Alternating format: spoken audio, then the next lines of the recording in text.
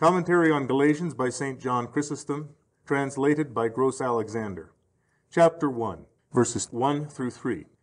Paul, an apostle, not from men, neither through man, but through Jesus Christ, and God the Father, who raised him from the dead, and all the brethren which are with me unto the churches of Galatia, grace to you and peace from God the Father and our Lord Jesus Christ. The exordium is full of a vehement and lofty spirit, and not the exordium only, but also, so to speak, the whole epistle. For always to address one's disciples with mildness, even when they need severity, is not the part of a teacher, but it would be the part of a corrupter and an enemy. Wherefore our Lord too, though he generally spoke gently to his disciples, here and there uses sterner language, and at one time pronounces a blessing, at another a rebuke. Thus having said to Peter, Blessed art thou, Simon Bar-Jonah, Matthew 16:17, and having promised to lay the foundation of the church upon his confession, shortly afterwards he says, Get thee behind me, Satan, thou art a stumbling block unto me, Matthew 16:23. Again, on another occasion, Are ye also even yet without understanding, Matthew 15:16.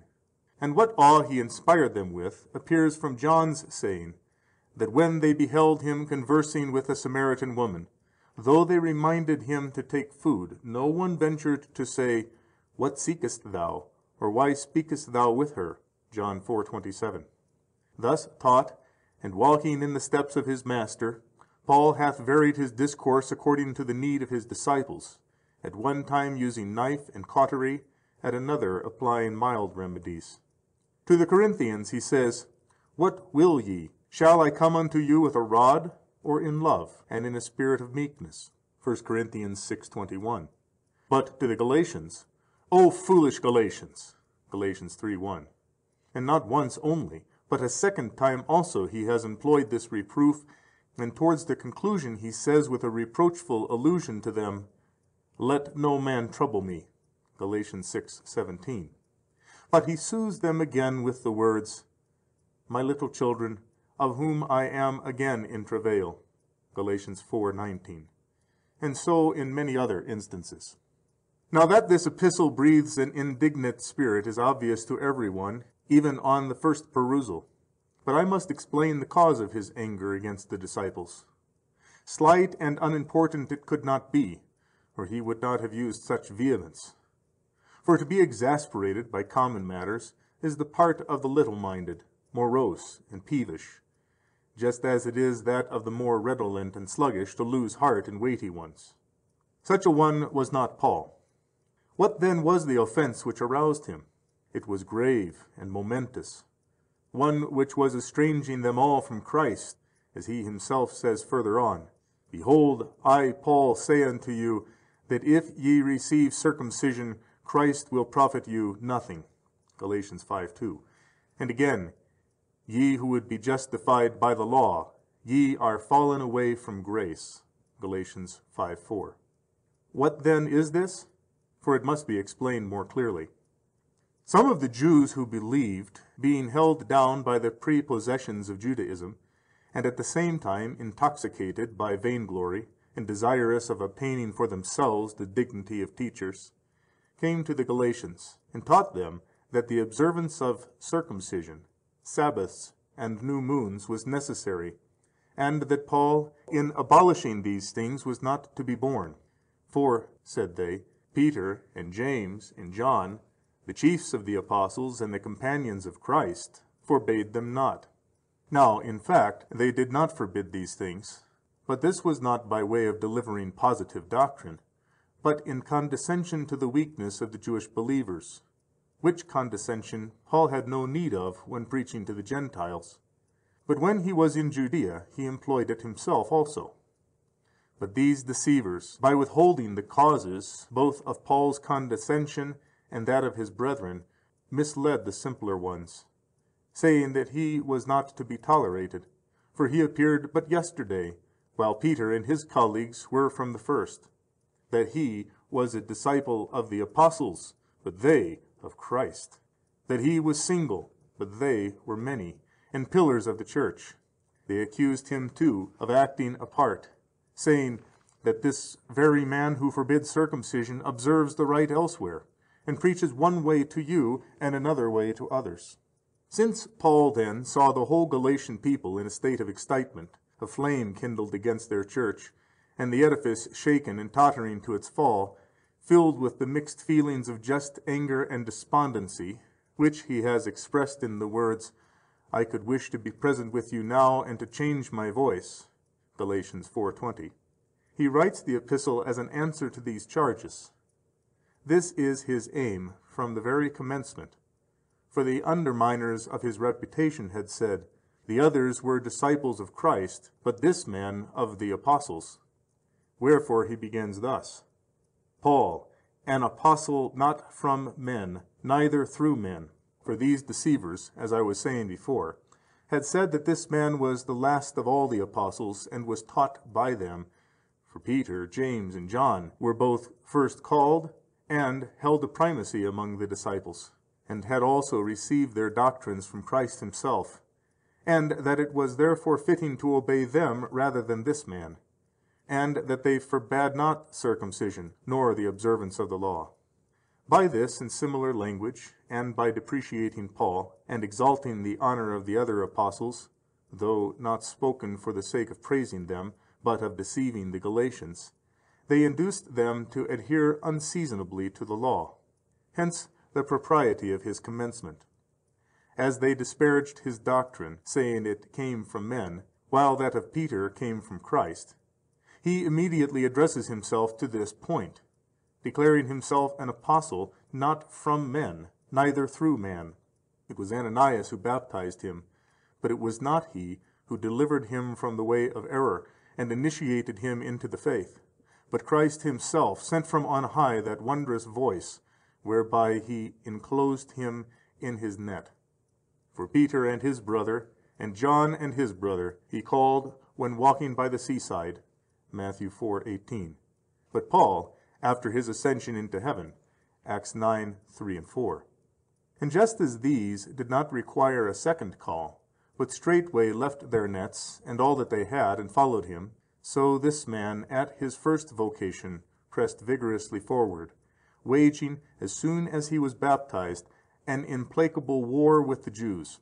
In this respect he chiefly excelled the other apostles, as he says, I labored more abundantly than they all, 1 Corinthians 15:10. At present, however, he makes no such claim, but is content to be placed on a level with them. Indeed, his great object was not to establish any superiority for himself, but to overthrow the foundation of their error. The not being from men has reference to all alike, for the gospel's root and origin is divine. But the not being through man is peculiar to the apostles, for he called them not by men's agency, but by his own.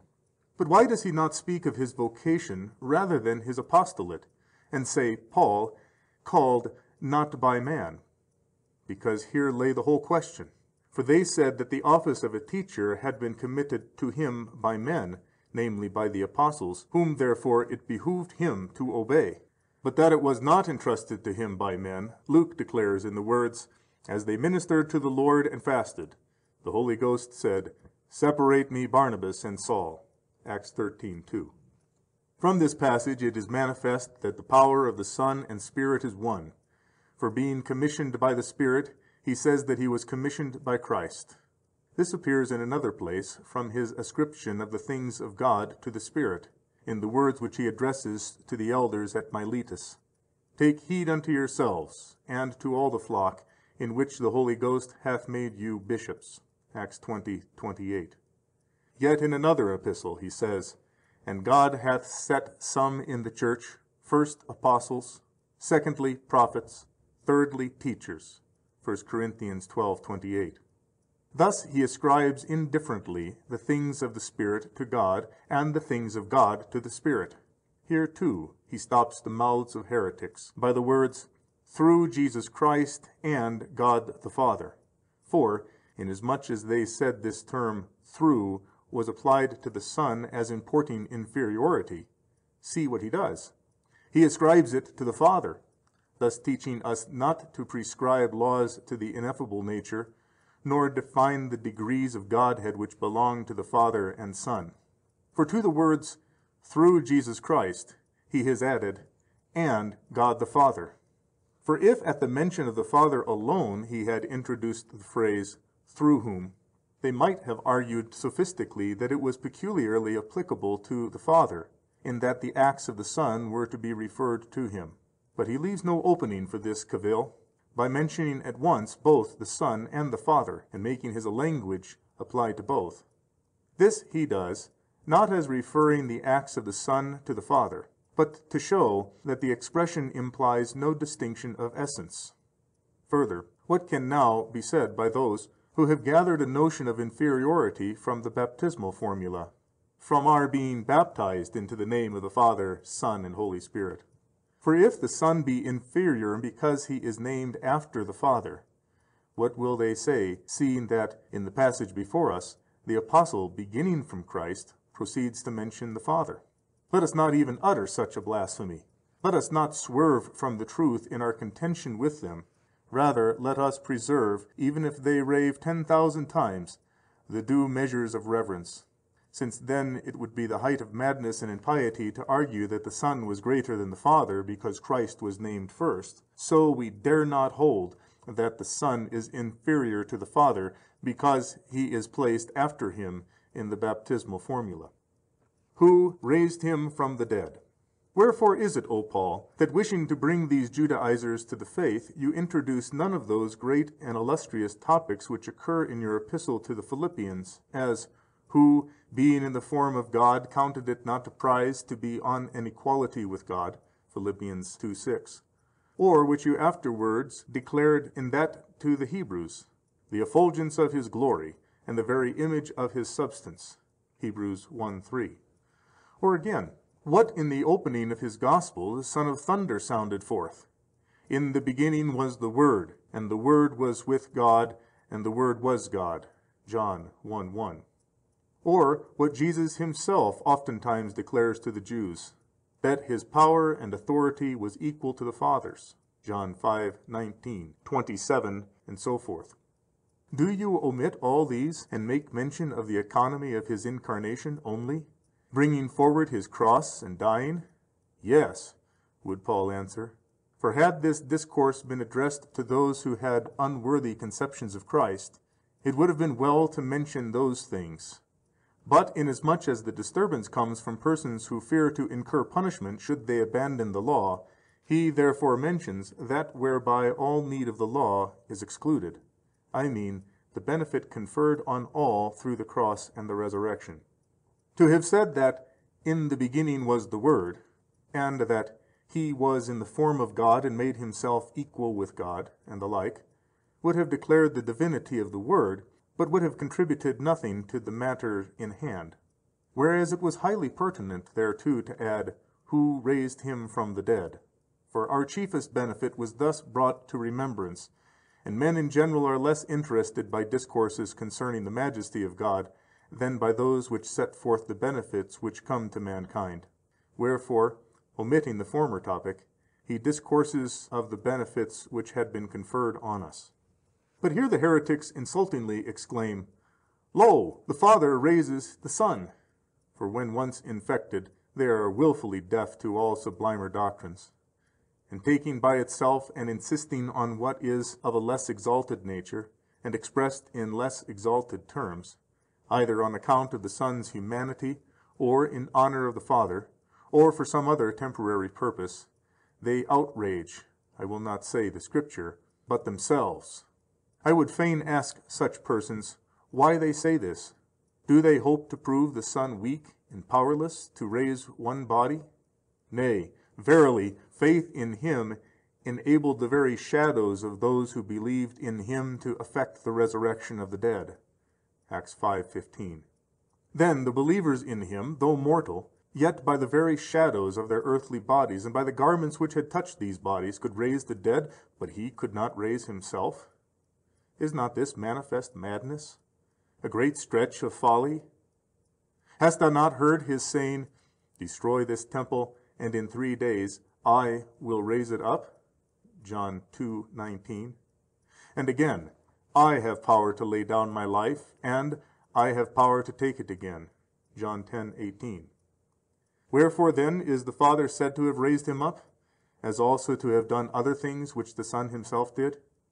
It is in honor of the Father, and in compassion to the weakness of the hearers. And all the brethren which are with me. Why is it that he has on no other occasion in sending an epistle added this phrase? For either he puts his own name only, or that of 2 or 3 others, but here has mentioned the whole number, and so has mentioned no one by name. On what account then does he this? They made the slanderous charge that he was singular in his preaching, and desired to introduce novelty in Christian teaching. Wishing therefore to remove their suspicion, and to show he had many to support him in his doctrine, he associated with himself the brethren, to show that what he wrote with their accord. Unto the churches of Galatia. Thus it appears that the flame of error had spread over not 1 or 2 cities merely, but the whole Galatian people. Consider, too, the grave indignation contained in the phrase, unto the churches of Galatia. He does not say, to the beloved, or to the sanctified. And this omission of all names of affection or respect, and this speaking of them as a society merely, without the addition, churches of God, for it is simply churches of Galatia, is strongly expressive of deep concern and sorrow. Here at the outset, as well as elsewhere, he attacks their irregularities, and therefore gives them the name of churches in order to shame them and reduce them to unity. For persons split into many parties cannot properly claim this appellation. For the name of church is a name of harmony and concord. Grace to you and peace from God the Father and our Lord Jesus Christ. This he always mentions as indispensable, and in this epistle to the Galatians especially. For since they were in danger of falling from grace, he prays that they may recover it again. And since they had come to be at war with God, he beseeches God to restore them to the same peace. God the Father.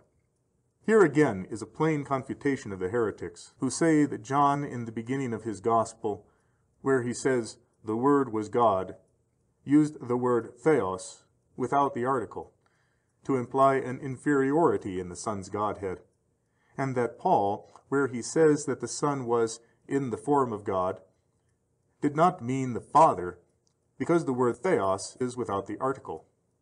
For what can they say here, where Paul says, apā theou patros, and not apā tou theou? And it is in no indulgent mood towards them that he calls God Father, but by way of severe rebuke and suggestion of the source whence they became sons. For the honor was vouchsafed to them not through the law, but through the washing of regeneration. Thus everywhere, even in his exordium, he scatters traces of the goodness of God, and we may conceive him speaking thus, O ye who were lately slaves, enemies, and aliens, what right have ye suddenly acquired to call God your Father? It was not the law which conferred upon you this relationship. Why do ye therefore desert him who brought you so near to God, and return to your tutor? But the name of the Son, as well as that of the Father, had been sufficient to declare to them these blessings. This will appear if we consider the name of the Lord Jesus Christ with attention. For it is said, Thou shalt call his name Jesus, for it is he that shall save his people from their sins. Matthew 1:21. And the appellation of Christ calls to mind the unction of the Spirit. Verse 4, who gave himself for our sins. Thus it appears that the ministry which he undertook was free and uncompelled, that he was delivered up by himself, not by another. Let not therefore the words of John, that the Father gave his only begotten Son, John 3:16, for us, lead you to derogate from the dignity of the only begotten, or to infer therefrom that he is only human. For the Father is said to have given him, not as implying that the Son's ministry was a servile one, but to teach us that it seemed good to the Father, as Paul too has shown in the immediate context, according to the will of our God and Father. He says not, by the command, but according to the will. For inasmuch as there is an unity of will in the Father and the Son, that which the Son wills, the Father wills also. For our sins, says the Apostle, we had pierced ourselves with 10,000 evils, and had deserved the gravest punishment. And the law not only did not deliver us, but it even condemned us, making sin more manifest, without the power to release us from it or to stay the anger of God. But the Son of God made this impossibility possible, for he remitted our sins. He restored us from enmity to the condition of friends. He freely bestowed on us numberless other blessings. Verse 4, that he might deliver us out of this present evil world. Another class of heretics seize upon these words of Paul and pervert his testimony to an accusation of this present life. Lo, say they, he has called this present world evil. And pray tell me, what does world, age, aion, mean, but time measured by days and seasons? Is then the distinction of days and the course of the sun evil? No one would assert this, even if he be carried away to the extreme of unreasonableness. But, they say, it is not the time, but the present life, which he hath called evil. Now the words themselves do not in fact say this, but the heretics do not rest in the words, and frame their charge from them, but propose to themselves a new mode of interpretation. At least, therefore, they must allow us to produce our interpretation, and the rather, in that it is both pious and rational. We assert, then, that evil cannot be the cause of good, yet that the present life is productive of 1,000 prizes and rewards.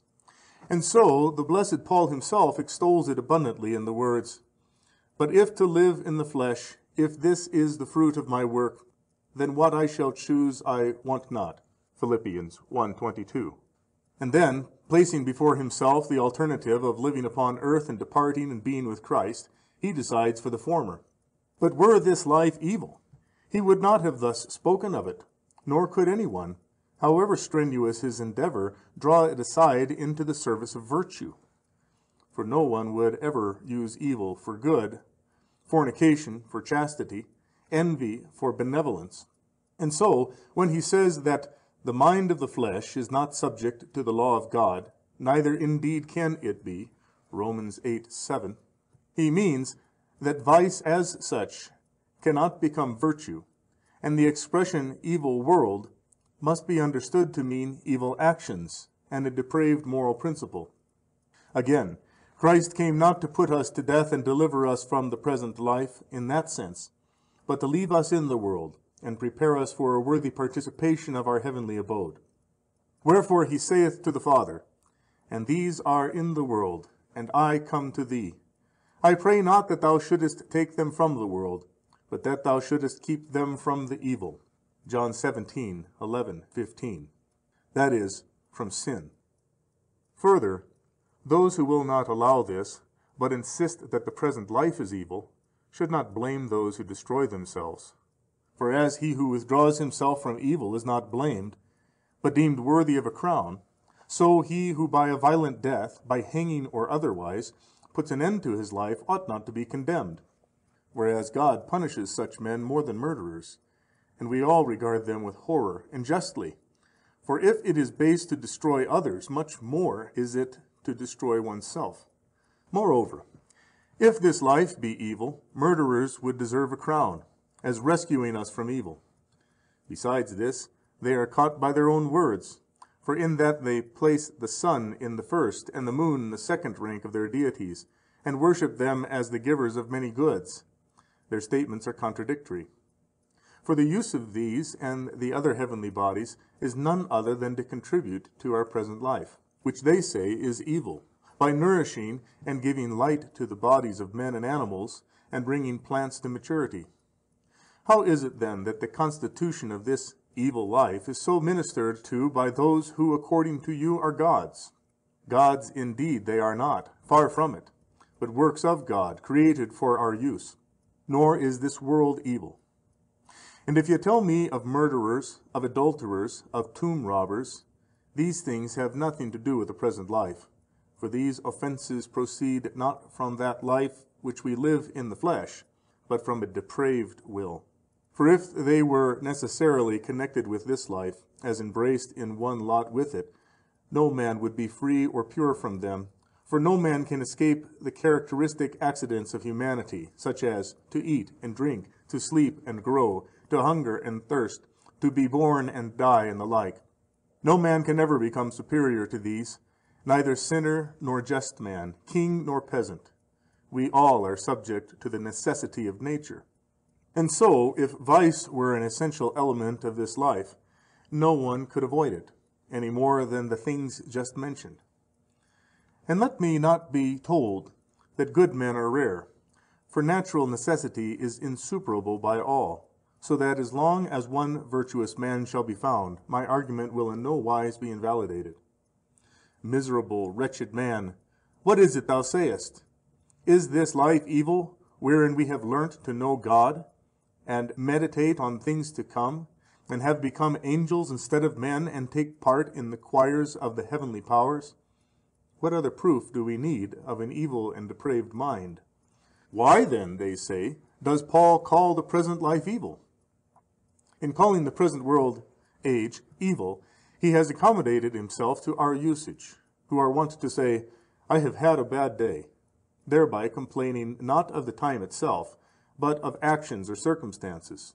And so Paul, in complaining of evil principles of action, has used these customary forms of speech, and he shows that Christ hath both delivered us from our offenses and secured us for the future.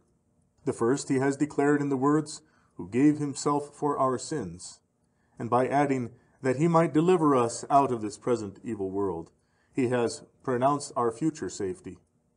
For neither of these did the law avail, but grace was sufficient for both. Verse 4, according to the will of our God and Father.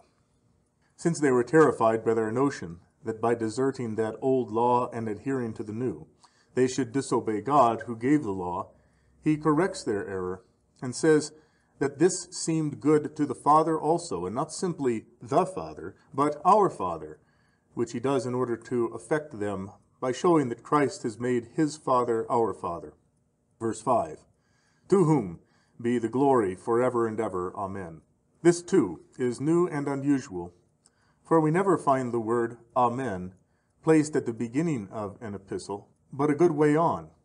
Here, however, he has it in his beginning, to show that what he had already said contained a sufficient charge against the Galatians, and that his argument was complete, for a manifest offense does not require an elaborate crimination. Having spoken of the cross and resurrection, of redemption from sin and security for the future, of the purpose of the Father and the will of the Son, of grace and peace, and his whole gift, he concludes with an ascription of praise. Another reason for it is the exceeding astonishment into which he is thrown by the magnitude of the gift, the superabundance of the grace, the consideration who we were and what God had wrought, and that at once and in a single moment of time.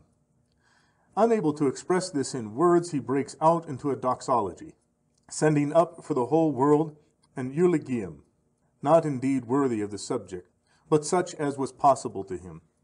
Hence, too, he proceeds to use more vehement language, as if greatly kindled by a sense of the divine benefits. For having said, to whom be the glory forever and ever, Amen, he commences with a more severe reproof. Verse 6, I marvel that ye are so quickly removing from him that called you in the grace of Christ unto a different gospel. Like the Jews who persecuted Christ, they imagined their observance of the law was acceptable to the Father, and he therefore shows that in doing this they displeased not only Christ, but the Father also, for that they fell away thereby not from Christ only, but from the Father also.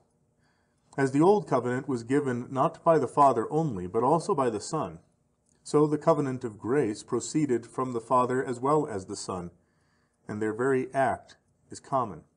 All things whatsoever the Father hath are mine. John 15:16. By saying that they had fallen off from the Father, he brings a twofold charge against them of an apostasy and of an immediate apostasy. The opposite extreme, a late apostasy, is also blameworthy.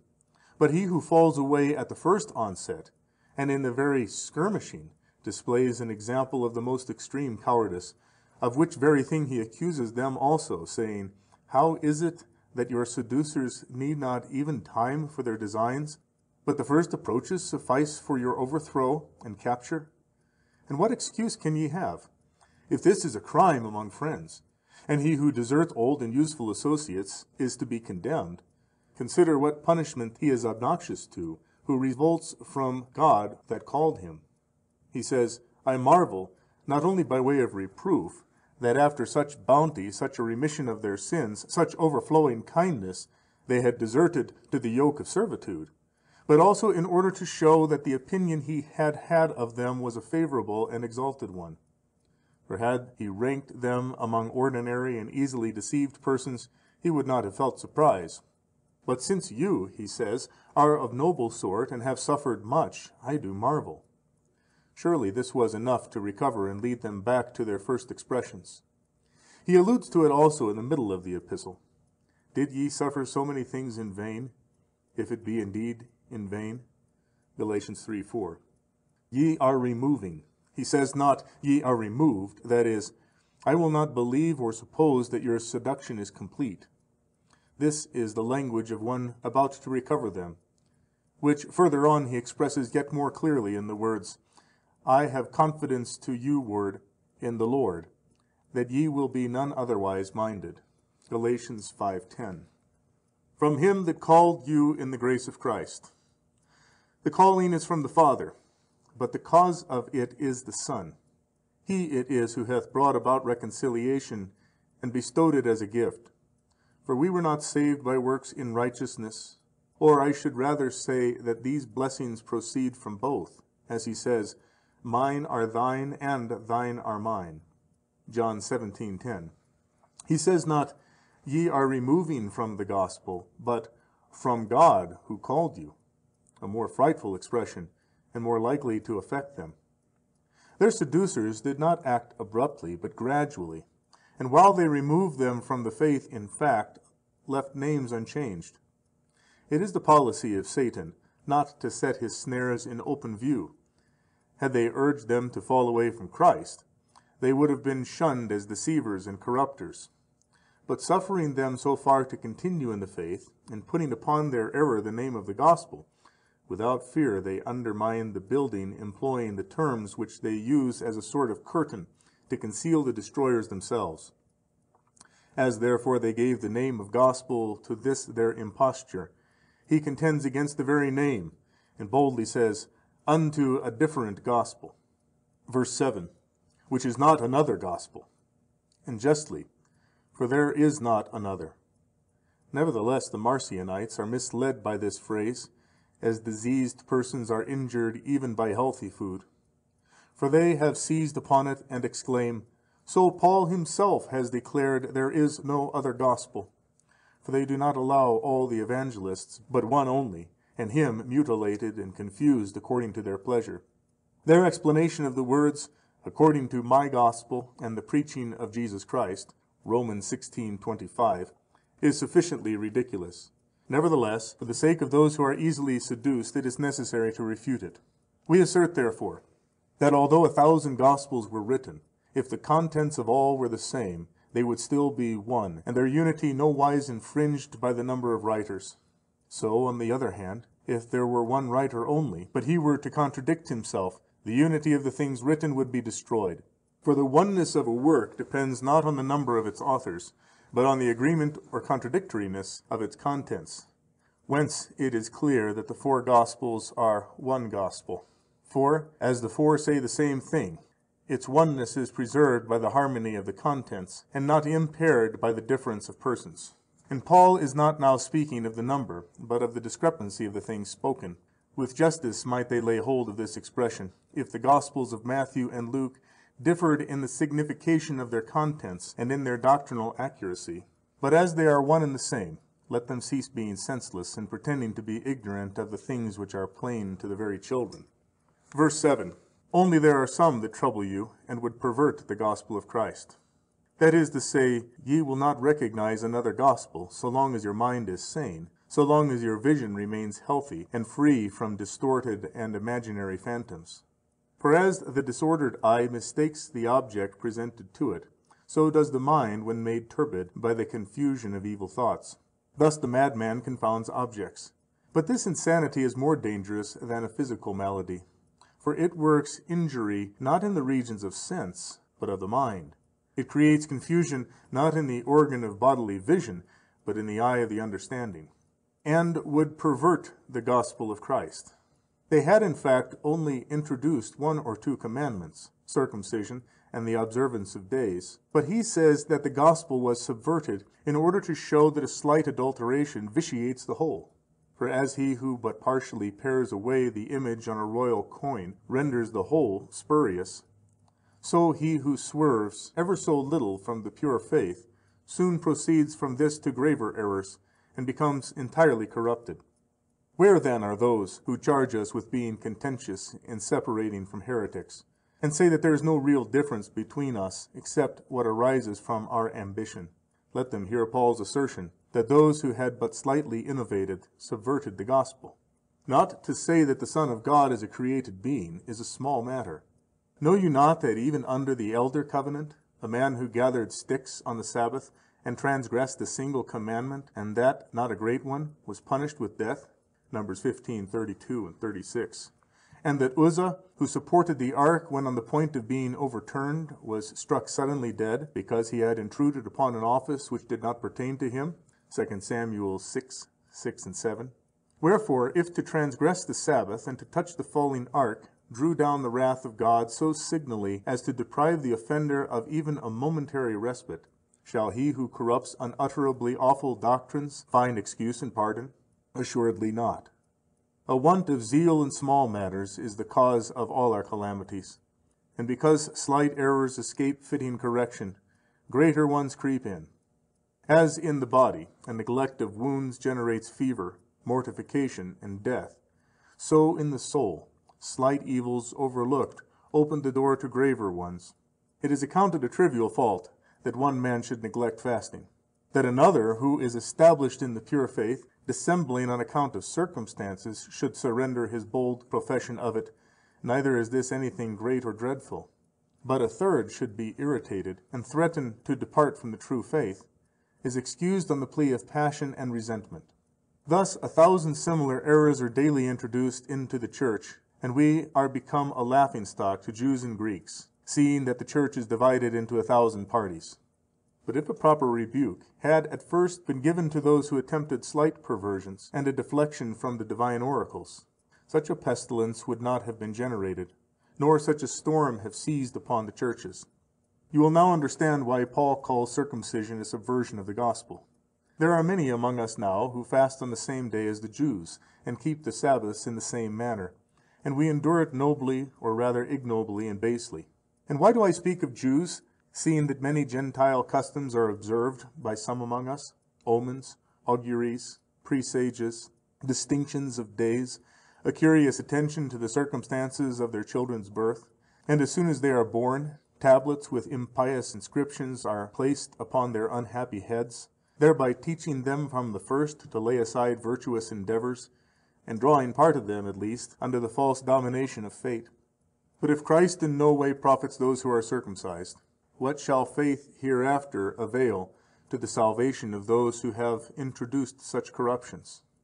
Although circumcision was given by God, yet Paul used every effort to abolish it, because its unseasonable observance was injurious to the gospel. If, then, he was so earnest against the undue maintenance of Jewish customs, what excuse can we have for not abrogating Gentile ones? Hence our affairs are now in confusion and trouble. Hence have our learners been filled with pride, reversed the order of things, throwing everything into confusion. And their discipline, having been neglected by us their governors, they spurn our reproof, however gentle. And yet, If their superiors were even more worthless and full of numberless evils, it would not be right for the disciple to disobey. It was said of the Jewish doctors that as they sat in Moses' seat, their disciples were bound to obey them, though their works were so evil that the Lord forbade his disciples to imitate them. What excuse, therefore, is there for those who insult and trample on men, rulers of the church, and living, by the grace of God, holy lives? If it be unlawful for us to judge each other, much more is it to judge our teachers. Verses 8 and 9. But though we or an angel from heaven should preach unto you any gospel other than that which we preached unto you, let him be anathema. See the apostle's wisdom, to obviate the objection that he was prompted by vainglory to applaud his own doctrine. He includes himself also in his anathema. And as they betook themselves to authority, that of James and John, he mentions angels also, saying, Tell me not of James and John. If one of the most exalted angels of heaven corrupt the gospel, let him be anathema. The phrase of heaven is purposely added, because priests are also called angels.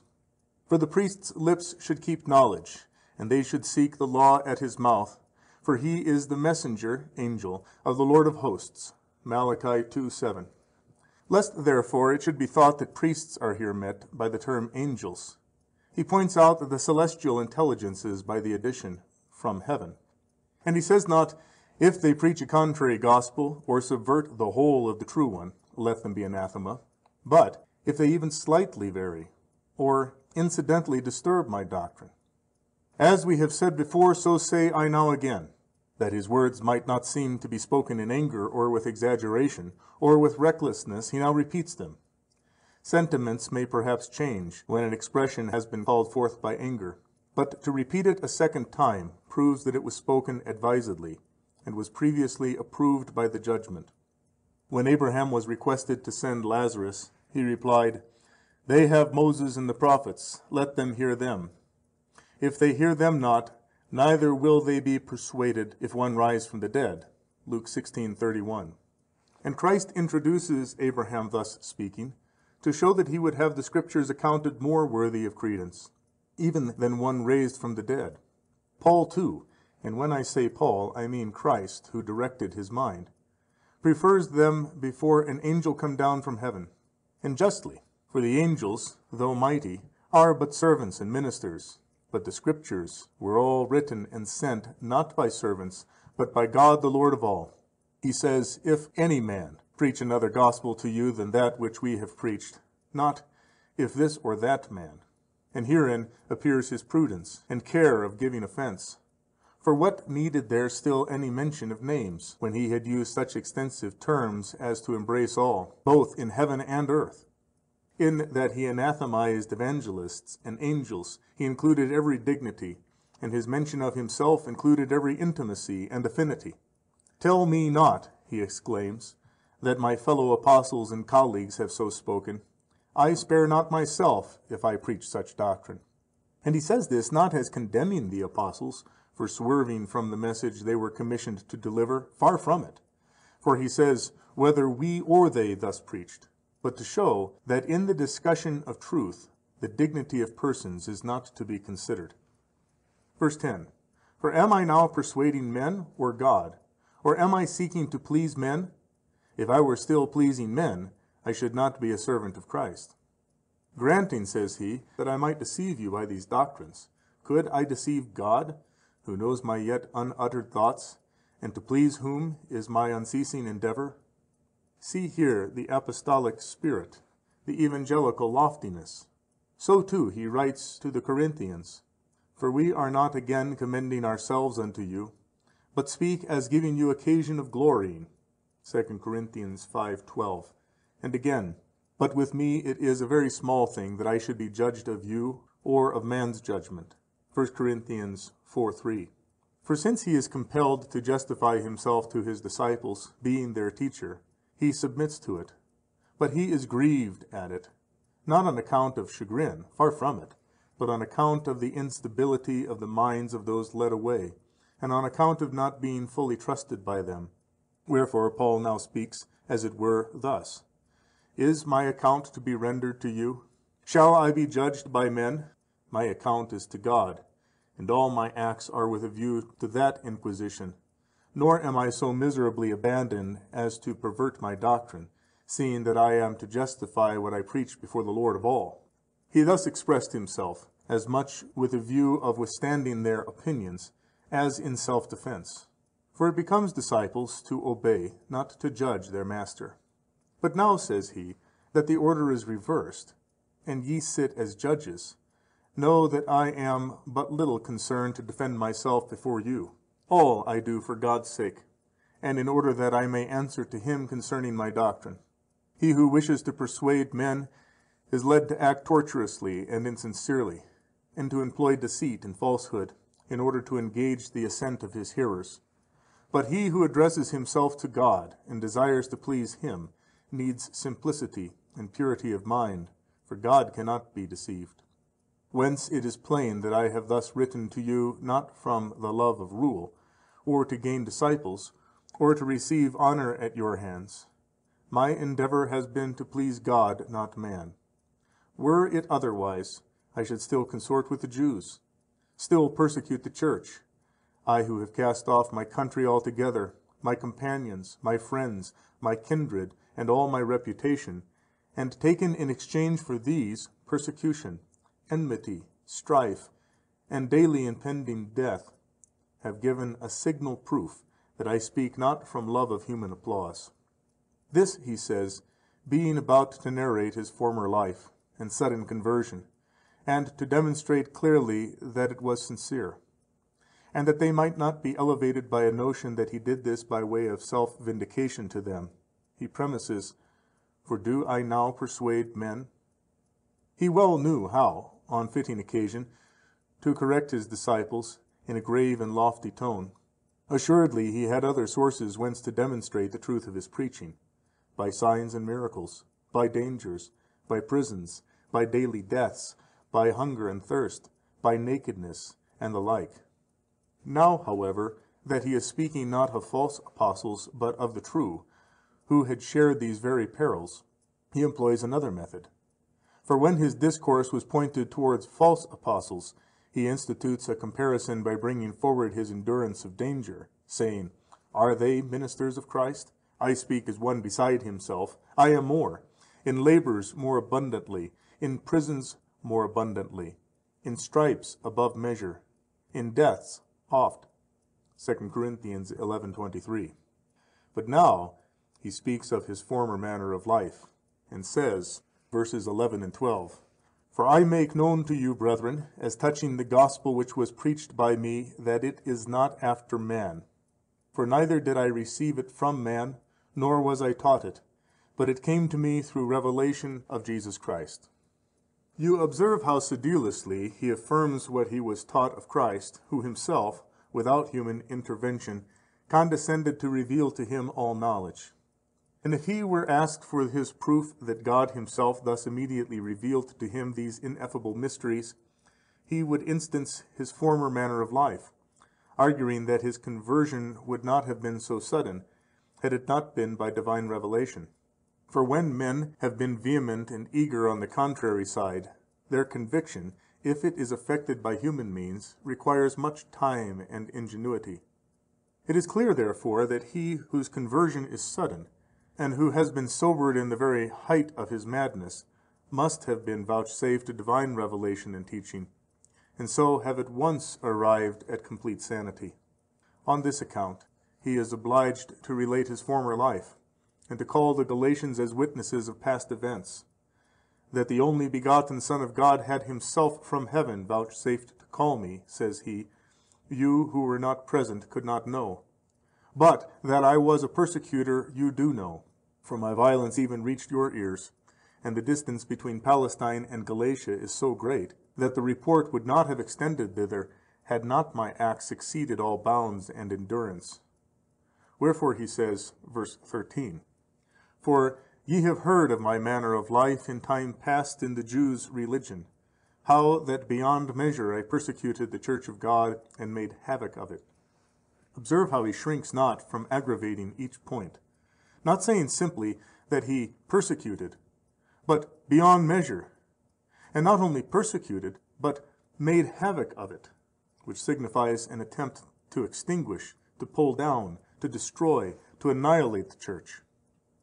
Verse 14, "And I advanced in the Jews' religion beyond many of mine own age among my countrymen, being more exceedingly zealous for the traditions of my fathers."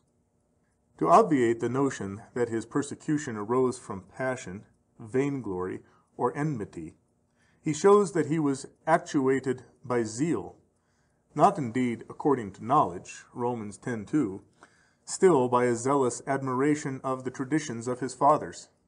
This is his argument. If my efforts against the church sprung not from human motives, but from religious though mistaken zeal, why should I be actuated by vain glory, now that I am contending for the church, and have embraced the truth?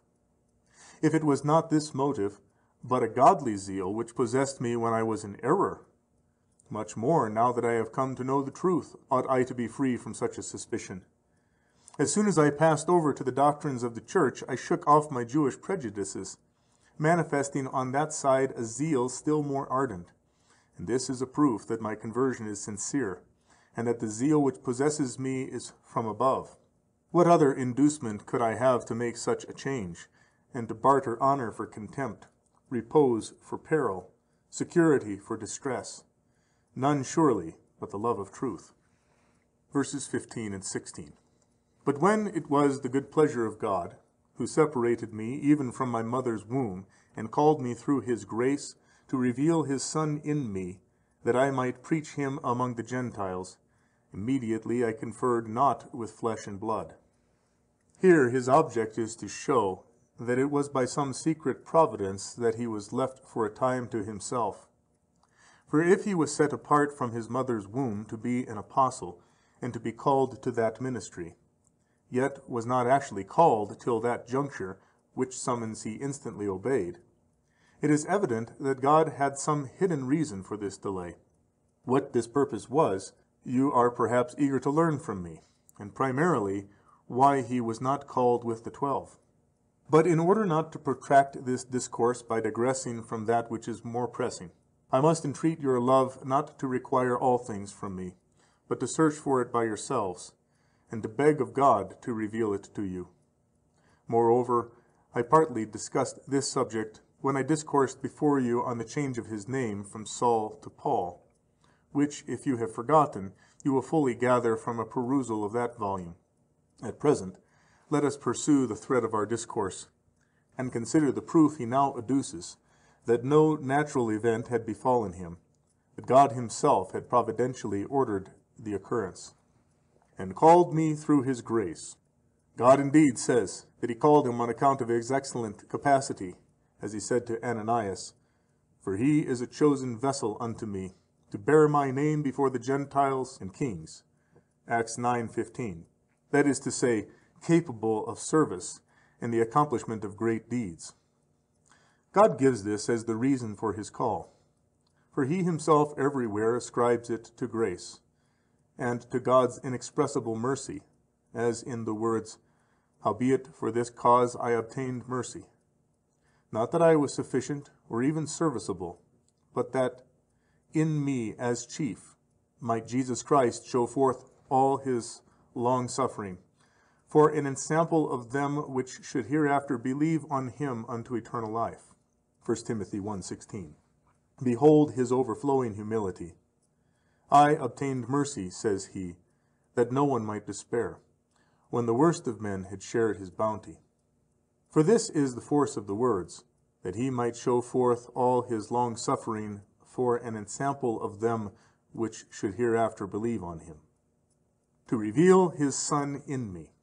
Christ says in another place, "No one knoweth who the Son is, save the Father, and who the Father is, save the Son, and he to whomsoever the Son willeth to reveal him."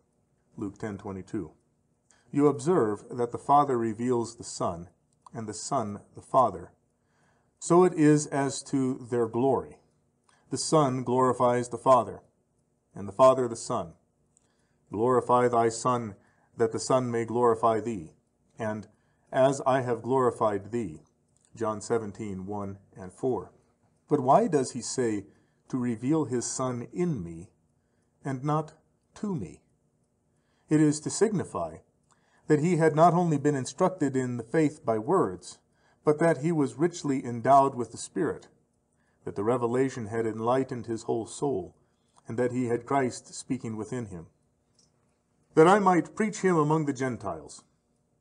For not only his faith, but his election to the apostolic office proceeded from God. The object, says he, of his thus specially revealing himself to me was not only that I might myself behold him, but that I might also manifest him to others. And he says not merely others, but that I might preach him among the Gentiles, thus touching beforehand on the great ground of his defense, which lay in the respective characters of the disciples. For it was necessary to preach differently to the Jews and to the heathen. Immediately I conferred not with flesh and blood. Here he alludes to the apostles, naming them after their physical nature. However, that he may have meant to include all mankind, I shall not deny. Verse 17. Neither went I up to Jerusalem to them which were apostles before me. These words, weighed by themselves, seem to breathe an arrogant spirit, and to be foreign to the apostolic temper. For to give one's suffrage for oneself, and to admit no man to share one's counsel, is a sign of folly. It is said, Seest thou a man wise in his own conceit? There is more hope of a fool than of him. Proverbs 26:12. And woe unto them that are wise in their own eyes and prudent in their own sight. Isaiah 5:21. And Paul himself in another place, Be not wise in your own conceits. Romans 12:16. Surely one who had been thus taught, and had thus admonished others, would not fall into such an error, even were he an ordinary man, much less than Paul himself. Nevertheless, as I said, this expression nakedly considered may easily prove a snare and offense to many hearers.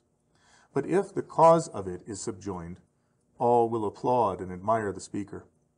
This then let us do, for it is not the right course to weigh the mere words, nor examine the language by itself, as many errors will be the consequence, but to attend to the intention of the writer. And unless we pursue this method in our own discourses, and examine into the mind of the speaker, we shall make many enemies, and everything will be thrown into disorder. Nor is this confined to words, but the same result will follow if this rule is not observed in actions. For surgeons often cut and break certain of the bones, so do robbers. Yet it would be miserable indeed not to be able to distinguish one from the other. Again, homicides and martyrs, when tortured, suffer the same pains, yet is the difference between them great. Unless we attend to this rule, we shall not be able to discriminate in these matters, but shall call Elijah and Samuel and Phinehas homicides, and Abraham a son-slayer. That is, if we go about to scrutinize the bare facts, without taking into account the intention of the agents. Let us then inquire into the intention of Paul in thus writing. Let us consider his scope and general deportment towards the apostles, that we may arrive at his present meaning. Neither formerly nor in this case did he speak with a view of disparaging the apostles, or of extolling himself. How so, when he included himself under the anathema? But always in order to guard the integrity of the gospel. Since the troublers of the church said that they ought to obey the apostles who suffered these observances, and not Paul who forbade them, and hence the Judaizing heresy had gradually crept in, it was necessary for him manfully to resist them, from a desire of repressing the arrogance of those who improperly exalted themselves, and not of speaking ill of the apostles. And therefore he says, I conferred not with flesh and blood.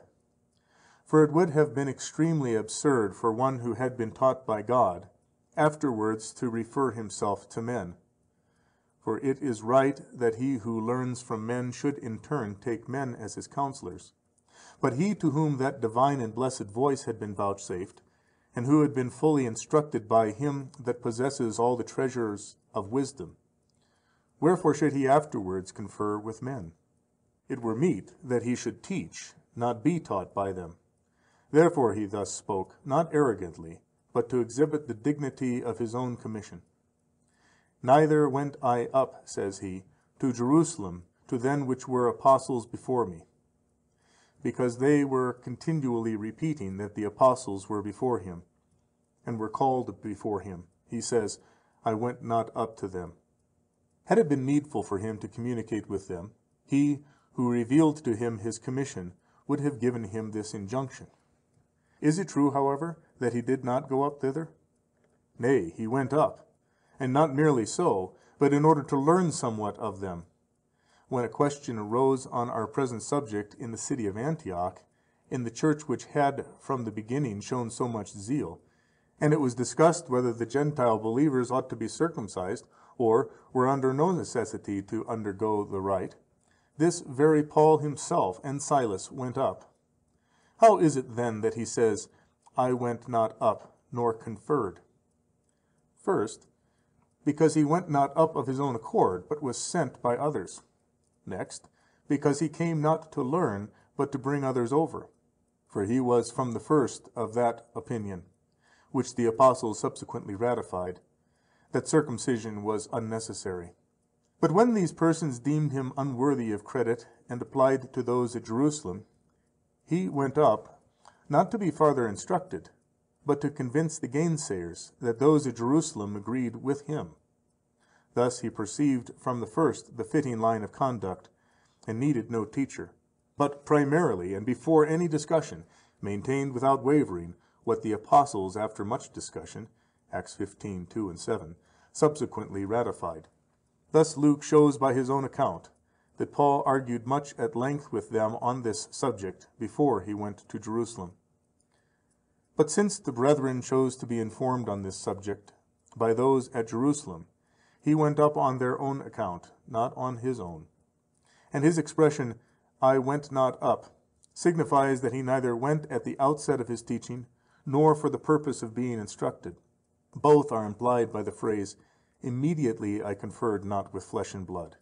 He says not, I conferred merely, but immediately, and his subsequent journey was not to gain any additional instruction. Verse 17, But I went away into Arabia. Behold, a fervent soul. He longed to occupy regions not yet tilled, but lying in a wild estate. Had he remained with the apostles, as he had nothing to learn, his preaching would have been straitened, for it behooved them to spread the word everywhere. Thus this blessed man, fervent in spirit, straightway undertook to teach wild barbarians, choosing a life full of battle and labor. Having said, I went into Arabia, he adds, and again I returned unto Damascus. Here observe his humility. He speaks not of his successes, nor of whom or how many he instructed. Yet such was his zeal immediately on his baptism, that he confounded the Jews, and so exasperated them, that they and the Greeks lay in wait for him with a view to kill him. This would not have been the case, had he not greatly added to the numbers of the faithful. Since they were vanquished in doctrine, they had recourse to murder, which was a manifest sign of Paul's superiority. But Christ suffered him not to be put to death, preserving him for his mission. Of these successes, however, he says nothing, and so in all his discourses. His motive is not ambition, nor to be honored more highly than the apostles, nor because he is mortified at being lightly esteemed, but it is a fear lest any detriment should accrue to his mission. For he calls himself one born out of time, and the first of sinners, and the last of the apostles, and not meet to be called an apostle. In this he said, who had labored more than all of them, which is real humility. For he who, conscious of no excellence, speaks humbly of himself, is candid, but not humble. But to say so after such trophies is to be practiced in self-control. Verse 17, And again I returned unto Damascus. But what great things did he not probably achieve in this city? For he tells us that the governor under Aretas the king set guards about the whole of it, hoping to entrap this blessed man, which is a proof of the strongest kind that he was violently persecuted by the Jews. Here, however, he says nothing of this, but mentioning his arrival and departure, is silent concerning the events which there occurred, nor would he have mentioned them in the place I have referred to, 2 Corinthians 11:32, had not circumstances required their narration. Verse 18. Then, after 3 years, I went up to Jerusalem to visit Cephas. What can be more lowly than such a soul? After such successes, wanting nothing of Peter, not even his assent, but being of equal dignity with him, for at present I will say no more, he comes to him as his elder and superior, and the only object of this journey was to visit Peter. Thus he pays due respect to the apostles, and esteems himself not only not their better, but not their equal, which is plain from this journey. For Paul was induced to visit Peter by the same feeling from which many of our brethren sojourn with holy men, or rather by a humbler feeling, for they do so for their own benefit. But this blessed man, not for his own instruction or correction, but merely for the sake of beholding and honoring Peter by his presence. He says, to visit Peter. He does not say to see, edein, but to visit and survey, istoresai, a word which those who seek to become acquainted with great and splendid cities apply to themselves. Worthy of such trouble did he consider the very sight of Peter, and this appears from the Acts of the Apostles also, Acts 21:17, 18, and so forth. For on his arrival at Jerusalem on another occasion, after having converted many Gentiles, and with labors far surpassing the rest, reformed and brought to Christ Pamphylia, Lycaonia, Cilicia, and all nations in that quarter of the world, he first addresses himself with great humility to James, as to his elder and superior. Next, he submits to his council, and that council contrary to this epistle. Thou seest, brother, how many thousands there are among the Jews of them which have believed. Therefore shave thy head and purify thyself. Acts 21:20 and following. Accordingly he shaved his head, and observed all the Jewish ceremonies. For where the gospel was not affected, he was the humblest of all men. But where by such humility he saw any injured, he gave up that undue exercise of it, for that was no longer to be humble, but to outrage and destroy the disciples. Verse 18. And tarried with him 15 days. To take a journey on account of him was a mark of respect, but to remain so many days, of friendship and the most earnest affection. Verse 19. But other of the apostles saw I none, save James, the Lord's brother. See what great friends he was with Peter especially. On this account he left his home, and with him he tarried. This I frequently repeat, and desire you to remember, that no one, when he hears what this apostle seems to have spoken against Peter, may conceive a suspicion of him. He premises this, that when he says, I resisted Peter, no one may suppose that these words imply enmity and contention. For he honored and loved his person more than all, and took this journey for his sake only, not for any of the others. But other of the apostles saw I none, save James. I saw him merely, I did not learn from him, he means. But observe how honorably he mentions him. He says not James merely, but adds this illustrious title, so free is he from all envy. Had he only wished to point out whom he met, he might have shown this by another appellation, and called him the son of Cleophas, as the evangelist does. But as he considered that he had a share in the august titles of the apostles, he exalts himself by honoring James.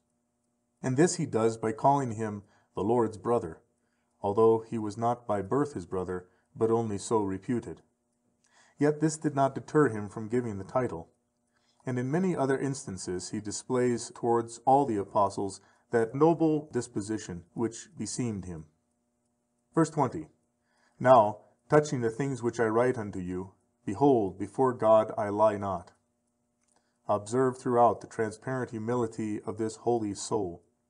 His earnestness in his own vindication is as great as if he had to render an account of his deeds, and was pleading for his life in a court of justice. Verse 21. Then I came into the regions of Syria and Cilicia. After his interview with Peter, he resumed his preaching and the task which lay before him, avoiding Judea, both because of his mission being to the Gentiles and of his unwillingness to build upon another man's foundation. Wherefore there was not even a chance meeting, as appears from what follows. Verses 22 and 23. And I was still unknown by face unto the churches of Judea, but they only heard say, He that once persecuted us now preacheth the faith of which he once made havoc. What modesty in thus again mentioning the facts of his persecuting and laying waste to the church, and in thus making infamous his former life, while he passes over the illustrious deeds he was about to achieve. He might have told, had he wished it, all his successes, but he mentions none of these, and stepping up with one word over a vast expanse, he says merely, I came into the regions of Syria and Cilicia, and they had heard that he which once persecuted us now preacheth the faith of which he once made havoc. The purpose of the words, I was unknown to the churches of Judea, is to show that so far from preaching to them the necessity of circumcision, he was not known to them even by sight. Verse 24. And they glorified God in me. See here again how accurately he observes the rule of his humility. He says not, they admired me, they applauded, or were astonished at me, but ascribes all to divine grace by the words, they glorified God in me. End of chapter 1. Chapter 2, verses 1 through 2. Then, after the space of 14 years, I went up again to Jerusalem with Barnabas, taking Titus also with me, and I went up by revelation. His first journey was owing to his desire to visit Peter. His second, he says, arose from a revelation of the Spirit. Verse 2. And I laid before them the gospel which I preached among the Gentiles, but privately, before them who were of repute, lest by any means I should be running, or had run, in vain. What is this, O Paul, thou who neither at the beginning nor after 3 years wouldest confer with the apostles, dost thou now confer with them after 14 years are past, lest thou shouldest be running in vain? Better would it have been to have done so at first, than after so many years. And why didst thou run at all, if not satisfied that thou wert not running in vain? Who would be so senseless as to preach for so many years without being sure that his preaching was true? And what enhances the difficulty is that he says he went up by revelation. This difficulty, however, will afford a solution of the former one. Had he gone up of his own accord, it would have been most unreasonable, nor is it possible that this blessed soul should have fallen into such folly. For it is himself who says, I therefore so run as not uncertainly, so fight I as not beating the air. 1 Corinthians 9:26. If therefore he runs not uncertainly, how can he say, lest I should be running, or had run, in vain? It is evident from this, that if he had gone up without a revelation, he would have committed an act of folly. But the actual case involved no such absurdity. Who shall dare to still harbor this suspicion, when it was the grace of the Spirit which drew him? On this account he added the words, by revelation, lest, before the question was solved, he should be condemned of folly, well knowing that it was no human occurrence, but a deep divine providence concerning the present and future. What then is the reason of this journey of his? As when he went up before from Antioch to Jerusalem, it was not for his own sake, for he saw clearly that his duty was simply to obey the doctrines of Christ, but from a desire to reconcile the contentious. So now his object was the complete satisfaction of his accusers, not any wish of his own to learn that he had not run in vain. They conceived that Peter and John, of whom they thought more highly than of Paul, differed from him, and that he omitted circumcision in his preaching, while the former allowed it. And they believed that in this he acted unlawfully, and was running in vain. I went up, says he, and communicated unto them my gospel, not that I might learn aught myself, as appears more clearly further on, but that I might convince these suspicious persons that I did not run in vain. The Spirit, foreseeing this contention, had provided that he should go up and make this communication. Wherefore he says that he went up by revelation, and, taking Barnabas and Titus as witnesses of his preaching, communicated to them the gospel which he preached to the Gentiles, that is, with the omission of circumcision, but privately, before them who were of repute. What means privately? Rather, he who wishes to reform doctrines held in common proposes them, not privately, but before all in common. But Paul did this privately, for his object was not to learn or reform anything, but to cut off the grounds of those who would fain deceive. All at Jerusalem were offended if the law is transgressed, or the use of circumcision forbidden, as James says, Thou seest, brother, how many thousands there are among the Jews of them which have believed, and they are informed of thee, that thou teachest to forsake the law. Acts 21:20 and following. Since then they were offended, he did not condescend to come forward publicly and declare what his preaching was, but he conferred privately with those who were of reputation before Barnabas and Titus, that they might credibly testify to his accusers, that the apostles found no discrepancy in his teaching, but confirmed it. The expression, those that were of repute, tois dokusen, does not impugn the reality of their greatness, for he says of himself, and I also seem, doko, to have the Spirit of God, thereby not denying the fact, but stating it modestly. And here the phrase implies his own assent to the common opinion. Verse 3, But not even Titus, who was with me, being a Greek, was compelled to be circumcised. What means being a Greek? Of Greek extraction, and not circumcised. For not only did I so preach, but Titus so acted, nor did the apostles compel him to be circumcised. A plain proof, this, that the apostles did not condemn Paul's doctrine or his practice. Nay, more, even the urgent representations of the adverse party, who were aware of these facts, did not oblige the apostles to enjoin circumcision, as appears by his own words. Verse 4, And that because of the false brethren privily brought in. Here arises a very important question. Who were these false brethren? If the apostles permitted circumcision at Jerusalem, why are those who enjoined it, in accordance with the apostolic sentence, to be called false brethren? First, because there is a difference between commanding an act to be done and allowing it after it is done. He who enjoins an act does it with zeal as necessary and of primary importance. But he who, without himself commanding it, alloweth another to do it who wishes, yields not from a sense of its being necessary, but in order to subserve some purpose. We have a similar instance in Paul's epistle to the Corinthians, in his command to husbands and wives to come together again, to which, that he might not be thought to be legislating for them, he subjoins, But this I say by way of permission, not of commandment. 1 Corinthians 7:5. For this was not a judgment authoritatively given, but an indulgence to their incontinence, as he says, for your incontinency. Would you know Paul's sentence in this matter? Hear his words. I would that all men were even as I myself. 1 Corinthians 7:7. Incontinence.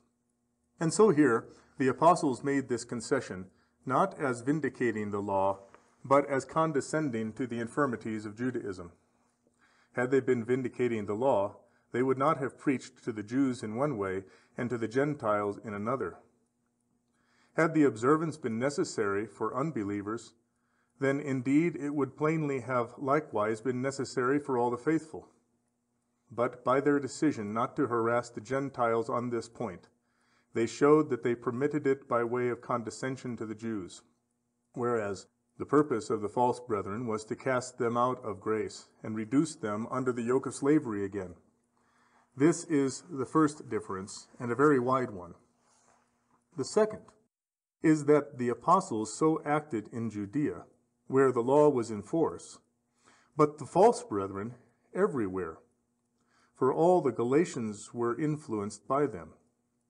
Whence it appears that their intention was not to build up, but entirely to pull down the gospel, and that the thing was permitted by the apostles on one ground, and zealously practiced by the false brethren on another. Verse 4, who came in privily to spy out our liberty, which we have in Christ Jesus, that they might bring us into bondage. He points out their hostility by calling them spies. For the sole object of a spy is to obtain for himself facilities of devastation and destruction, by becoming acquainted with his adversary's position. And this is what those did, who wished to bring the disciples back to their old servitude. Hence, too, appears how very contrary their purpose was to that of the apostles. The latter made concessions that they might gradually extricate them from their servitude, but the former plotted to subject them to one more severe.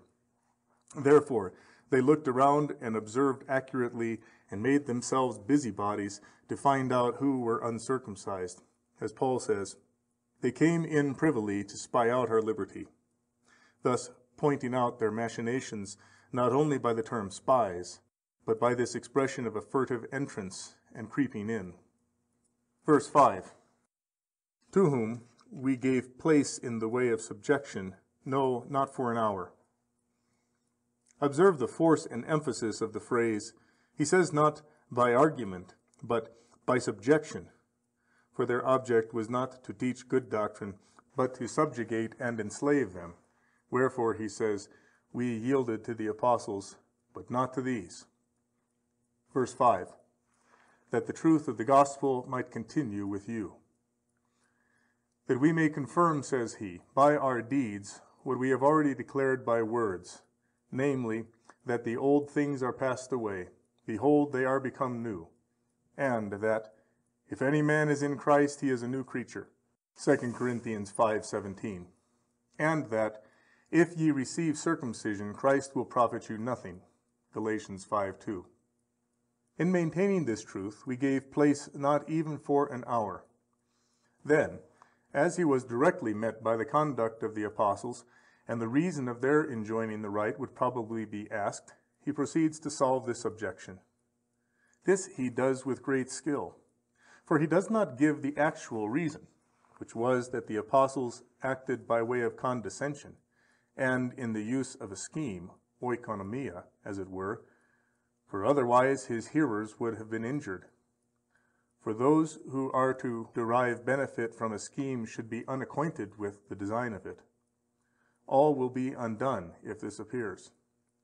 Wherefore, he who is to take part in it should know the drift of it. Those who are to benefit by it should not. To make my meaning more evident, I will take an example from our present subject.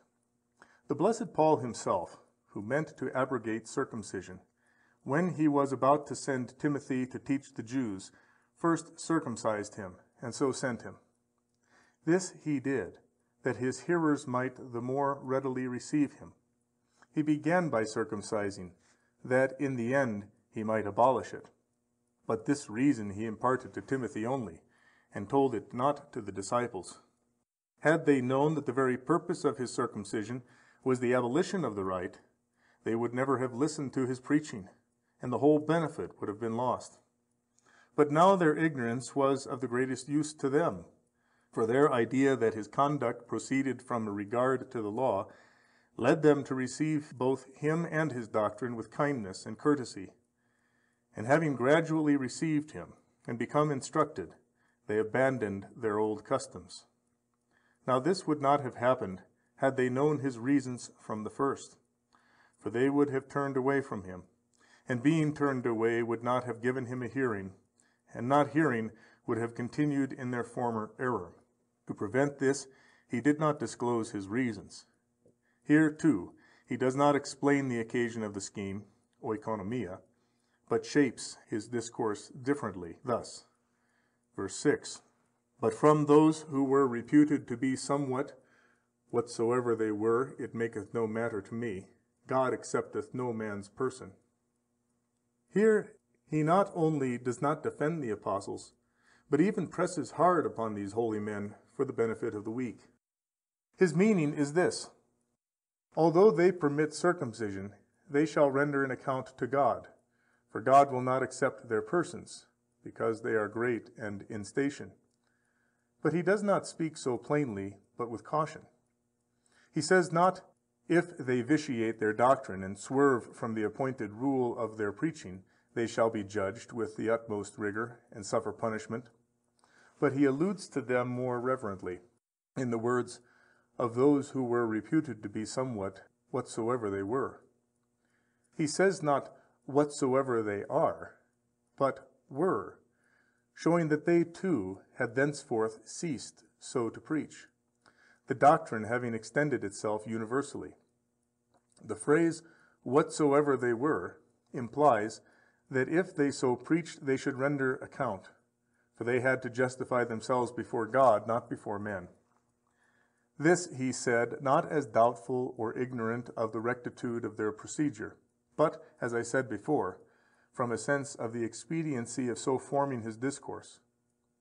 Then, that he may not seem to take the opposite side and to accuse them, and so create a suspicion of their disagreement, he straightway subjoins this correction: for those who were reputed to be somewhat in conference imparted nothing to me. This is his meaning. What you may say, I know not. This I know well, that the apostles did not oppose me, but our sentiments conspired and accorded. This appears from his expression, they gave me the right hand of fellowship. But he does not say this at present, but only that they neither informed or corrected him on any point, nor added to his knowledge. Verse 6. For those who were reputed to be somewhat imparted nothing to me. That is to say, when told of my proceedings, they added nothing, they corrected nothing, and though aware that the object of my journey was to communicate with them that I had come by revelation of the Spirit, and that I had Titus with me who was uncircumcised, they neither circumcised him nor imparted to me any additional knowledge. Verse 7. But contrariwise, some hold his meaning to be not only that the apostles did not instruct him, but that they were instructed by him.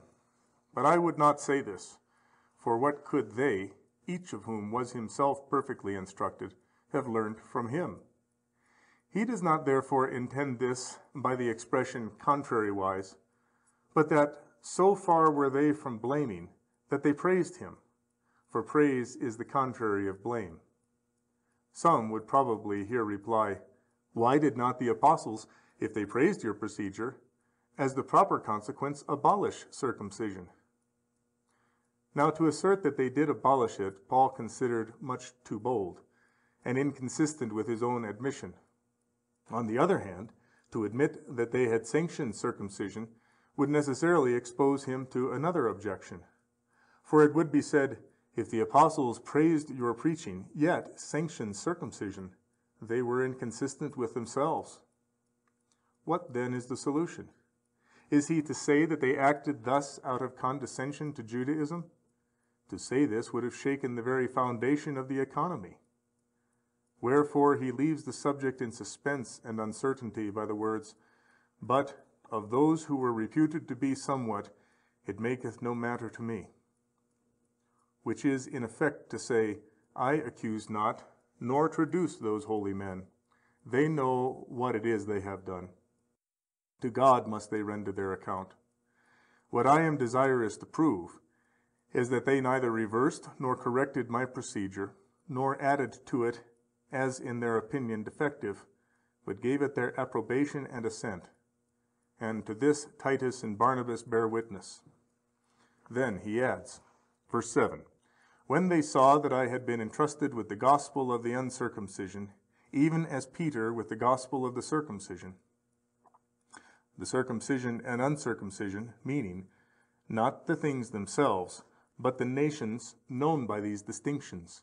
Wherefore he adds, verse 8, For he that wrought for Peter unto the apostleship of the circumcision wrought for me also unto the Gentiles. He calls the Gentiles the uncircumcision, and the Jews the circumcision, and declares his own rank to be equal to that of the apostles, and by comparing himself with their leader, not with the others, he shows that the dignity of each was the same.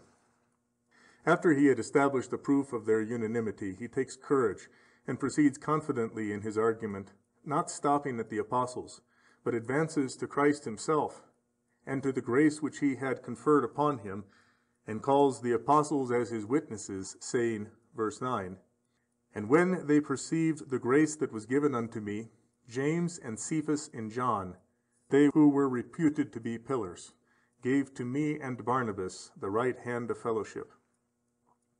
He says not, when they heard, but when they perceived, that is, were assured by the facts themselves.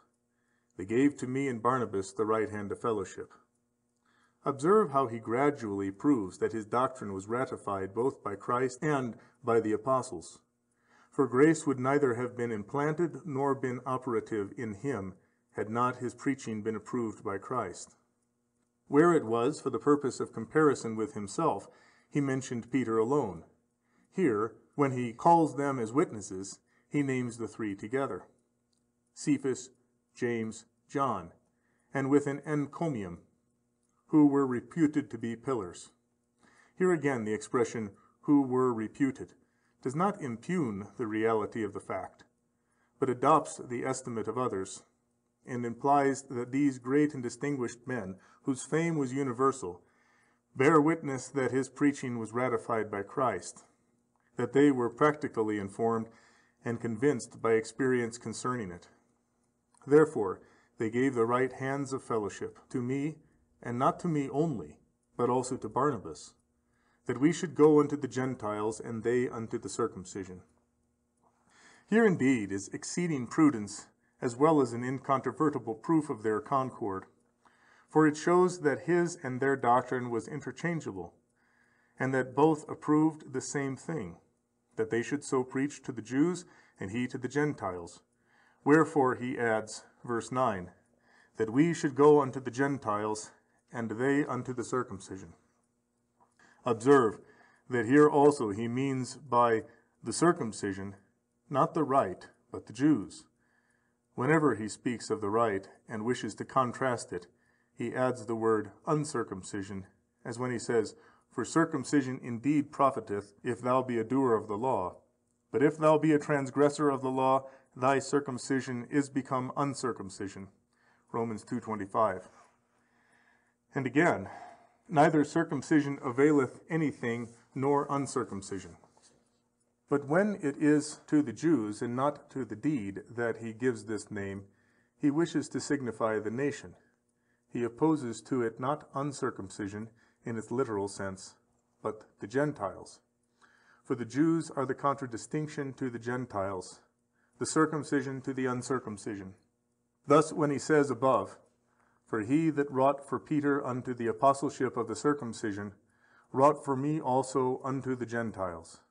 And again, we unto the Gentiles, and they unto the circumcision. He means not the rite itself, but the Jewish nation, thus distinguishing them from the Gentiles. Verse 10, Only they would that we should remember the poor, which very thing I was also zealous to do. This is his meaning. In our preaching we divided the world between us. I took the Gentiles, and they the Jews, according to the divine decree. But to the sustenance of the poor among the Jews I also contributed my share, which, had there been any dissension between us, they would not have accepted. Next, who were these poor persons? Many of the believing Jews in Palestine had been deprived of all their goods and scattered over the world, as he mentions in the epistle to the Hebrews. For ye took joyfully the spoiling of your possessions. And in writing to the Thessalonians, 1 Thessalonians 2:14, he extols their fortitude. Ye became imitators of the churches of God which are in Judea, for ye also suffered the same thing of your own countrymen, even as they did of the Jews. And he shows throughout that those Greeks who believed were not under persecution from the rest, such as the believing Jews were suffering from their own kindred, for there is no nation of a temper so cruel. Wherefore he exercises much zeal, as appears in the Epistle to the Romans, Romans 15:25 through 27, and Corinthians, 1 Corinthians 16:1 through 3, that these persons should meet with much attention. And Paul not only collects money for them, but himself conveys it, as he says, "But now I go unto Jerusalem, ministering unto the saints," Romans 15:25, for they were without the necessaries of life. And he here shows that in this instance, having resolved to assist them, he had undertaken and would not abandon it. Having by these means declared the unanimity and harmony between the apostles and himself, he is obliged to proceed to mention his debate with Peter at Antioch. Verses 11 and 12. "But when Cephas came to Antioch, I resisted him to the face, because he stood condemned. For before that certain came from James, he did eat with the Gentiles. But when they came, he drew back and separated himself, fearing them that they were of the circumcision." Many, on a superficial reading of this part of the epistle, suppose that Paul accused Peter of hypocrisy. But this is not so. Indeed it is not. Far from it. We shall discover great wisdom, both of Paul and Peter, concealed herein for the benefit of their hearers. But first a word must be said about Peter's freedom in speech, and how it was ever his way to outstrip the other disciples. Indeed, it was upon one such occasion that he gained his name from the unbending and impregnable character of his faith. For when all were interrogated in common, he stepped before the others and answered, "Thou art the Christ, the Son of the living God." Matthew 16:16. This was when the keys of heaven were committed to him. So too, he appears to have been the only speaker on the mount. Matthew 17:4. And when Christ spoke of his crucifixion and the others kept silent, he said, "Be it far from thee." Matthew 16:22. These words evince, if not a cautious temper, at least a fervent love. And in all instances we find him more vehement than the others, and rushing forward into danger. So when Christ was seen on the beach, and the others were pushing the boat in, he was too impatient to wait for its coming to land. John 21:7. And after the resurrection, when the Jews were murderous and maddened, and sought to tear the apostles in pieces, he first dared to come forward and to declare that the crucified was taken up into heaven. Acts 2:14 and 36. It is a greater thing to open a closed door and to commence an action than to be free spoken afterwards. How could he ever dissemble who had exposed his life to such a populace? He who, when scourged and bound, would not bate a jot of his courage, and this at the beginning of his mission, and in the heart of the chief city, where there was so much danger. How could he, long afterwards in Antioch, where no danger was at hand, and his character had received luster from the testimony of his actions, feel any apprehension of the believing Jews? How could he, I say, who at the very first and in their chief city feared not the Jews, while Jews, after a long time and in a foreign city, fear those of them who had been converted? Paul therefore does not speak this against Peter, but with the same meaning in which he said, "For they who were reputed to be somewhat, whatsoever they were, it maketh no matter to me." But to remove any doubt on this point, we must unfold the reason of these expressions. The apostles, as I said before, permitted circumcision at Jerusalem, an abrupt severance from the law not being practicable. But when they came to Antioch, they no longer continued this observance, but lived indiscriminately with the believing Gentiles, which thing Peter also was at that time doing. But when some came from Jerusalem, who had heard the doctrine he delivered there, he no longer did so, fearing to perplex them, but he changed his course, with two objects secretly in view, both to avoid offending those Jews, and to give Paul a reasonable pretext for rebuking him. For had he, having allowed circumcision when preaching at Jerusalem, changed his course at Antioch, his conduct would have appeared to those Jews to proceed from fear of Paul, and his disciples would have condemned his excess of pliancy. And this would have created no small offense. But in Paul, who was well acquainted with all the facts, his withdrawal would have raised no such suspicion, as knowing the intention with which he acted. Wheretofore Paul rebukes, and Peter submits, that when the master is blamed yet keeps silence, the disciples may more readily come over. Without this occurrence, Paul's exhortation would have had little effect. But the occasion hereby afforded of delivering a severe reproof impressed Peter's disciples with a more lively fear. Had Peter disputed Paul's sentence, he might justly have been blamed as upsetting the plan. But now that the one reproves and the other keeps silence, the Jewish party are filled with serious alarm. And this is why he used Peter so severely. Observe, too, Paul's careful choice of expressions, whereby he points out to the discerning that he uses them in pursuance of the plan, oikonomias, and not from anger. His words are, "When Cephas came to Antioch, I resisted him to the face, because he stood condemned. That is, not by me, but by others. Had he himself condemned him, he would not have shrunk from saying so." And the words, "I resisted him to the face," imply a scheme. For had their discussion been real, they would not have rebuked each other in the presence of the disciples, for it would have been a great stumbling block to them. But now this apparent contest was much to their advantage. As Paul had yielded to the apostles at Jerusalem, so in turn they yield to him at Antioch.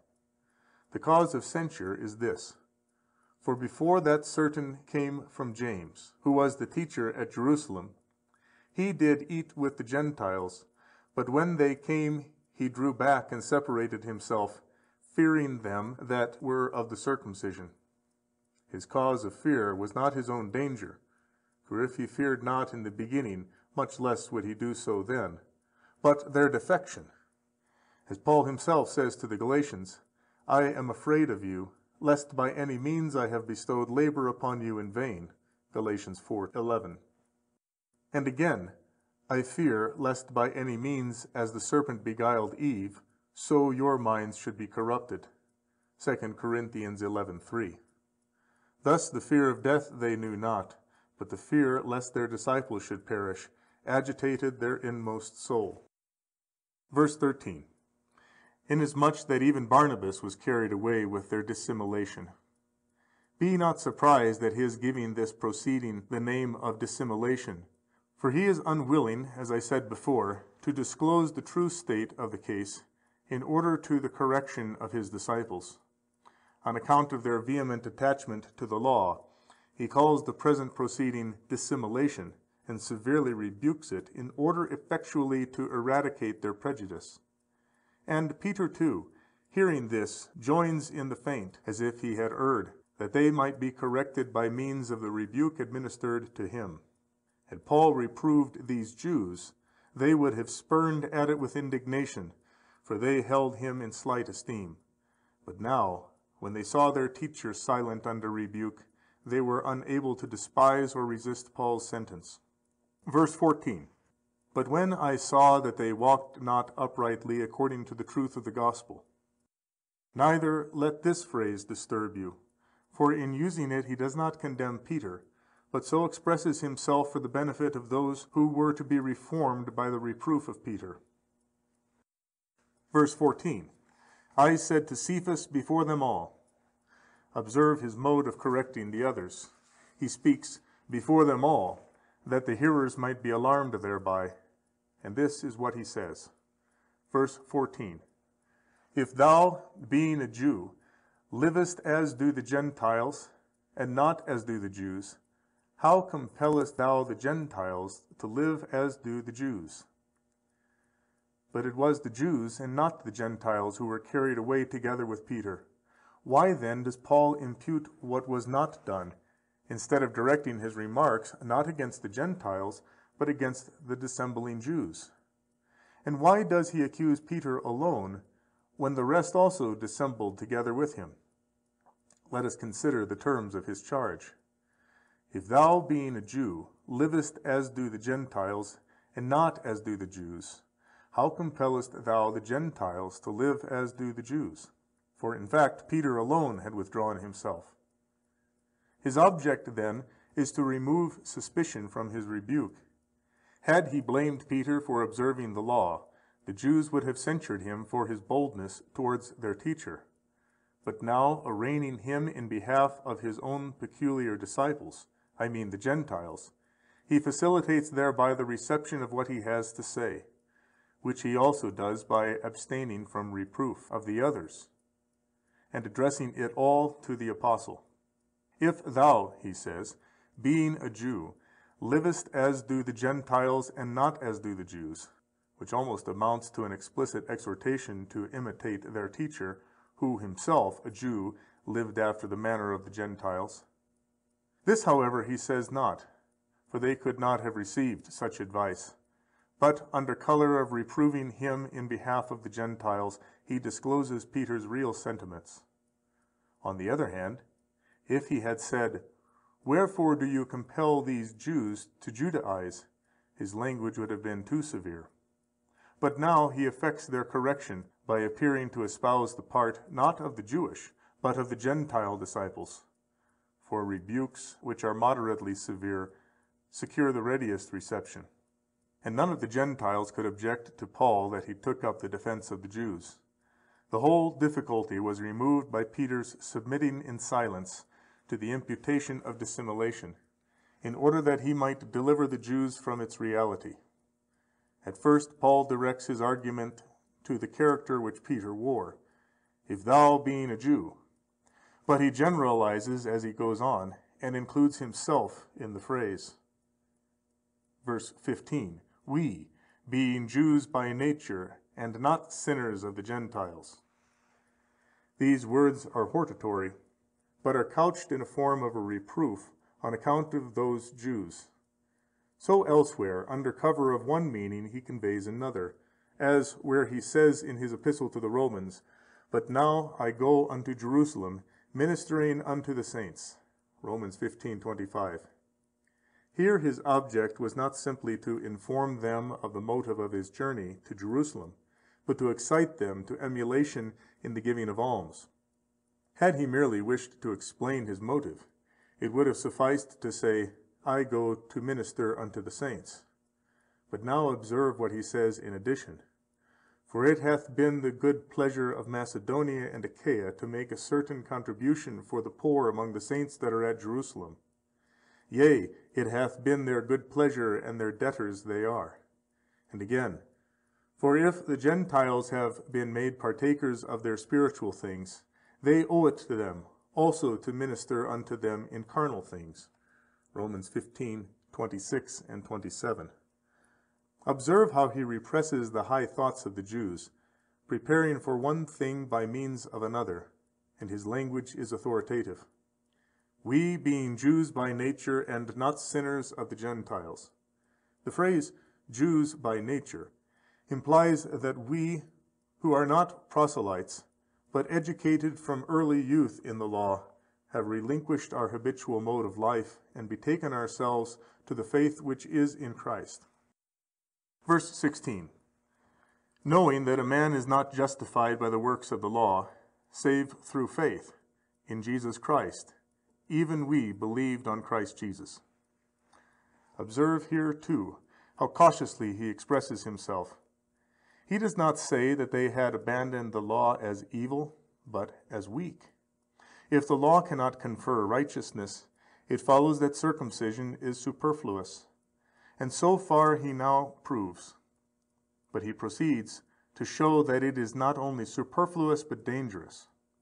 It deserves a special notice how at the outset he says that a man is not justified by the works of the law, but as he proceeds he speaks more strongly.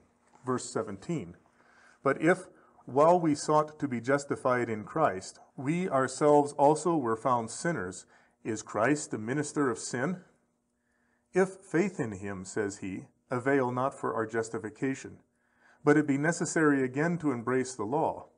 And if, having forsaken the law for Christ's sake, we are not justified, but condemned for such abandonment, then shall we find him, for whose sake we forsook the law and went over to faith, the author of our condemnation?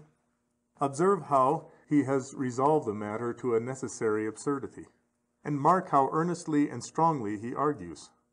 For if, he says, it behooved us not to abandon the law, and we have so abandoned it for Christ's sake, we shall be judged. Wherefore do you urge this upon Peter, who is more intimately acquainted with it than anyone? Hath not God declared to him that uncircumcised man ought not to be judged by circumcision? And did he not in his discussion with the Jews rest his bold opposition upon the vision which he saw? Did he not send from Jerusalem unequivocal decrees upon this subject? Paul's object is not therefore to correct Peter, but his animadversion required to be addressed to him, though it was pointed at the disciples, and not only at the Galatians, but also at others who labor under the same error with them. For though few are now circumcised, yet by fasting and observing the Sabbath with the Jews, they equally exclude themselves from grace. If Christ avails not to those who are only circumcised, much more is peril to be feared where fasting and Sabbathizing are observed, and thus two commandments of the law are kept in the place of one. And this is aggravated by a consideration of time. For they so acted at first, while the city and temple and other institutions yet existed. But these, who with the punishment of the Jews and the destruction of the city before their eyes observe more precepts of the law than the others did, what apology can they find for such observance, at the very time when the Jews themselves, in spite of their strong desire, cannot keep it? Thou hast put on Christ. Thou hast become a member of the Lord, and been enrolled in the heavenly city, and dost thou still grovel in the law? How is it possible for thee to obtain the kingdom? Listen to Paul's words, that the observance of the law overthrows the gospel, and learn, if thou wilt, how this comes to pass, and tremble and shun this pitfall. Wherefore dost thou keep the Sabbath and fast with the Jews? Is it that thou fearest the law and abandonment of its letter? But thou wouldest not entertain this fear, didst thou not disparage faith as weak, and by itself powerless to save. A fear to omit the Sabbath plainly shows that you fear the law as still in force. And if the law is needful, it is so as a whole, not in part, nor in one commandment only. And if, as a whole, the righteousness which is by faith is little by little shut out. If thou keep the Sabbath, why not also be circumcised? And if circumcised, why not also offer sacrifices? If the law is to be observed, it must be observed as a whole, or not at all. If omitting one part makes you fear condemnation, this fear attaches equally to all the parts. If a transgression of the whole is not punishable, much less is the transgression of a part. On the other hand, if the latter be punishable, much more is the former. But if we are bound to keep the whole, we are bound to disobey Christ, or by obedience to him become transgressors of the law. If it ought to be kept, those who keep it not are transgressors, and Christ will be found to be the cause of this transgression. For he annulled the law as regards these things himself, and bid others annul it. Do you not understand what these Judaizers are compassing? They would make Christ, who is to us the author of righteousness, the author of sin, as Paul says, therefore Christ is the minister of sin. Having thus reduced the proposition to an absurdity, he had nothing further to do by way of overthrowing it, but was satisfied with a simple protestation. Verse 17, God forbid. For shamelessness and irreverence need not be met by processes of reasoning, but a mere protest is enough.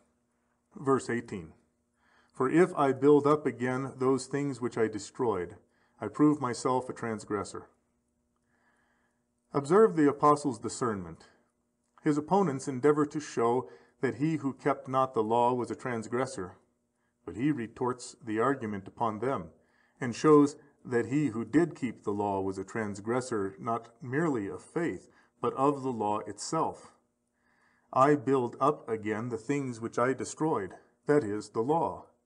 He means as follows: the law has confessedly ceased, and we have abandoned it, and betaken ourselves to the salvation which comes of faith. But if we make a point of setting it up again, we become by that very act transgressors, striving to keep that what God has annulled. Next, he shows how it has been annulled. Verse 19, "For I through the law died unto the law." This may be viewed in two ways. It is either the law of grace, which he speaks of, for he is wont to call this a law, as in the words, "For the law of the Spirit of life made me free," Romans 8:2. Or it is the old law, of which he says that by the law itself he has become dead to the law. That is to say, the law itself has taught me no longer to obey itself, and therefore if I do so, I shall be transgressing even its teaching. How? In what way has it so taught? Moses says, speaking of Christ, "The Lord God will raise up unto thee a prophet from the midst of thee of thy brethren, like unto me. Unto him shall ye hearken." Deuteronomy 18:15. Therefore they who do not obey him transgress the law. Again, the expression, "I through the law died unto the law," may be understood in another sense. The law commands all its precepts to be performed, and punishes the transgressor. Therefore we are all dead to it, for no man has fulfilled it. Here observe how guardedly he assails it. He says not, "The law is dead to me," but "I am dead to the law," the meaning of which is that as it is impossible for a dead corpse to obey the commands of the law, so also is it for me who have perished by its curse. For by its word am I slain. Let it not therefore lay commands on the dead, dead by its own act, dead not in body only, but in soul, which has involved the death of the body. This he shows in what follows, verses 19 and 20. "That I might live unto God, I have been crucified with Christ." Having said, "I am dead," lest it should be objected, "How then dost thou live?" he adds the cause of his living, and shows that when alive the law slew him, but that when dead Christ through death restored him to life. He shows the wonder to be twofold, that by Christ both the dead was begotten unto life, and that by means of death. He here means the immortal life, for this is the meaning of the words, "That I might live unto God, I am crucified with Christ." How, it is asked, can a man now living and breathing have been crucified? That Christ hath been crucified is manifest, but how canst thou have been crucified and yet live? He explains thus, verse 20, "Yet I live, and yet no longer I, but Christ liveth in me." In these words, "I am crucified with Christ," he alludes to baptism, and in the words, "Nevertheless I live, yet not I," our subsequent manner of life whereby our members are mortified. By saying Christ liveth in me, he means nothing is done by me which Christ disapproves. For as by death he signifies not what is commonly understood, but a death to sin, so by life he signifies a delivery from sin. For a man cannot live to God otherwise than by dying to sin. And as Christ suffered bodily death, so does Paul a death to sin. "Mortify," says he, "your members which are upon the earth, fornication, uncleanness, passion." Colossians 3:5. And again, "Our old man was crucified." Romans 6:6, which took place in the bath. "After which, if thou remainest dead to sin, thou livest to God. But if thou let it live again, thou art the ruin of thy new life." This, however, did not Paul, but continued wholly dead. "If then," he says, "I live to God a life other than that in the law, and am dead to the law, I cannot possibly keep any part of the law. Consider how perfect was his walk, and thou wilt be transported with admiration of this blessed soul. He says not, I live, but Christ liveth in me. Who is bold enough to utter such words? Paul indeed, who has harnessed himself to Christ's yoke, and cast away all worldly things, and was paying universal obedience to his will, says not, I live to Christ, but what is far higher, Christ liveth in me.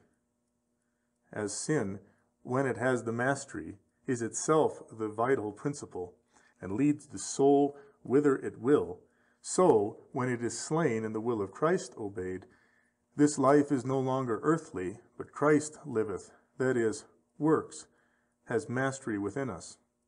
His saying, I am crucified with him, I no longer live, but am dead, seeming incredible to many, he adds, verse 20, and that life which I now live in the flesh, I live in faith, the faith which is in the Son of God. The foregoing, says he, relates to our spiritual life, but this life of sense, too, if considered, will be found owing to my faith in Christ. For as regards the former dispensation and law, I had incurred the severest punishment, and had long ago perished. For all had sinned and come short of the glory of God, Romans 3:23. And we who lay under sentence have been liberated by Christ, for all of us are dead, if not in fact, at least by sentence. And he has delivered us from the expected blow. When the law had accused and God condemned us, Christ came, and by giving himself up to death rescued us all from death, so that the life which I now live in the flesh, I live in faith. Had not this been, nothing could have averted a destruction as general as that which took place at the flood. But his advent arrested the wrath of God and caused us to live by faith. That such is his meaning appears from what follows. After saying that the life which I now live in the flesh I live in faith, he adds, verse 20, in the Son of God who loved me and gave himself up for me. How is this, O Paul? Why dost thou appropriate a general benefit and make thine own what was done for the whole world's sake? For he says not, who loved us, but who loved me. And besides, the evangelist says, God so loved the world, John 3:16. And Paul himself, he that spared not his own son, but delivered him up, not for Paul only, but for us all, Romans 8:32. And again, that he might purify unto himself a people for his own possession, Titus 2:14. But considering the desperate condition of human nature, and the ineffably tender solicitude of Christ in what he delivered us from, and what he freely gave us, and kindled by the yearning of affection towards him, he thus expresses himself.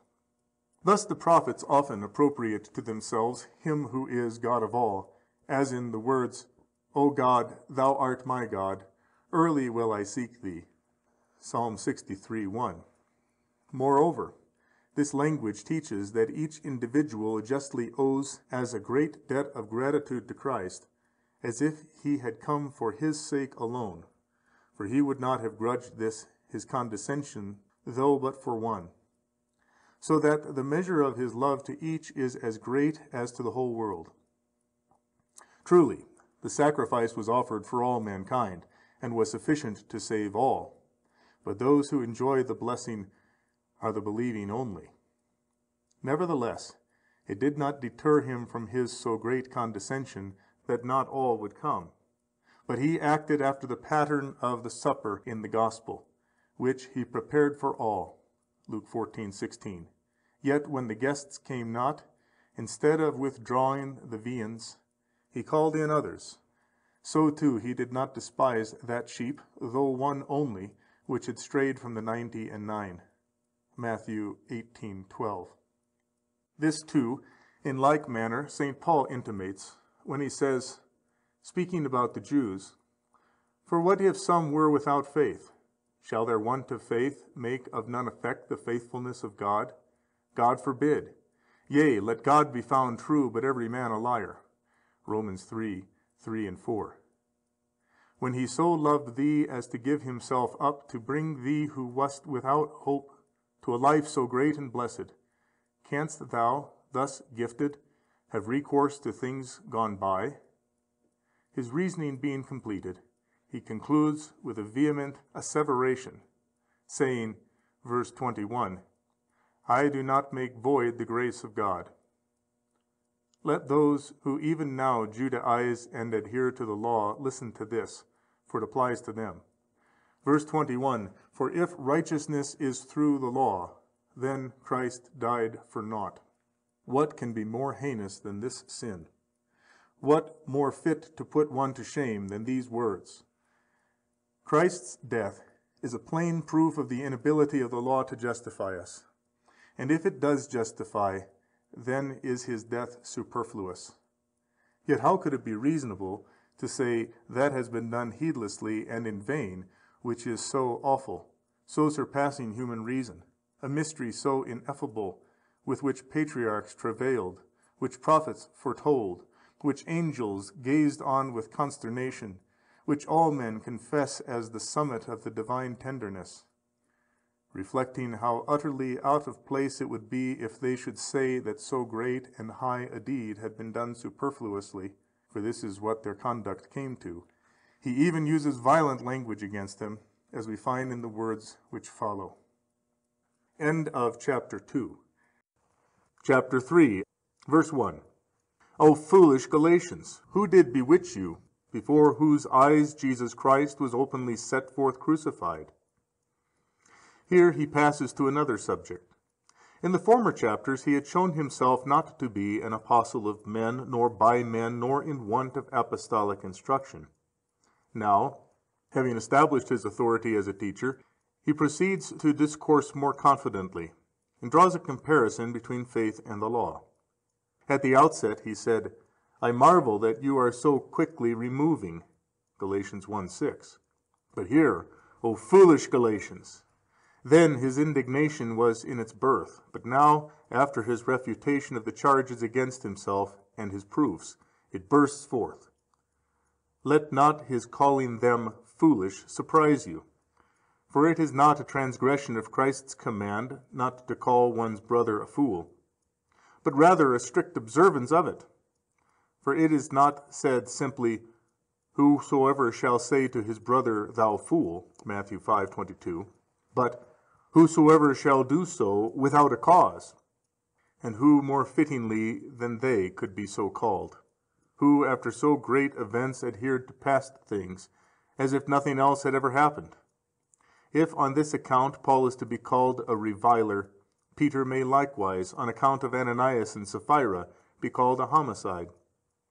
But as it would be wildness to do so in that case, much more in this. Moreover, it is to be considered that this vehemence is not used at the beginning, but after these evidences and proofs, which, rather than Paul himself, might now be held to administer the rebuke. For after he had shown that they rejected the faith, and made the death of Christ to be without a purpose, he introduces his reproof, which, even as it is less severe than they merited. Observe, too, how soon he stays his arm. For he adds not, who has seduced you, who has perverted you, who has been sophistical with you, but who hath cast an envious eye on you, thus tempering his reprimand with somewhat of praise. For it implies that their previous course had excited jealousy, and that the present occurrence arose from the malignity of a demon, whose breath had blasted their prosperous estate. And when you hear of jealousy in this place, and in the gospel, of an evil eye, which means the same, you must not suppose that the glance of the eye has any natural power to injure those who look upon it. For the eye, that is, the organ itself, cannot be evil. But Christ in that place means jealousy by the term. To behold, simply, is the function of the eye, but to behold in an evil manner belongs to a mind depraved within. As through this sense the knowledge of visible objects enters the soul, and as jealousy is for the most part generated by wealth, and wealth and sovereignty and pomp are perceived by the eye, therefore he calls the eye evil, not as beholding merely, but as beholding enviously from some moral depravity. Therefore, by the words, who hath looked enviously upon you, he implies that the persons in question acted not from concern, not to supply defects, but to mutilate what existed. For envy, far from supplying what is wanting, subtracts from what is complete, and vitiates the whole. And he speaks thus not as if envy had any power of itself, but meaning that the teachers of these doctrines did so from envious motives. Verse 1, before whose eyes Jesus Christ was openly set forth, crucified. Yet was he not crucified in Galatia, but at Jerusalem. His reason for saying, among you, is to declare the power of faith to see events which are at a distance. He says not crucified, but openly set forth crucified, signifying that by the eye of faith they saw more distinctly than some who were present as spectators. For many of the latter received no benefit, but the former, who were not eyewitnesses, yet saw it by faith more clearly. These words convey both praise and blame. Praise for their implicit acceptance of the truth, blame because him whom they had seen for their sakes stripped naked, transfixed, nailed to the cross, spit upon, mocked, fed with vinegar, upbraided by thieves, pierced with a spear, for all this is implied in the words, openly set forth crucified. Him they had left, and betaken themselves to the law, unshamed by any of those sufferings. Here observe how Paul, leaving all mention of heaven, earth, and sea, everywhere preaches the power of Christ, bearing about as he did, and holding up his cross. For this is the sum of the divine love toward us. Verse 2. This only what I learned from you. Received ye the Spirit by the works of the law, or by the hearing of faith? As ye do not attend, says he, to long discourses, nor are willing to contemplate the magnitude of this economy, I am desirous, seeing your extreme ignorance, to convince you by concise arguments and a summary method of proof. Before he had convinced them by what he had said to Peter. Now he encounters them entirely with arguments drawn not from what had occurred elsewhere, but from what had happened among themselves.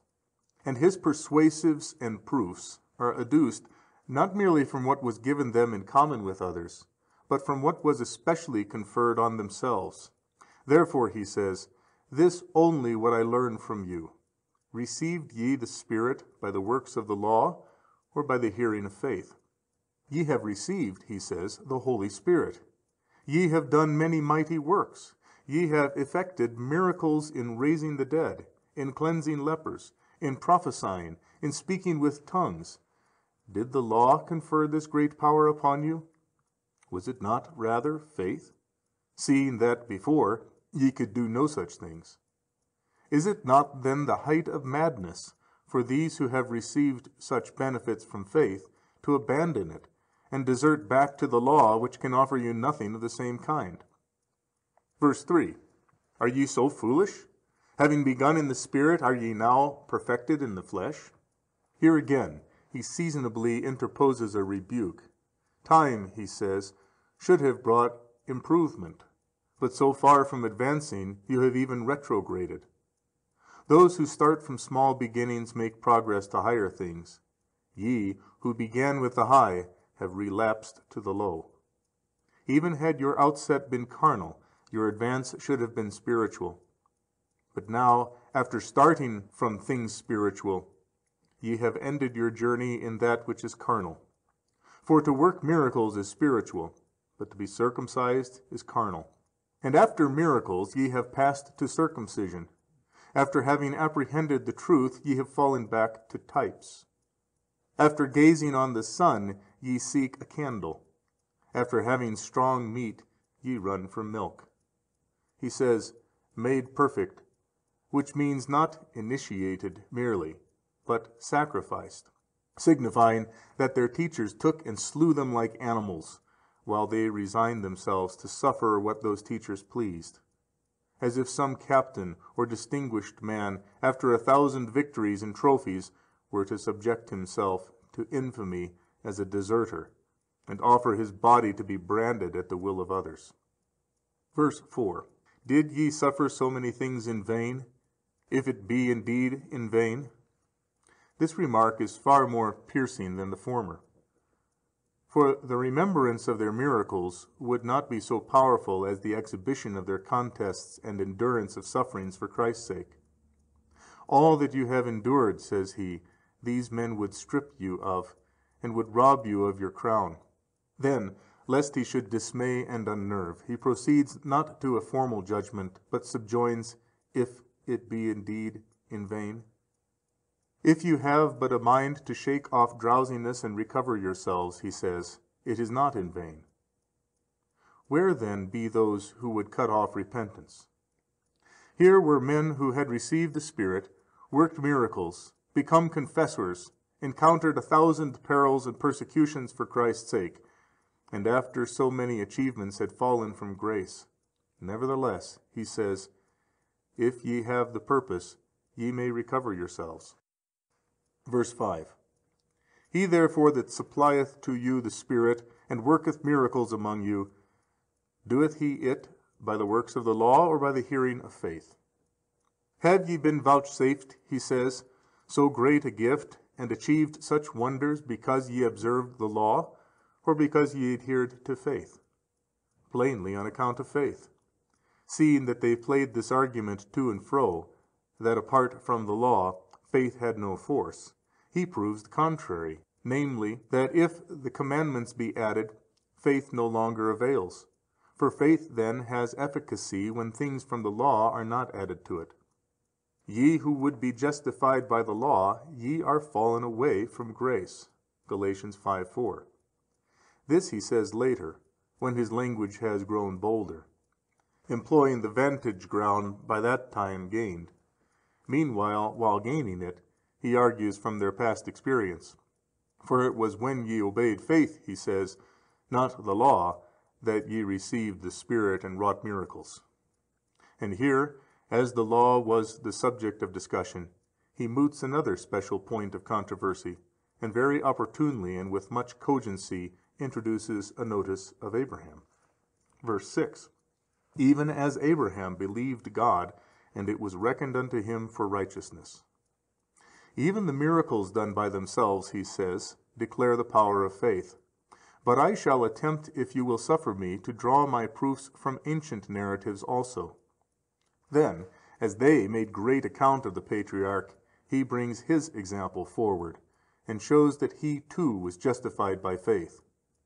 And if he who was before grace was justified by faith, although plentiful in works, much more we.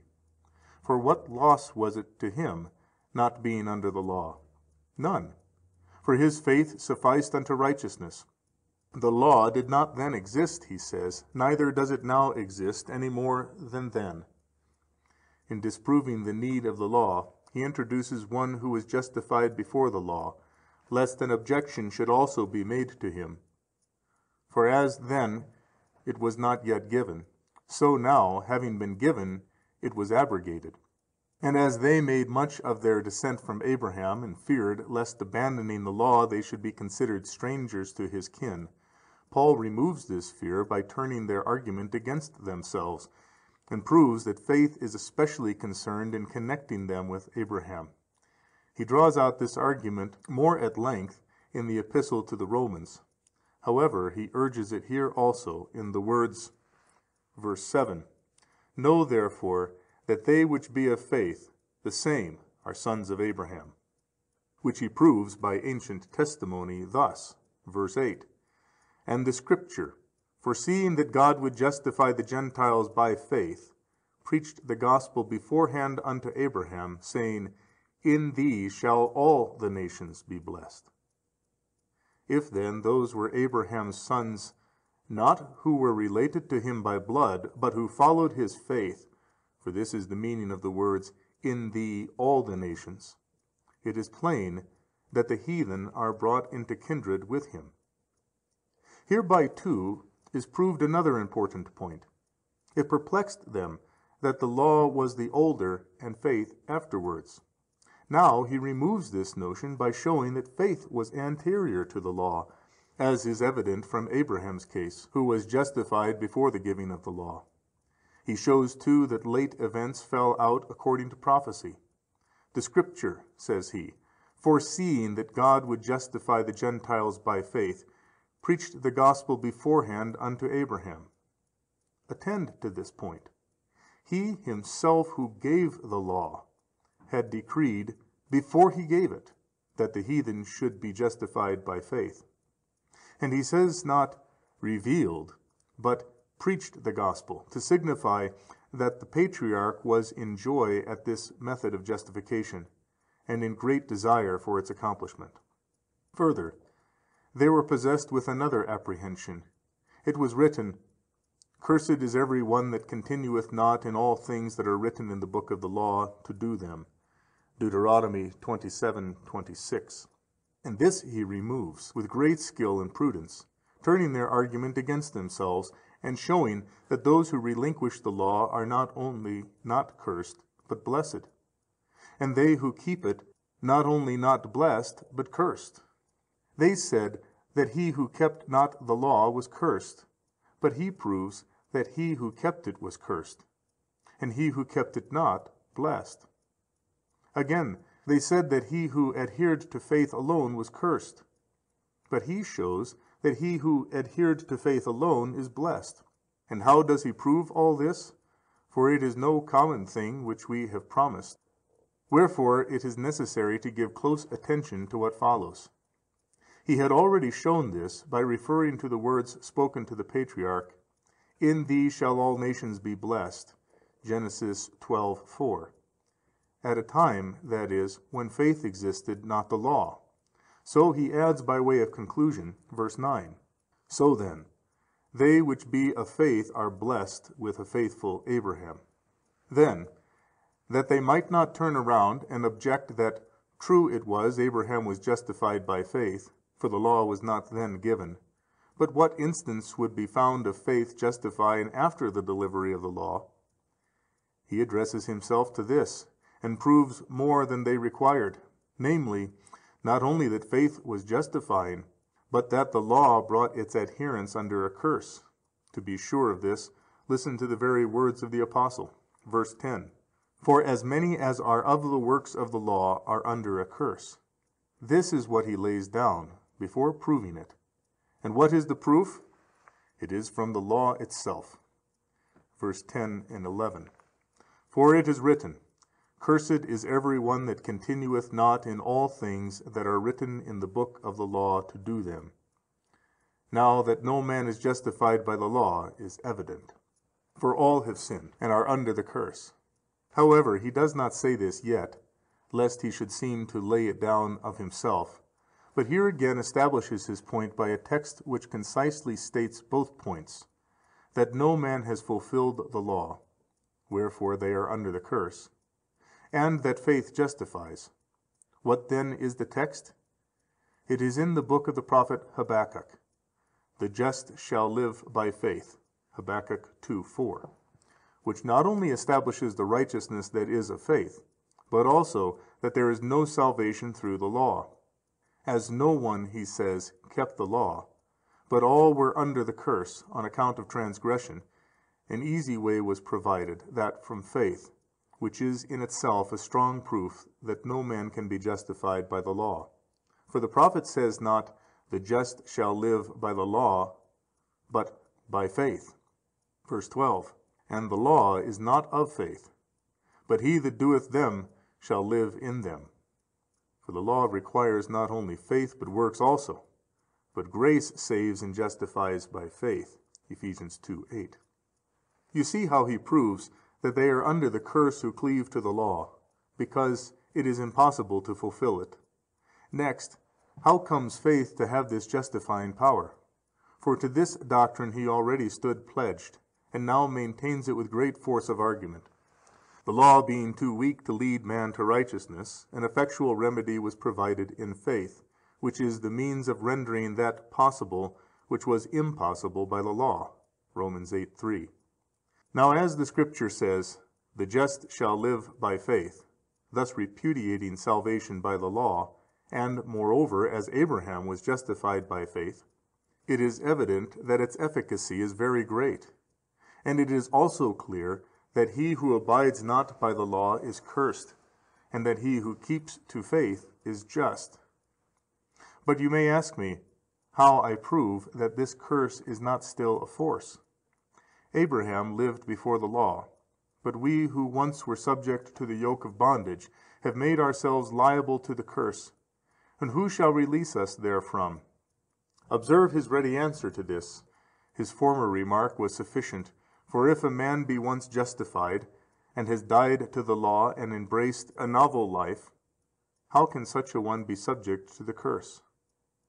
However, this is not enough for him, so he begins with a fresh argument as follows. Verse 13. Christ redeemed us from the curse of the law, having become a curse for us. For it is written, Cursed is every one that hangeth on a tree. In reality, the people were subject to another curse, which says, Cursed is every one that continueth not in the things that are written in the book of the law. Deuteronomy 27:26. To this curse, I say, people were subject, for no man had continued in or was a keeper of the whole law. But Christ exchanged this curse for the other. Cursed is every one that hangeth on a tree.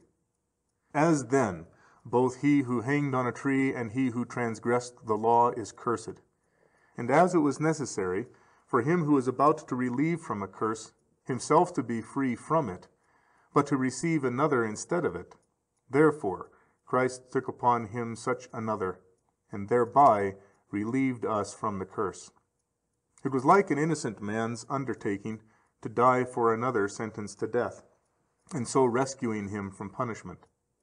For Christ took upon him not the curse of transgression, but the other curse, in order to remove that of others. For he had done no violence, neither was any deceit in his mouth. Isaiah 53:9, 1 Peter 2:22.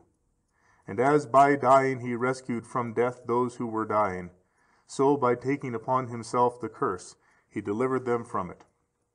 Verse 14. That upon the Gentiles might come the blessing of Abraham. How on the Gentiles?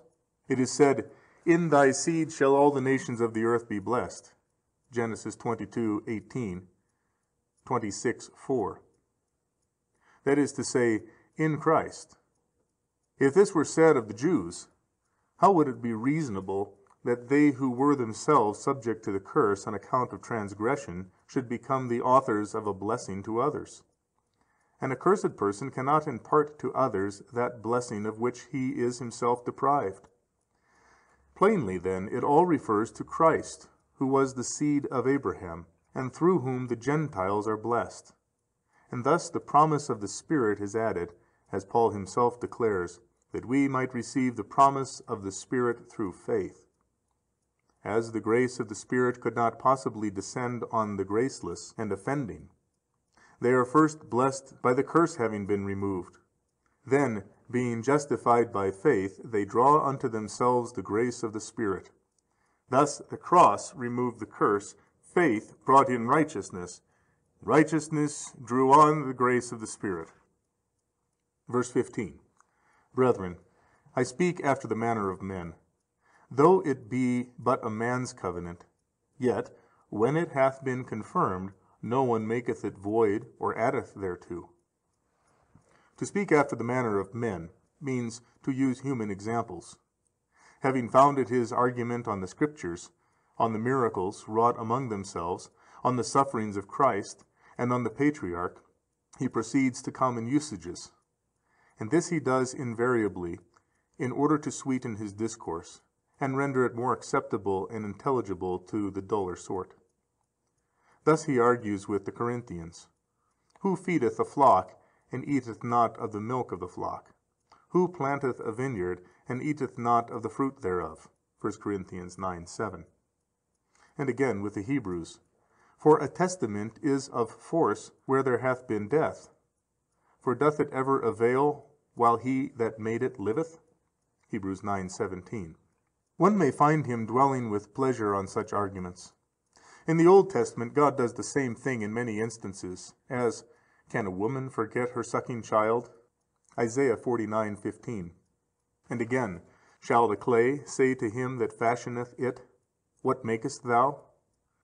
Isaiah 45:9. And in Hosea, he represents a husband set at naught by his wife. Hosea 2:5 and following. This use of human examples frequently occurs in types also, as when the prophet takes the girdle, Jeremiah 13:1 through 9, and goes down to the potter's house, Jeremiah 18:1 through 6. The meaning of the present example is that faith is more ancient than the law, which is later and only temporary, and delivered in order to pave the way for faith. Hence he says, Brethren, I speak after the manner of men. Above he had called them foolish, now he calls them brethren, at once chiding and encouraging them. Though it be but a man's covenant, yet when it hath been confirmed. If a man, says he, makes a covenant, does any one dare to come afterwards and overturn it, or subjoin aught to it? For this is the meaning of, or addeth thereto. Much less then, when God makes a covenant. And with whom did God make a covenant? Verses 16, 17, and 18. Now to Abraham were the promises spoken, and to his seed. He saith not, and to seeds, as of many, but as of one, and to thy seed, which is Christ. Now this I say, a covenant confirmed beforehand by God, the law, which came 430 years after, doth not disannul, so as to make the promise of none effect. For if the inheritance is of the law, it is no more of promise, but God hath granted it to Abraham by promise. Thus God made a covenant with Abraham, promising that in his seed the blessing should come upon the heathen. And this blessing the law cannot turn aside. As this example was not in all respects appropriate to the matter in hand, he introduces it thus, I speak after the manner of men, that nothing might be deduced from it derogatory to the majesty of God. But let us go to the bottom of this illustration. It was promised to Abraham that by his seed the heathen should be blessed. And his seed, according to the flesh, is Christ. 430 years after came the law. Now, if the law bestows the blessings, even life and righteousness, that promise is annulled. And so, while no one annuls a man's covenant, the covenant of God after 430 years is annulled. For if not that covenant, but another instead of it bestows what is promised, then it is set aside, which is most unreasonable. Verse 19. What then is the law? It was added because of transgressions. This remark again is not superfluous. Observe, too, how he glances round at everything as if he had 100 eyes, having exalted faith and proved its elder claims, that the law may not be considered superfluous, he sets right this side of the doctrine also, and proves that the law was not given without a view, but altogether profitably, because of transgressions. That is to say, that the Jews might not be let live carelessly, and plunge into the depth of wickedness, but that the law might be placed upon them as a bridle, guiding, regulating, and checking them from transgressing, if not all, at least some of the commandments. Not slight then was the advantage of the law, but for how long? Verse 19, till the seed should come, to whom the promise hath been made. This is said of Christ. If then it was given until his advent, why do you protract it beyond its natural period? Verse 19, and it was ordained through angels by the hand of a mediator. He either calls the priests angels, or he declares that the angels themselves ministered to the delivery of the law. By mediator here, he means Christ, and shows that he was before it, and himself the giver of it. Verse 20. Now a mediator is not a mediator of one, but God is one. What can the heretics say to this? For as, according to them, the expression, the only true God, excludes the Son from being true God, so here the phrase, God is one, excludes him from being God in any sense. But if, although the Father is called one God, the Son is nevertheless God, it is very plain that though the Father is called very God, the Son is very God likewise. Now a mediator, says he, is between two parties. Of whom then is Christ the mediator? Plainly, of God and of men. Observe, he says, that Christ also gave the law. What therefore it was his to give, it is his to annul. Verse 21. Is the law then against the promises of God? For if the blessing is given in the seed of Abraham, but the law brings in the curse, it must be contrary to the promises. This objection he meets first by a protest in the words, God forbid, and next he brings his proof. Verse 21. For if there had been a law given which could make alive, verily righteousness would have been of the law. His meaning is as follows. If we had our hope of life in the law, and our salvation depended on it, the objection might be valid.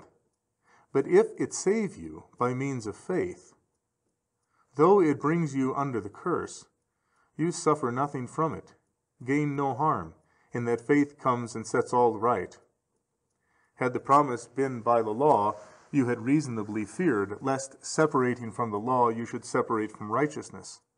But if it was given in order to shut up all, that is, to convince all and expose their individual sins, far from excluding you from the promises, it now aids you in obtaining them. This is shown by the words, verse 22, Howbeit the Scripture hath shut up all things under sin, that the promise by faith in Jesus Christ might be given to them that believe. As the Jews were not even conscious of their own sins, and in consequence did not even desire remission, the law was given to probe their wounds, that they might long for a physician. And the word shut up means convinced, and conviction held them in fear. You see then that it is not only not against, but was given for the promises. Had it arrogated to itself the work and the authority, the objection would stand. But if its drift is something else, and it acted for that, how is it against the promises of God? Had the law not been given, all would have been wrecked upon wickedness, and there would have been no Jews to listen to Christ. But now, being given, it has effected two things. It has schooled its followers in a certain degree of virtue, and has pressed on them the knowledge of their own sins. And this especially made them more zealous to seek the Son. For those who disbelieved from having no sense of their own sins, as Paul shows. For being ignorant of God's righteousness, and seeking to establish their own righteousness, they did not subject themselves to the righteousness of God. Romans 10:3. Verse 23. But before faith came, we were kept inward under the law, shut up unto the faith which should afterwards be revealed. Here he clearly puts forth what I have stated. For the expression we were kept and shut up signify nothing else than the security given by the commandments of the law, which like a fortress fenced them round with fear and a life conformable to itself, and so preserve them unto faith. Verse 24. So that the law hath been our tutor to bring us unto Christ, that we might be justified by faith. Now the tutor is not opposed to the preceptor, but cooperates with him, ridding the youth from all vice, and having all leisure to fit him for receiving instructions from his preceptor. But when the youth's habits are formed, then the tutor leaves him, as Paul says, verses 25 and 26. But now that faith is come, which leads to perfect manhood, we are no longer under a tutor. For ye are all sons of God through faith in Christ Jesus. The law then, as it was our tutor, and we were kept shut up under it, is not the adversary, but the fellow worker of grace. But if, when grace is come, it continues to hold us down, it becomes an adversary. For if it confines those who ought to go forward to grace, then it is the destruction of our salvation. If a candle, which gave light by night, kept us when it became day from the sun, it would not only not benefit, it would injure us. And so doth the law, if it stands between us and greater benefits. Those then are the greatest traducers of the law, who still keep it, just as the tutor makes a youth ridiculous by retaining him with himself when time calls for his departure. Hence Paul says, "But after faith is come, we are no longer under a tutor." We are then no longer under a tutor, for ye are all sons of God. Wonderful! See how mighty is the power of faith, and how he unfolds as he proceeds. Before he showed that it made them sons of the patriarch. Know therefore, says he, that they which be of faith, the same are sons of Abraham. Now he proves that they are sons of God also. For ye are all, says he, sons of God through faith, which is in Christ Jesus. By faith, not by the law. Then, when he has said this great and wonderful thing, he names also the mode of their adoption. Verse 27. For as many of you as were baptized into Christ did put on Christ. Why does he not say, for as many of you as have been baptized into Christ have been born of God? For this was what directly went to prove that they were sons, because he states it in a much more awful point of view. If Christ be the Son of God, and thou hast put on him, thou who hast the Son within thee, and art fashioned after his pattern, hast been brought into one kindred and nature with him. Verse 28. There can be neither Jew nor Greek. There can be neither bond nor free. There can be no male and female, for ye all are one in Christ Jesus. See what an insatiable soul. For having said, we are all made children of God through faith, he does not stop there, but tries to find something more exact, which may serve to convey a still closer oneness with Christ. Having said, ye have put on Christ, even this does not suffice him, but by way of penetrating more deeply into this union, he comments on it thus: ye are all one in Christ Jesus. That is, ye have all one form and one mold, even Christ's. What can be more awful than these words? He that was a Greek or Jew or bondman yesterday carries about with him the form not of an angel or archangel, but of the Lord of all, yea, displays in his own person the Christ. Verse 29. And if ye are Christ's, then are ye Abraham's seed, heirs according to promise. Here, you observe, he proves what he had before stated concerning the seed of Abraham, that to him and to his seed the promises were given. End of chapter 3. Chapter 4, verses 1 through 3. But I say, that so long as the heir is a child, he differeth nothing from a bondservant, though he is Lord of all, but is under guardians and stewards, until the term appointed of the father.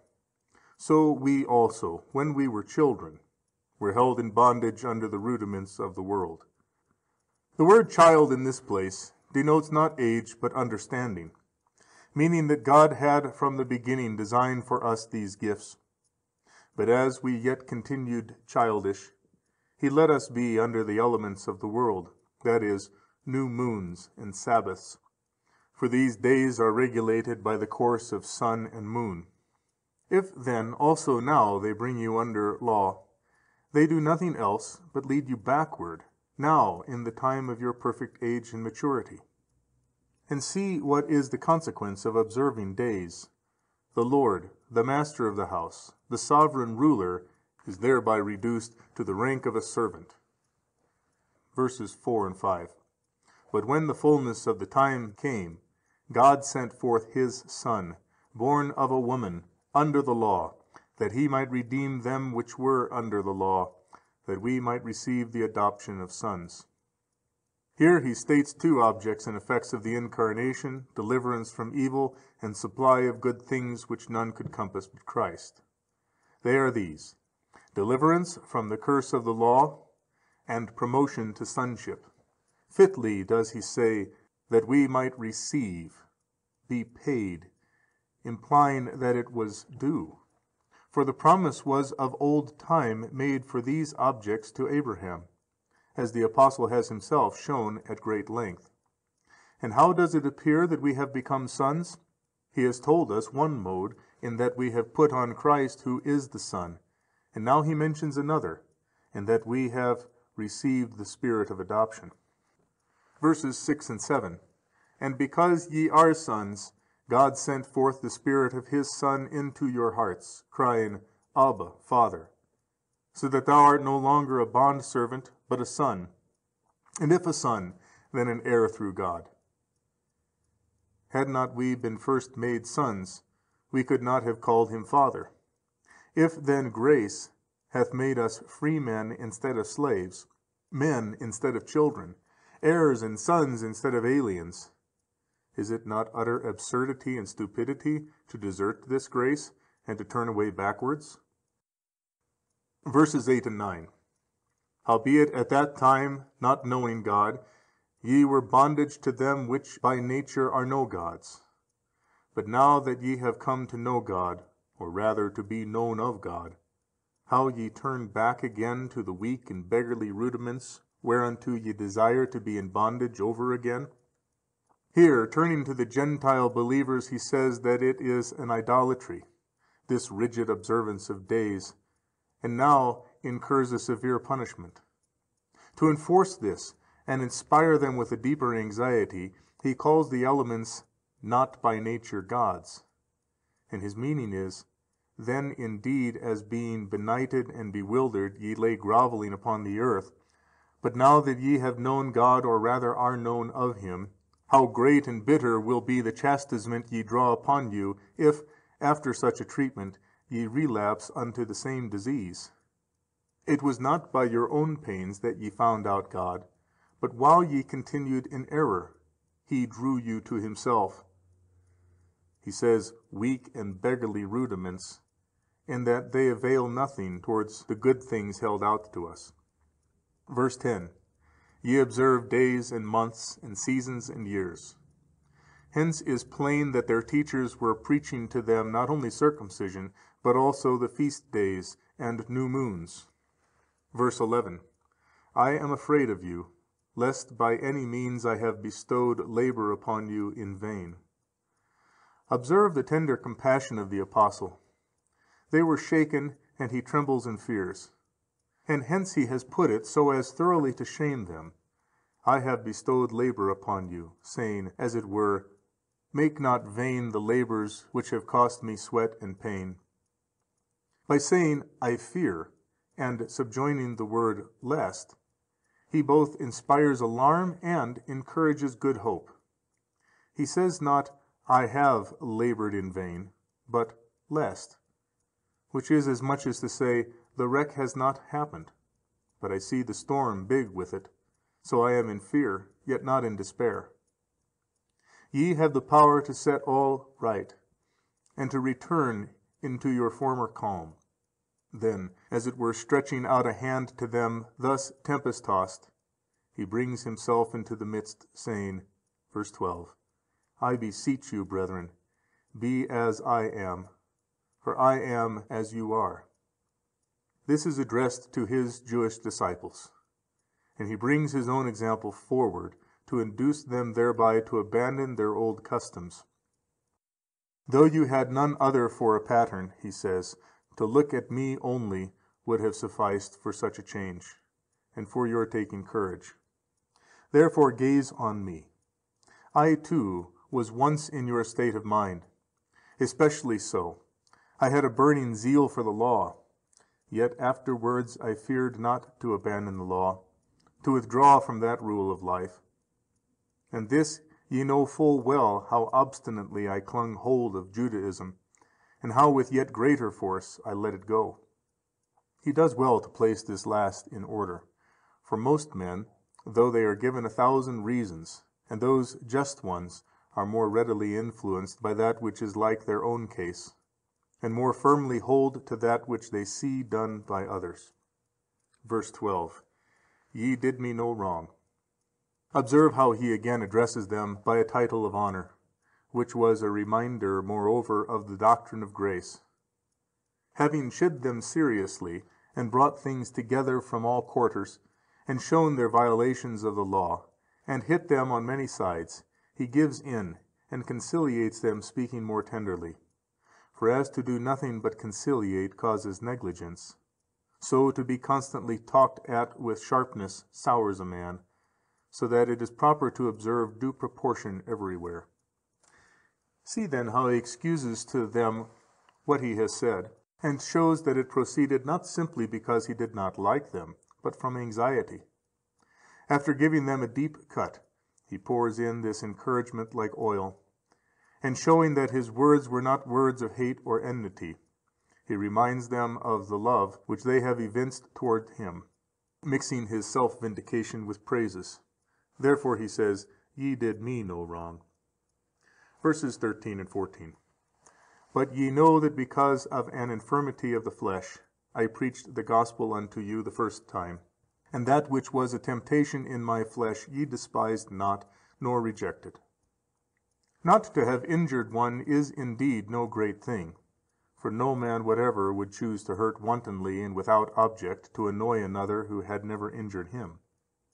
But for you, not only have ye not injured me, but ye have shown me great and inexpressible kindness, and it is impossible that one who has been treated with such attention should speak thus from any malevolent motive. My language then cannot be caused by ill will. It follows that it proceeds from affection and solicitude. Ye did me no wrong.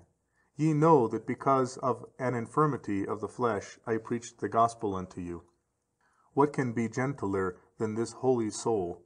What sweeter and more affectionate? And the words he had already used arose not from an unreasoning anger, nor from a passionate emotion, but from much solicitude. And why do I say, Ye have not injured me? Rather have ye evinced a great and sincere regard for me. For ye know, he says, that because of an infirmity of the flesh I preached the gospel unto you, and that which was a temptation to you in my flesh ye despised not, nor rejected. What does he mean? While I preached to you, I was driven about, I was scourged, I suffered 1,000 deaths, yet ye thought no scorn of me. For this is meant, by that which was a temptation to you in my flesh ye despised not, nor rejected. Observe his spiritual skill in the midst of his self-vindication. He again appeals to their feelings, by showing what he had suffered for their sakes. This, however, says he, did not at all offend you, nor did ye reject me on account of my sufferings and persecutions, or, as he now calls them, his infirmity and temptation. Verse 14. But ye received me as an angel of God. Was it not then absurd in them to receive him as an angel of God when he was persecuted and driven about, and then not to receive him when pressing on them what was fitting? Verse 15 and 16. Where then is that gratulation of yourselves? For I bear you witness, that, if possible, ye would have plucked out your eyes and given them to me. So then am I become your enemy, because I tell you the truth? Here he shows perplexity and amazement, and desires to learn of themselves the reason of their change. Who, says he, hath deceived you, and caused a difference in your disposition towards me? Are ye not the same who attended and ministered to me, counting me more precious than your own eyes? What then has happened? Whence this dislike? Whence this suspicion? Is it because I have told you the truth? You ought on this very account to pay me increased honor and attention, instead of which I am become your enemy, because I tell you the truth. For I can find no other reason but this. Observe, too, what humbleness of mind appears in his defense of himself. he proves not by his conduct to them, but by theirs to him, that his language could not possibly have proceeded from unkind feeling. For he says not, how is it supposable that one who has been scourged and driven about and ill-treated 1,000 times for your sake should now have schemes against you? But he argues from what they had reason to boast of, saying, how can one who has been honored by you and received as an angel repay you by conduct the very opposite? Verse 17. They zealously seek you in no good way, nay, they desire to shut you out, that ye may seek them. It is a wholesome emulation, which leads to an imitation of virtue, but an evil one which seduces from virtue him who is in the right path. And this is the object of those persons who would deprive you of perfect knowledge, and impart to you that which is mutilated and spurious, and this for no other purpose than that they may occupy the rank of teachers, and degrade you, who now stand higher than themselves, to the position of disciples. For this is the meaning of the words, that ye may seek them. But I, says he, desire the reverse, that ye may become a model for them, and a pattern of a higher perfection, a thing which actually happened when I was present with you. Wherefore he adds, verse 18, but it is good to be zealously sought in a good matter at all times, and not only when I am present with you.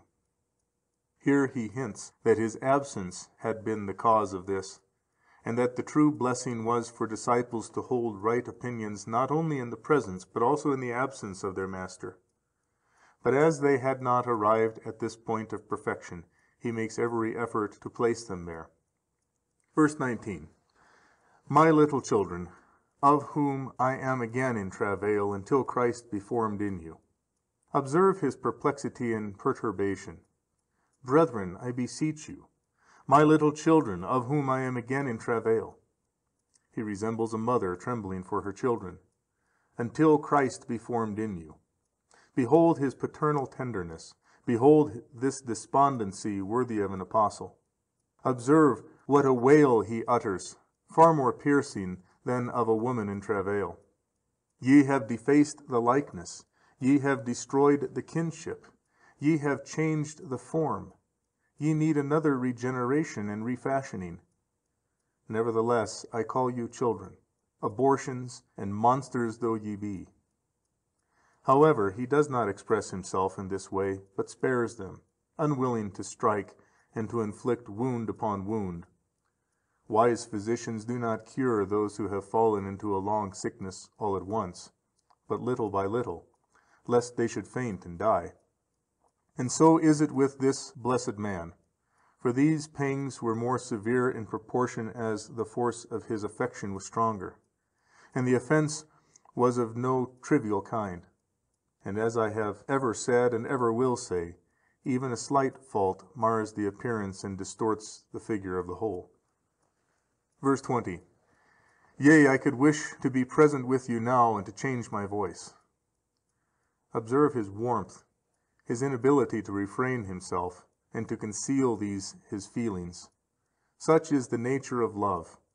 Nor is he satisfied with words, but desires to be present with them, and so, as he says, to change his voice, that is, to change to lamentation, to shed tears, to turn everything into mourning. For he could not by letter show his tears or cries of grief, and therefore he ardently desires to be present with them. Verse 20. For I am perplexed about you. I know not, says he, what to say, or what to think. How is it that ye who by dangers, which ye endured for the faith's sake, and by miracles which ye performed through faith, had ascended to the highest heaven, should suddenly be brought to such a depth of degradation as to be drawn aside to circumcision or Sabbaths, and should rely wholly upon Judaizers? Hence, in the beginning he says, I marvel that ye are so quickly removing, and here, I am perplexed about you. As if he said, what am I to speak? What am I to utter? What am I to think? I am bitterly perplexed. And so he must needs weep, as the prophets do when in perplexity. For not only admonition, but mourning also is a form in which solicitous attention is often manifested. And what he said in his speech to those at Miletus, By the space of 3 years I ceased not to warn every one with tears, he says also here, and to change my voice. Acts 20:31. When we find ourselves overcome by perplexity and helplessness, which come contrary to expectation, we are driven to tears. And so Paul admonished them sharply, and endeavored to shame them, then in turn soothed them, and lastly he wept. And this weeping is not only a reproof, but a blandishment.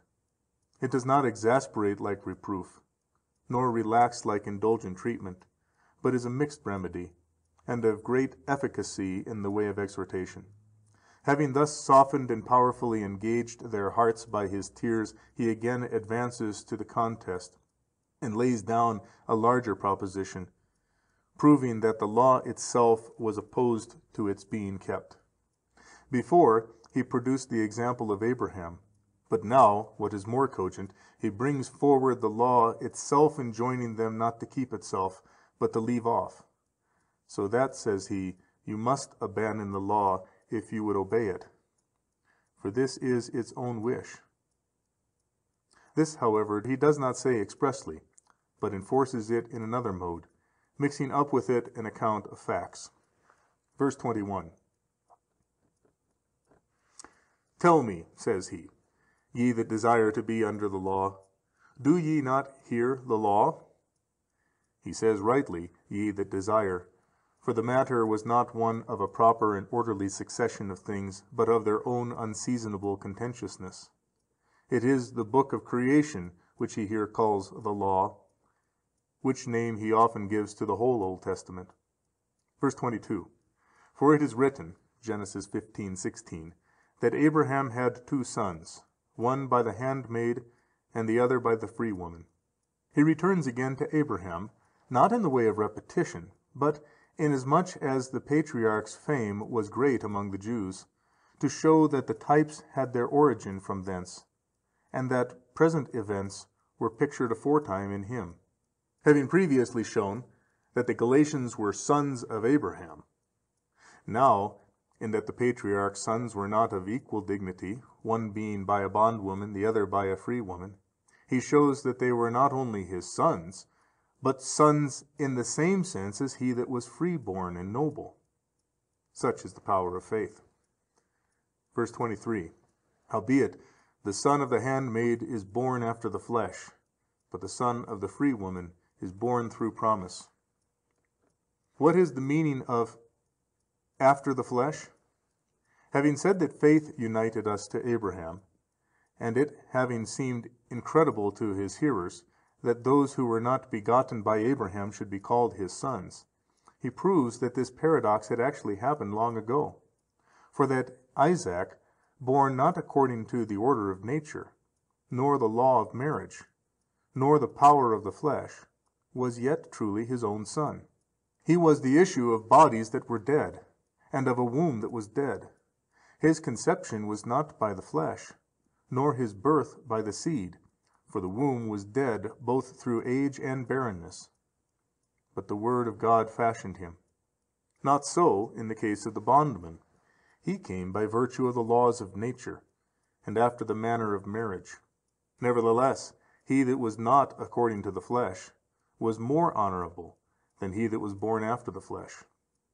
Therefore let it not disturb you that ye are not born after the flesh, for from the very reason that ye are not so born are ye most of all Abraham's kindred. The being born after the flesh renders one not more honorable, but less so. For a birth not after the flesh is more marvelous and more spiritual. And this is plain from the case of those who were born of old time. Ishmael, for instance, who was born according to the flesh, was not only a bondman, but was cast out of his father's house. But Isaac, who was born according to the promise, being a true son and free, was Lord of all. Verse 24, which things contain an allegory. Contrary to usage, he calls a type an allegory. His meaning is as follows. This history not only declares that which appears on the face of it, but announces somewhat farther, whence it is called an allegory. And what hath it announced? No less than all the things now present. Verse 24, for these women, he says, are two covenants, one from Mount Sinai, bearing children unto bondage, which is Hagar. These, who? The mothers of those children, Sarah and Hagar. And what are they? Two covenants, two laws. As the names of the women were given in the history, he abides by this designation of the two races, showing how much follows from the very names. How from the names? Verse 25. Now this Hagar is Mount Sinai in Arabia. The bondwoman was called Hagar, and Hagar is the word for Mount Sinai in the language of that country. So that it is necessary that all who are born of the old covenant should be bondmen, for that mountain where the old covenant was delivered hath a name in common with the bondwoman, and it includes Jerusalem. For this is the meaning of verse 25, and answereth to Jerusalem that now is. That is, it borders on and is contiguous to it. Verse 25, for she is in bondage with her children. What follows from hence? Not only that she was in bondage and brought forth bondmen, but that this covenant is so too, whereof the bondwoman was a type. For Jerusalem is adjacent to the mountain of the same name with the bondwoman, and in this mountain the covenant was delivered. Now where is the type of Sarah? Verse 26, but Jerusalem that is above is free. Those therefore who are born of her are not bondmen. Thus the type of the Jerusalem below was Hagar, as is plain from the mountain being so called. But of that which is above is the church. Nevertheless, he is not content with these types, but adds the testimony of Isaiah to what he has spoken. Having said that Jerusalem which is above is our mother, and having given that name to the church, he cites the suffrage of the prophet in his favor. Verse 27, rejoice, thou barren that bearest not. Break forth and cry, thou that travailest not. For more are the children of the desolate than of her which hath the husband. Isaiah 54, verse 1. Who is this who before was barren and desolate? Clearly it is the church of the Gentiles, that was before deprived of the knowledge of God. Who? She which hath the husband. Plainly the synagogue. Yet the barren woman surpassed her in the number of her children. For the other embraces one nation, but the children of the church have filled the country of the Greeks and of the barbarians, the earth and sea, the whole habitable world. Observe how Sarah by acts, and the prophet by words, have described the events about to befall us. Observe too, that he whom Isaiah called barren, Paul hath proved to have many children, which also happened typically in the case of Sarah. For she too, although barren, became the mother of a numerous progeny.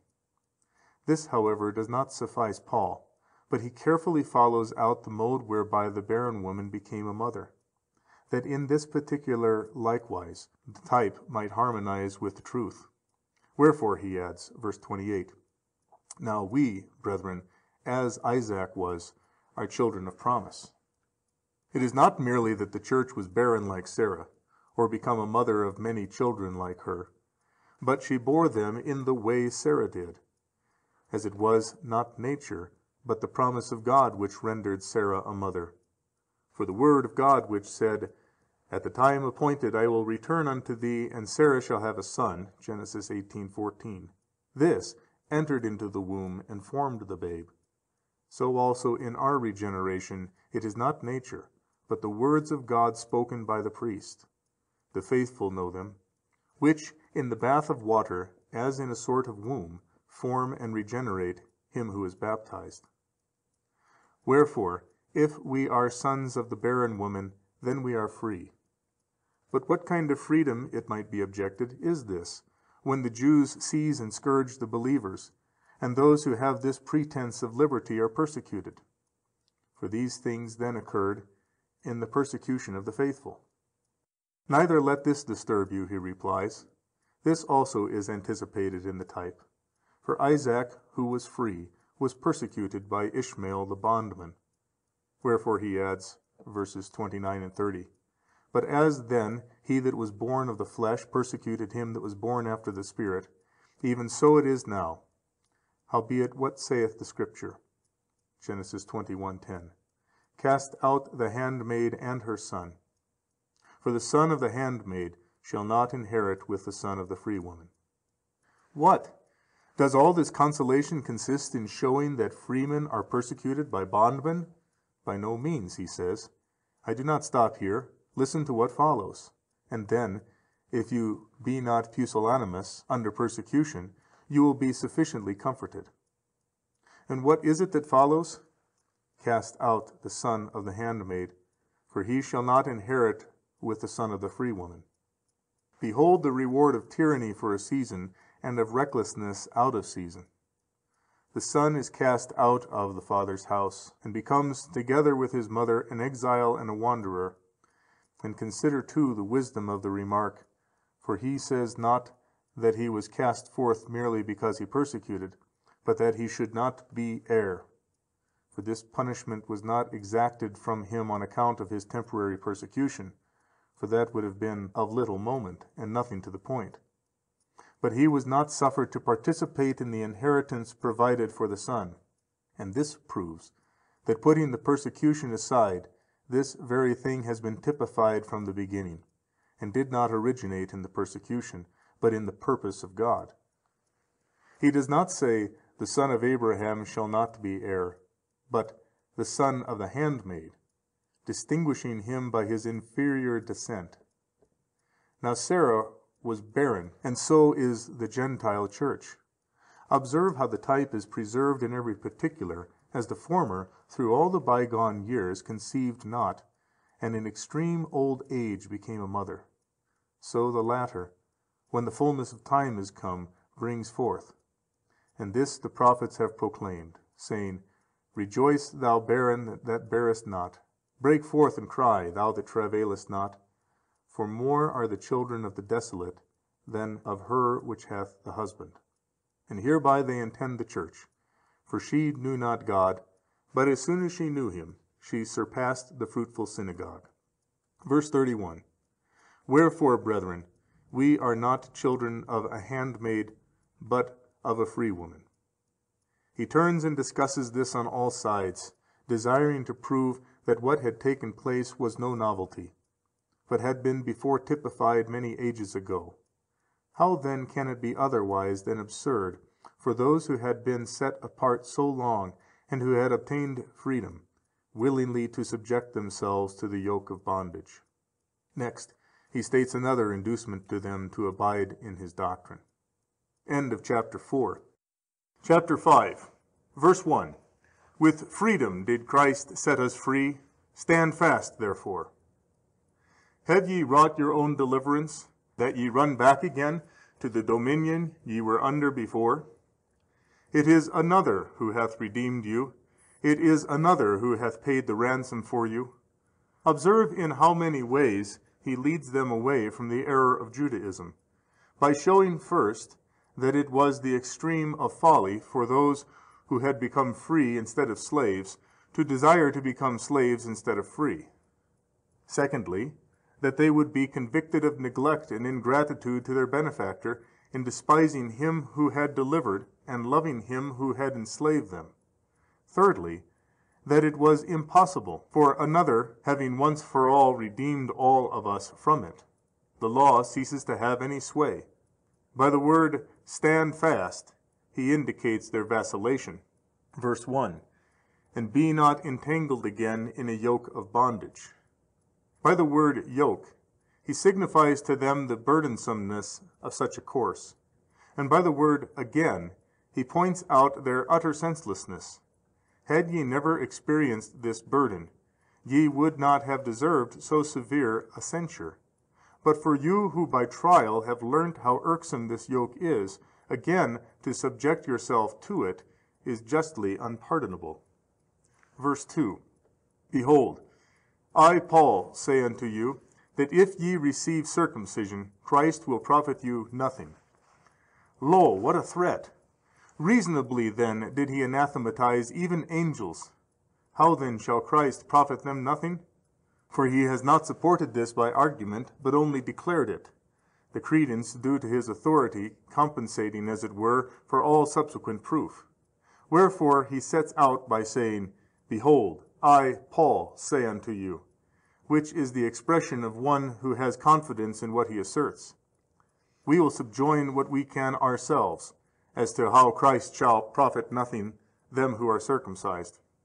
He that is circumcised for fear of the law, and he who fears the law distrusts the power of grace, and he who distrusts can receive no benefit from that which is distrusted. Or again thus, he that is circumcised makes the law of force, but thus considering it to be of force, and yet transgressing it in the greater part while keeping it in the lesser, he puts himself again under the curse. But how can he be saved who submits himself to the curse, and repels the liberty which is of faith? If one may say what seems a paradox, such an one believes neither Christ nor the law, but stands between them, desiring to benefit both by one and the other, whereas he will reap fruit from neither. Having said that Christ shall profit them nothing, he lays down the proof of it shortly and sententiously thus. Verse 3. Yea, I testify again to every man that receiveth circumcision, that he is a debtor to do the whole law. That you may not suppose that this is spoken from ill will. I say not to you alone, he says, but to every one who receiveth circumcision, that he is a debtor to do the whole law. The parts of the law are linked one to the other. As he who from being free has enrolled himself as a slave, no longer does what he pleases, but is bound by all the laws of slavery, so in the case of the law, if you take upon a small portion of it and submit to the yoke, you draw down upon yourself its whole domination. And so it is in a worldly inheritance. He who touches no part of it is free from all matters which are consequent on the heirship to the deceased. But if he take a small portion, though not the whole, yet by that part he has rendered himself liable for everything. And this occurs in the law, not only in the way I have mentioned, but in another also, for legal observances are linked together.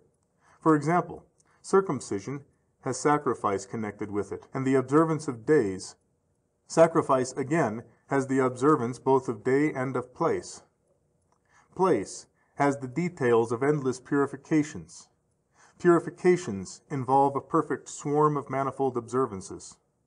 For it is unlawful for the unclean to sacrifice, to enter the holy shrines, to do any other such act. Thus the law introduces many things, even by the one commandment. If then thou art circumcised, but not on the 8th day, or on the 8th day, but no sacrifice is offered, or a sacrifice is offered, but not in the prescribed place, or in the prescribed place, but not the accustomed objects, or if the accustomed objects, but thou be unclean, or if clean, yet not purified by proper rules, everything is frustrated. Wherefore he says that he is a debtor to the whole law. Fulfill not a part, but the whole, if the law is of force. But if it be not of force, not even a part. Verse 4. Ye are severed from Christ, ye who would be justified by the law, ye are fallen away from grace. Having established his point, he at length declares their danger of the severest punishment. When a man recurs to the law which cannot save him, and falls from grace, what remains but an inexorable retribution, the law being powerless, and grace rejecting him? Thus, having aggravated their alarm, and disquieted their mind, and shown them all the shipwreck they were about to suffer, he opens to them the haven of grace, which was near at hand. This is ever his wont, and he shows them in this quarter salvation is easy and secure, subjoining the words, verse 5, For we, through the Spirit of faith, wait for the hope of righteousness. We need none of those legal observances, he says. Faith suffices to obtain for us the Spirit, and by him righteousness, and many and great benefits. Verse 6, For in Jesus Christ neither circumcision availeth anything, nor uncircumcision, but faith working through love. Observe the great boldness with which he now encounters them. Let him that hath put on Christ, he says, no longer be careful about such matters. Having before said that circumcision was hurtful, how is it that he now considers it indifferent?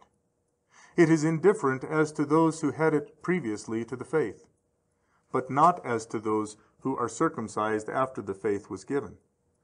Observe, too, the view in which he places it, by setting it by the side of uncircumcision. It is faith that makes the difference. As in the selection of wrestlers, whether they be hook-nosed or flat-nosed, black or white, is of no importance in their trial. It is only necessary to seek that they be strong and skillful. So all these bodily accidents do not injure one who is to be enrolled under the new covenant, nor does their presence assist him. What is the meaning of working through love? Here he gives them a hard blow, by showing that this error had crept in because the love of Christ had not been rooted within them.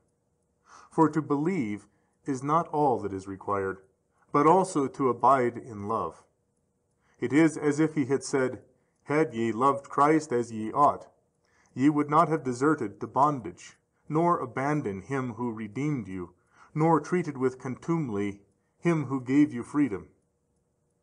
Here he also hints at those who have plotted against them, implying that they would not have dared to do so had they felt affection towards them. He wishes, too, by these words, to correct their course of life. Verse 7, Ye were running well, who did hinder you? This is not an interrogation, but an expression of doubt and sorrow. How hath such a course been cut short? Who hath been able to do this? Ye who were superior to all in the rank of teachers, have not even continued in the position of disciples. What has happened? Who could do this? These are rather the words of one who is exclaiming and lamenting, as he said before, Who did bewitch you? Galatians 3:1. Verse 8, This persuasion came not of him that calleth you. He who called you not to such fluctuations. He did not lay down a law that you should Judaize. Then, that no one might object, Why do you thus magnify and aggravate the matter by your words? One commandment only of the law have we kept, and yet you make this great outcry. Hear how he terrifies them, not by things present, but future, in these words. Verse 9, A little leaven leaveneth the whole lump. And thus this slight error, he says, if not corrected, will have power, as the leaven has with the lump, to lead you into complete Judaism. Verse 10, I have confidence to you word in the Lord, that ye will be none otherwise minded.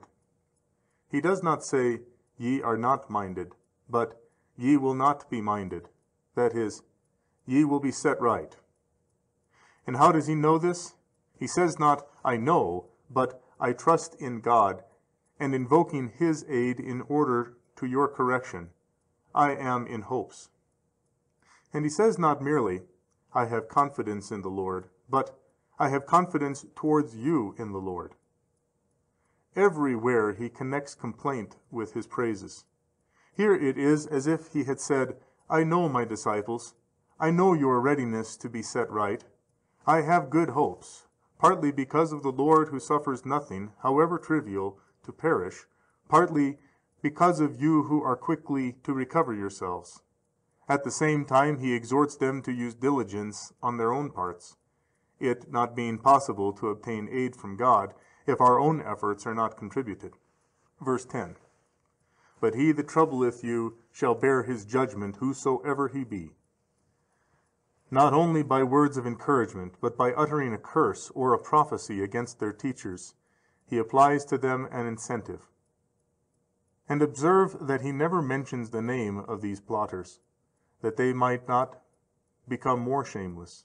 His meaning is as follows: not because ye will be none otherwise minded are the authors of your seduction relieved from punishment. They shall be punished. For it is not proper that the good conduct of the one should become an encouragement to the evil disposition of the other. This is said that they might not make a second attempt upon others. And he says not merely, he that troubleth, but whosoever he be, in the way of aggravation. Verse 11, but I, brethren, if I still preach circumcision, why am I still persecuted? Observe how clearly he exonerates himself from the charge that in every place he Judaized and played the hypocrite in his preaching. Of this he calls them as witnesses. For ye know, he says, that my command to abandon the law was made the pretext for persecuting me. If I still preach circumcision, why am I still persecuted? For this is the only charge which they of the Jewish descent have to bring against me. Had I permitted them to receive the faith, still retaining the customs of their fathers, neither believers nor unbelievers would have laid snares for me, seeing that none of their own usages were disturbed. What then? Did he not preach circumcision? Did he not circumcise Timothy? Truly he did. How then can he say, I preach it not? Here observe his accuracy. He says not, I do not perform circumcision, but I preach it not. That is, I do not bid men so to believe. Do not therefore consider it any confirmation of your doctrine, for though I circumcised, I did not preach circumcision. Verse 11, then hath the stumbling block of the cross been done away. That is, if this which ye assert be true, the obstacle, the hindrance is removed. For not even the cross was so great an offense to the Jews, as the doctrine that their fathers' customs ought not to be obeyed. When they brought Stephen before the council, they said not that this man adores the crucified, but that he speaks against this holy place and the law. Acts 6:13. And it was of this they accused Jesus, that he broke the law. Wherefore Paul says, if circumcision be conceded, the strife you are involved in is appeased. Hereafter no enmity to the cross and our preaching remains. But why do they bring this charge against us, while waiting day after day to murder us? It is because I brought an uncircumcised man into the temple, Acts 21:29, that they fell upon me. Am I then, he says, so senseless, after giving up the point of circumcision, vainly and idly to expose myself to such injuries, and to place such a stumbling block before the cross? For ye observe that they attack us for nothing with such vehemence as about circumcision. Am I then so senseless as to suffer affliction for nothing at all, and to give offense to others?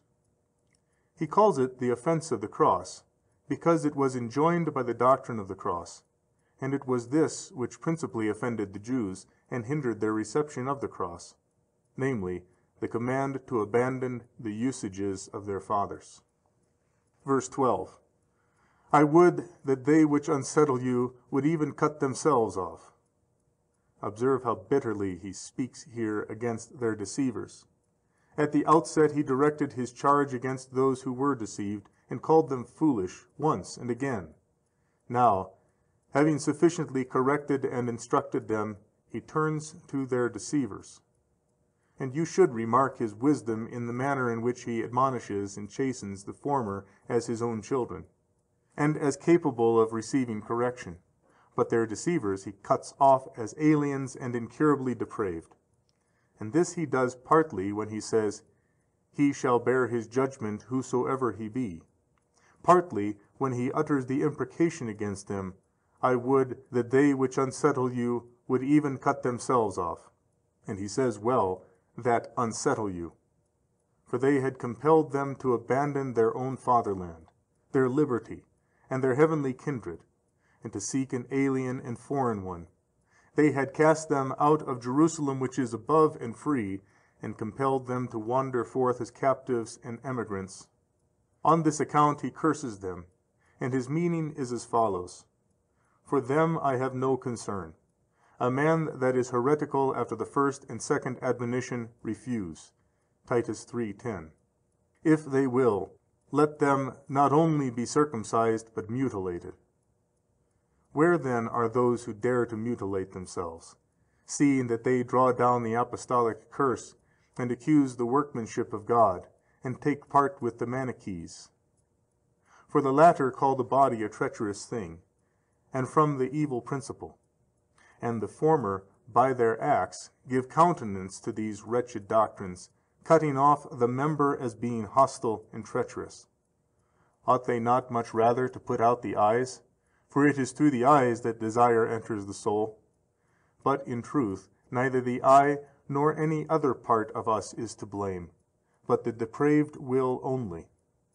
For if you will not allow this, why do you not mutilate the tongue for blasphemy, the hands for rapine, the feet for their evil courses, in short, the whole body? For the ear enchanted by the sound of a flute hath often enervated the soul, and the perception of sweet perfume by the nostrils hath bewitched the mind, and made it frantic for pleasure. Yet this would be extreme wickedness and satanic madness. The evil spirit, ever delighting in slaughter, hath seduced them to crush the instrument, as if its maker had erred, whereas it was only necessary to correct the unruly passion of the soul. How then does it happen, one may say, that when the body is pampered, lust is inflamed? Observe here too, that it is the sin of the soul. For to pamper the flesh is not an act of the flesh, but of the soul. For if the soul choose to mortify it, it would possess absolute power over it. But what you do is just the same thing as if one seeing a man lighting a fire, and heaping on fuel, and setting fire to a house, were to blame the fire instead of him who kindled it, because it had caught this heap of fuel, and risen to a great height. Yet the blame would attach not to the fire, but to the one who kindled it. For it was given for the purpose of dressing food, affording light, and other like ministries, not for burning houses. In like manner desire is implanted for the rearing of families and the ensuring of life, not for adultery, or fornication, or lasciviousness, that a man may become a father, not an adulterer, a lawful husband, not a seducer, leaving heirs after him, not doing damage to another man's. For adultery rises not from nature, but from wantonness against nature, which prescribes the use, not the misuse. These remarks I have not made at random, but as a prelude to a dispute, as skirmishing against those who assert that the workmanship of God is evil, and who, neglecting the sloth of the soul, madly inveigh against the body, and traduce our flesh, whereof Paul afterwards discourses, accusing not the flesh, but devilish thoughts. Verse 13, For ye, brethren, were called for freedom, only use not your freedom for an occasion to the flesh. Henceforward he appears to digress into a moral discourse, but in a new manner, which does not occur in any other of his epistles. For all of them are divided into two parts, and in the first he discusses doctrine, in the last the rule of life. But here, after having entered upon the moral discourse, he again unites with it the doctrinal part. For this passage has reference to doctrine in the controversy with the Manichees. What is the meaning of, use not your freedom for an occasion to the flesh? Christ hath delivered us, he says, from the yoke of bondage. He hath left us free to act as we will. Not that we may use our liberty for evil, but that we may have ground for receiving a higher reward, advancing to a higher philosophy.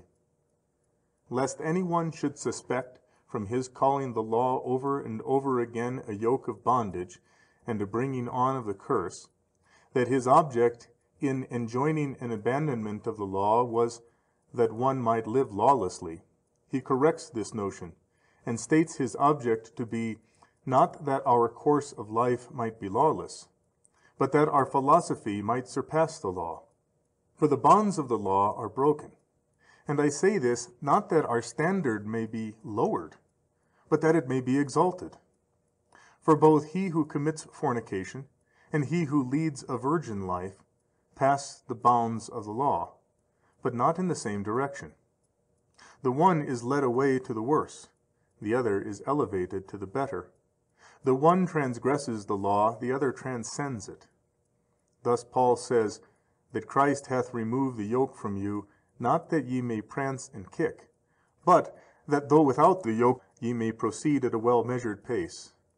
And next he shows the mode whereby this may be readily effected.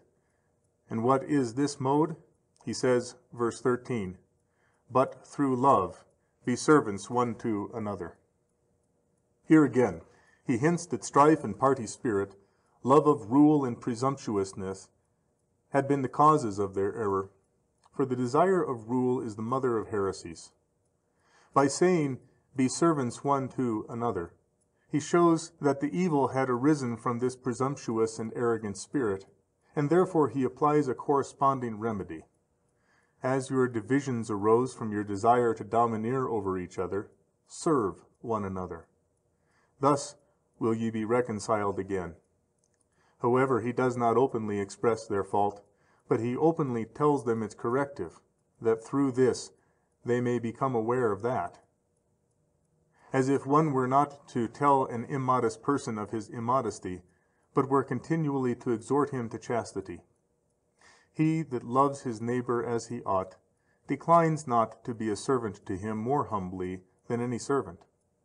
As fire brought into contact with wax easily softens it, so does the warmth of love dissolve all arrogance and presumption more powerfully than fire. Wherefore he says not, love one another merely, but be servants one to another, thus signifying the intensity of the affection. When the yoke of the law was taken off them, that they might not caper off and away, another was laid on, that of love, stronger than the former, yet far lighter and pleasanter. And to point out the way to obey it, he adds, verse 14, for the whole law is fulfilled in one word, even this, thou shalt love thy neighbor as thyself. Seeing that they made so much of the law, he says, if you wish to fulfill it, do not be circumcised, for it is fulfilled not in circumcision, but in love. Observe how he cannot forget his grief, but constantly touches upon what troubled him, even when launched into his moral discourse. Verse 15, but if ye bite and devour one another, take heed that ye be not consumed one of another. That he may not distress them, he does not assert this, though he knew it was the case, but mentions it ambiguously. For he does not say, inasmuch as ye bite one another, nor again does he assert in the clause following that they shall be consumed by each other, but take heed that ye be not consumed one of another. And this is the language of apprehension and warning, not of condemnation. And the words which he uses are expressly significant. He says not merely, ye bite, which one might do in a passion, but also, ye devour, which implies a bearing of malice. To bite is to satisfy the feeling of anger, but to devour is a proof of the most savage ferocity. The biting and devouring he speaks of are not bodily, but of a much more cruel kind. For it is not such an injury to taste the flesh of man as to fix one's fangs in his soul. In proportion as the soul is more precious than the body, is damage to it more serious. Take heed that ye be not consumed one of another. For these who commit injury and lay plots do so in order to destroy others. Therefore he says, take heed that this evil fall not on your own heads. For strife and dissensions are the ruin and destruction, as well of those who admit as of those who introduce them, and eats out everything worse than a moth does. Verse 16, but I say, walk by the Spirit, and ye shall not fulfill the lust of the flesh. Here he points out another path which makes duty easy, and secures what had been said, a path whereby love is generated, and which is fenced in by love. For nothing, I say, renders us so susceptible of love as to be spiritual, and nothing is such an inducement to the Spirit to abide in us as the strength of love. Therefore he says, walk by the Spirit, and ye shall not fulfill the lust of the flesh. Having spoken of the cause of the disease, he likewise mentions the remedy which confers health. And what is this? What is the destruction of the evils we have spoken of, but the life of the Spirit? Hence, he says, walk by the Spirit, and ye shall not fulfill the lust of the flesh. Verse 17, for the flesh lusteth against the Spirit, and the Spirit against the flesh. For these are contrary the one to the other, that ye may not do the things that ye would. Here, some may make the charge that the apostle has divided man into two parts, and that he states the essence of which he is compounded to be conflicting with himself, and that the body has a contest with the soul. But this is not so, most certainly. For by the flesh he does not mean the body. If he did, what would be the sense of the clause immediately following? For it lusteth, he says, against the Spirit. Yet the body moves not, but is moved, is not an agent, but is acted upon. How then does it lust?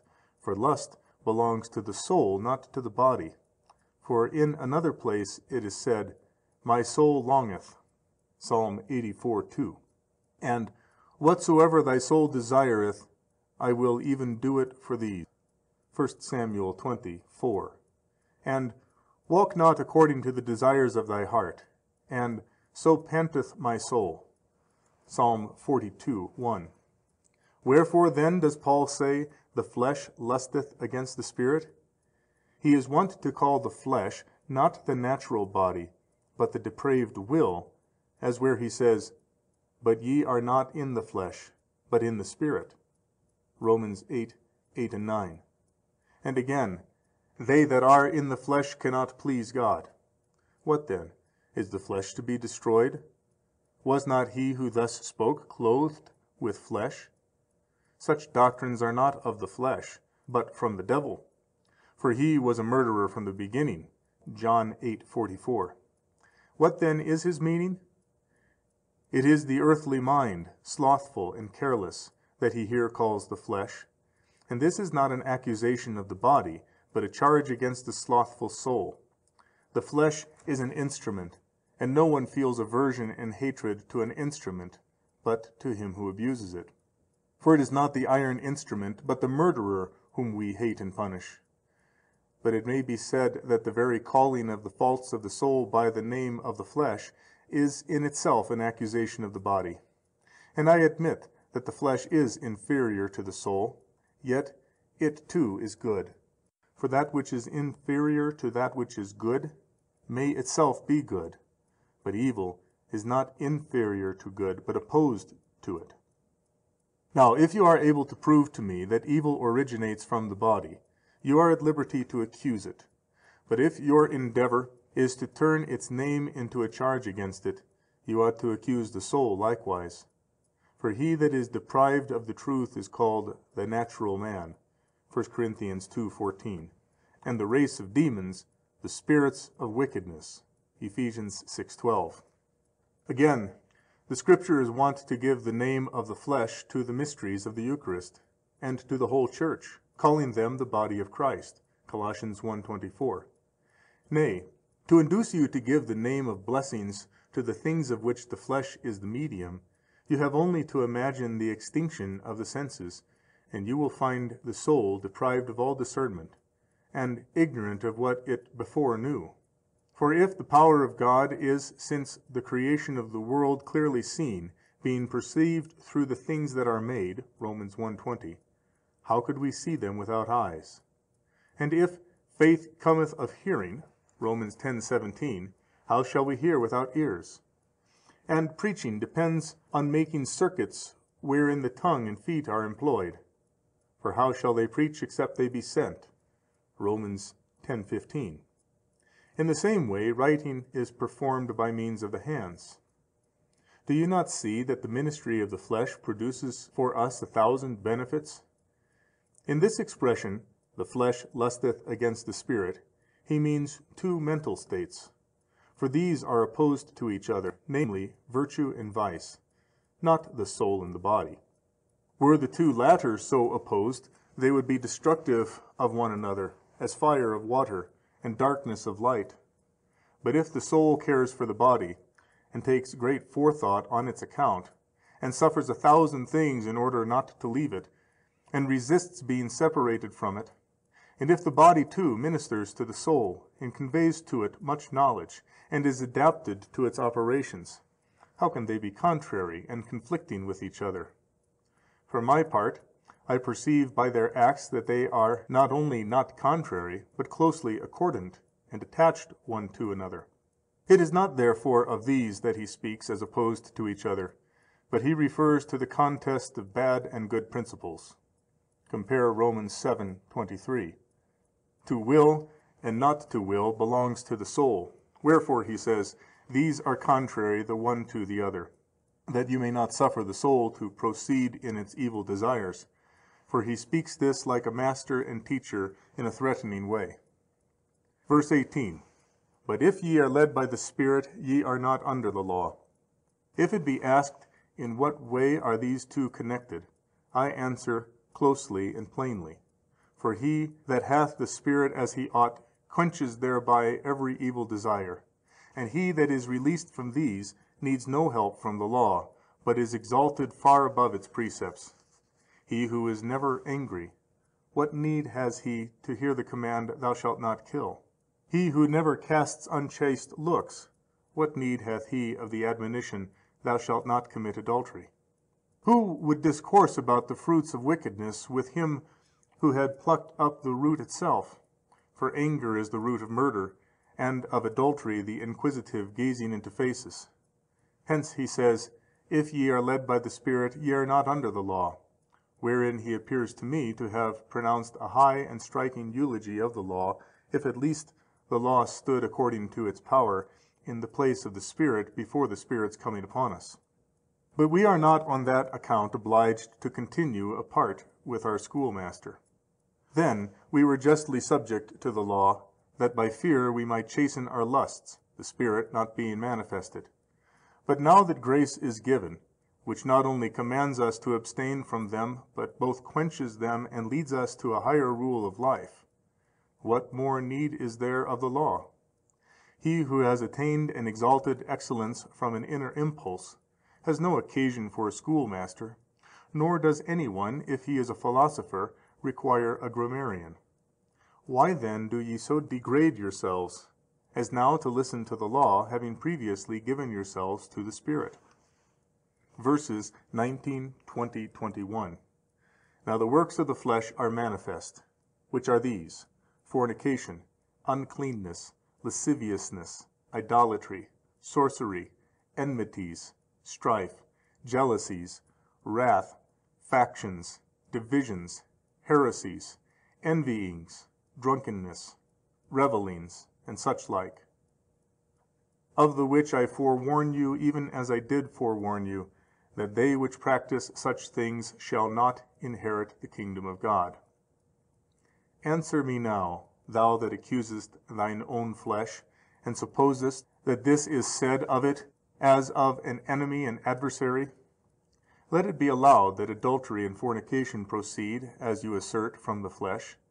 Yet hatred, variance, emulations, strife, heresies, and witchcraft, these arise merely from a depraved moral choice. And so it is with the others also. For how can they belong to the flesh? You observe that he is not here speaking of the flesh, but of earthly thoughts, which trail upon the ground. Wherefore also he alarms them by saying that they which practice such things shall not inherit the kingdom of God.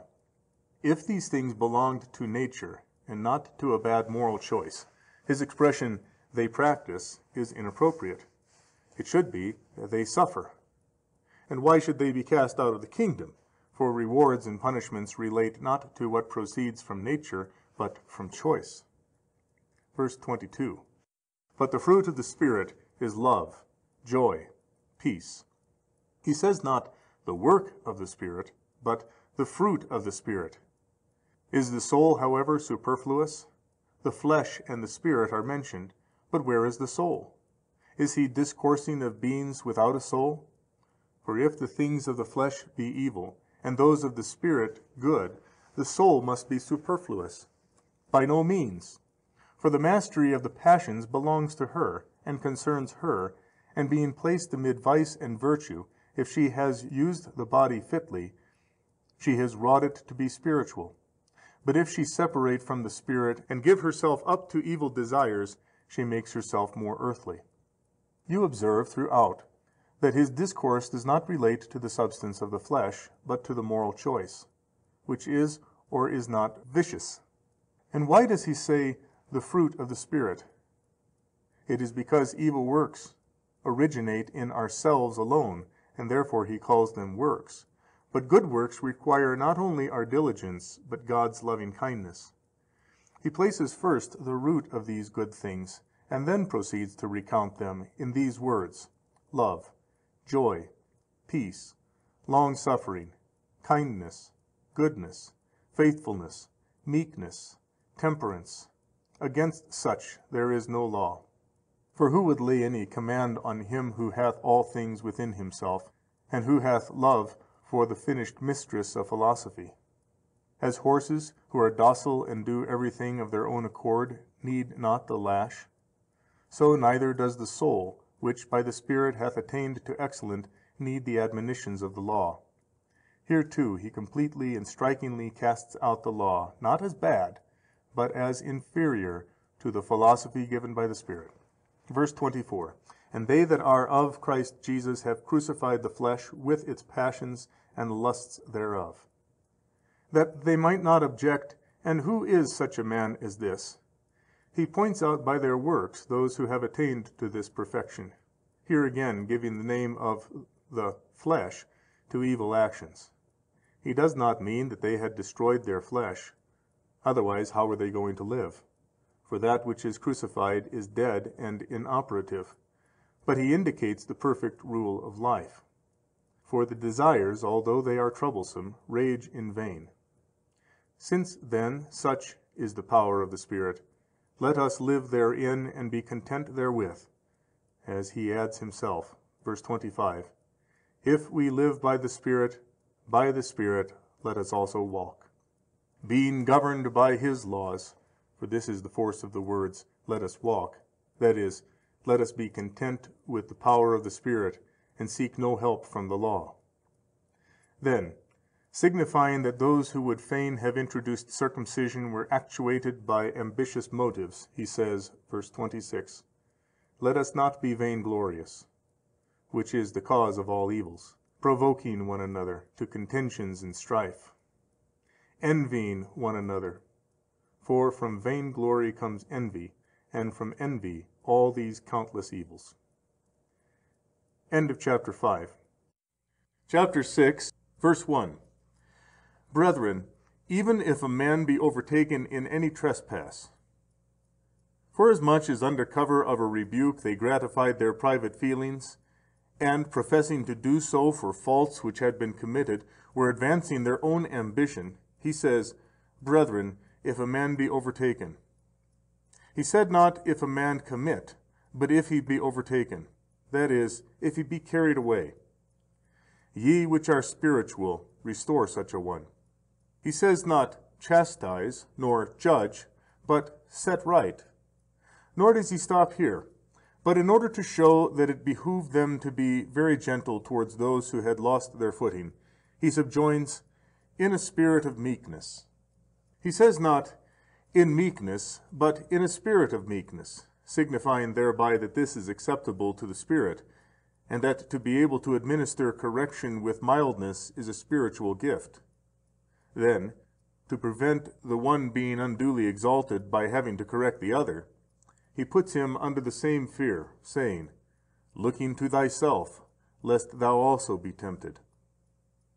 For as rich men convey contributions to the indigent, that, in case they should be themselves involved in poverty, they may receive the same bounty, so ought we also to do. And therefore he states this cogent reason in these words, looking to thyself, lest thou also be tempted. he apologizes for the offender.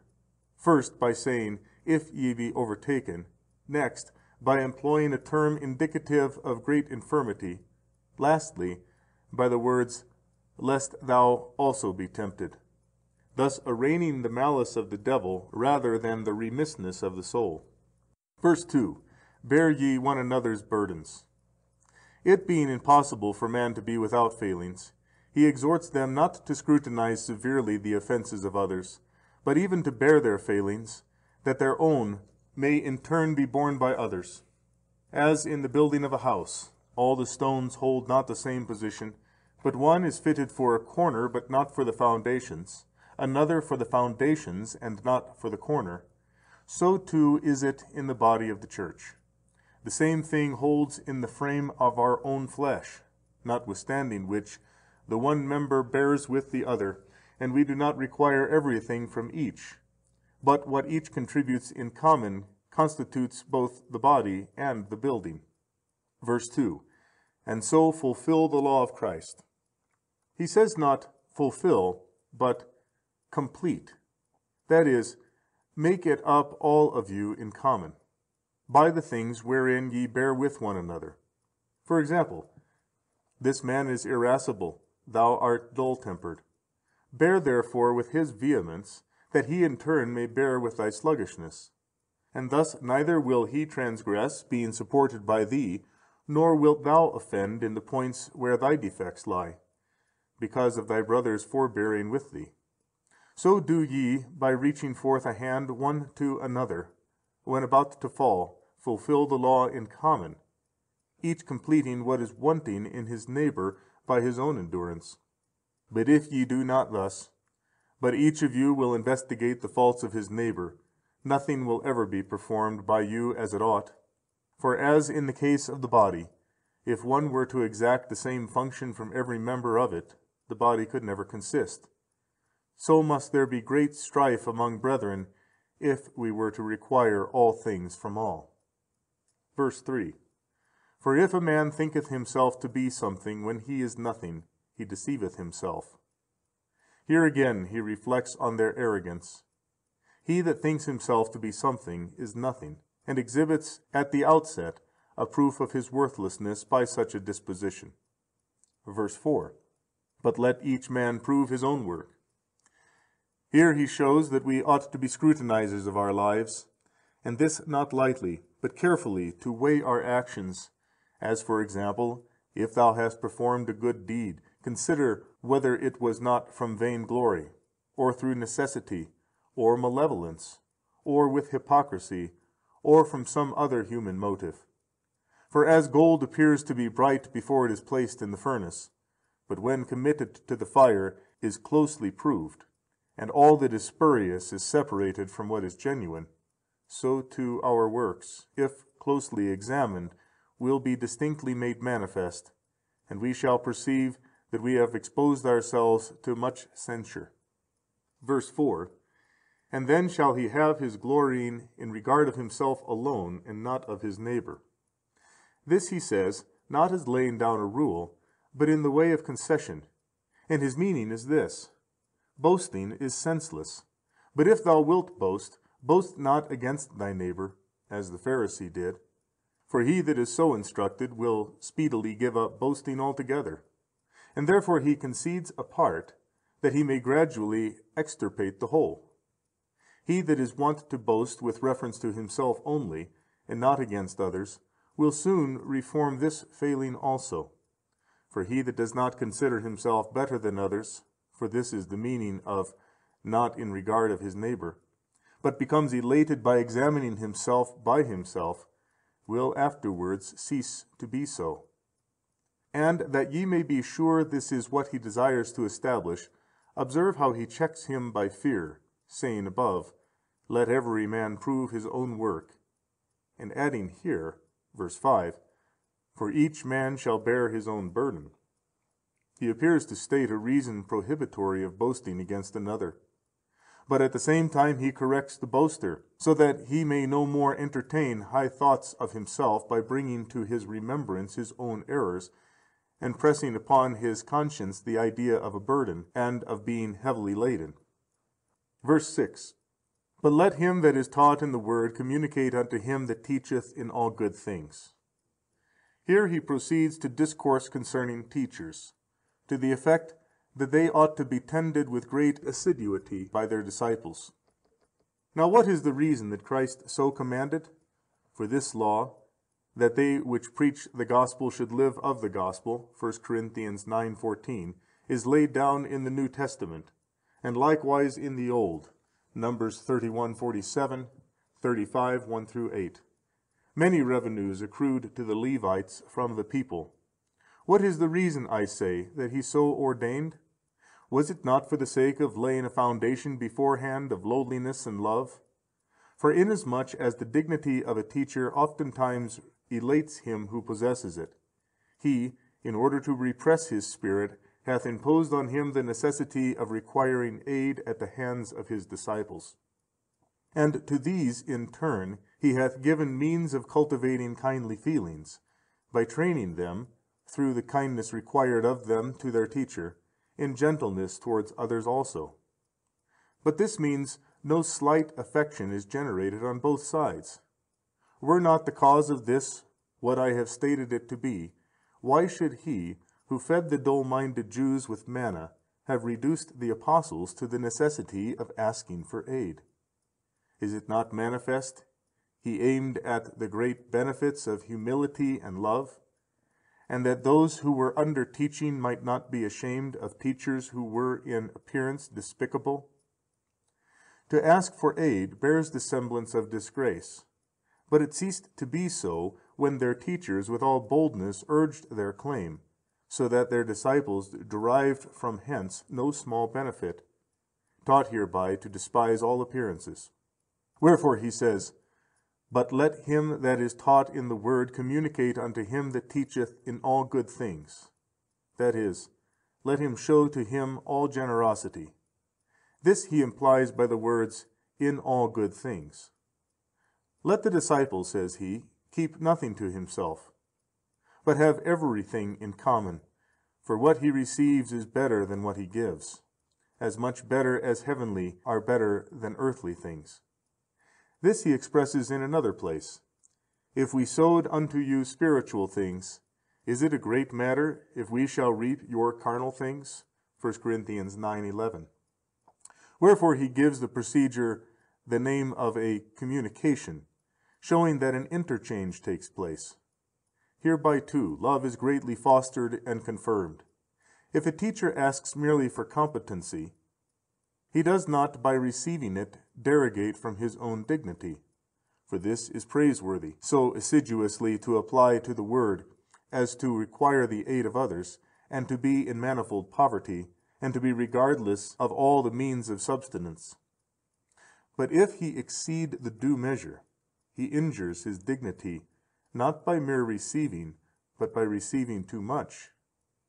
Then, lest the vice of the teacher should render the disciple more remiss in this matter, and he should frequently pass him by, though poor, on account of his conduct, he proceeds to say, verse 9, And let us not be weary in well-doing. And here he points out the difference between ambition of this kind and in temporal affairs, by saying, Be not deceived, God is not mocked. For whatsoever a man soweth, that shall he also reap. For he that soweth unto his own flesh shall of the flesh reap corruption. But he that soweth unto the Spirit shall of the Spirit reap eternal life. As in the case of seeds, one who sows pulse cannot reap corn. For what is sown and what is reaped must both be of one kind. So is it in actions. He that plants in the flesh wantonness, drunkenness, or inordinate desire shall reap the fruits of these things. And what are these fruits? Punishment, retribution, shame, derision, destruction. For of sumptuous tables and viands the end is no other than destruction, for they both perish themselves and destroy the body too. But the fruit of the Spirit is a nature not similar, but contrary in all respects to these. For consider, hast thou sown almsgiving? The treasures of heaven and eternal glory await thee. Hast thou sown temperance? honor and reward, and the applause of angels, and a crown from the judge await thee. Verses 9 and 10. And let us not be weary in well-doing, for in due season we shall reap, if we faint not. So then, as we have opportunity, let us work that which is good toward all men, especially toward them that are of the household of faith. Lest any one should suppose that their teachers were to be cared for and supported, but that others might be neglected, he makes his discourse general, and opens the door of this charitable zeal to all. Nay, he carries it to such a height as to command us to show mercy both to Jews and Greeks, in the proper gradation indeed, but still to show mercy. And what is this gradation? It consists in bestowing greater care upon the faithful. His endeavor here is the same as in his other epistles. He discourses not merely of showing mercy, but of doing it with zeal and perseverance. For the expressions of sowing and of not fainting imply this.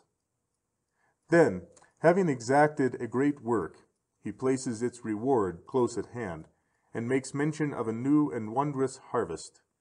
Among husbandmen, not only the sower, but also the reaper endures much labor, having to struggle with drought and dust and grievous toil.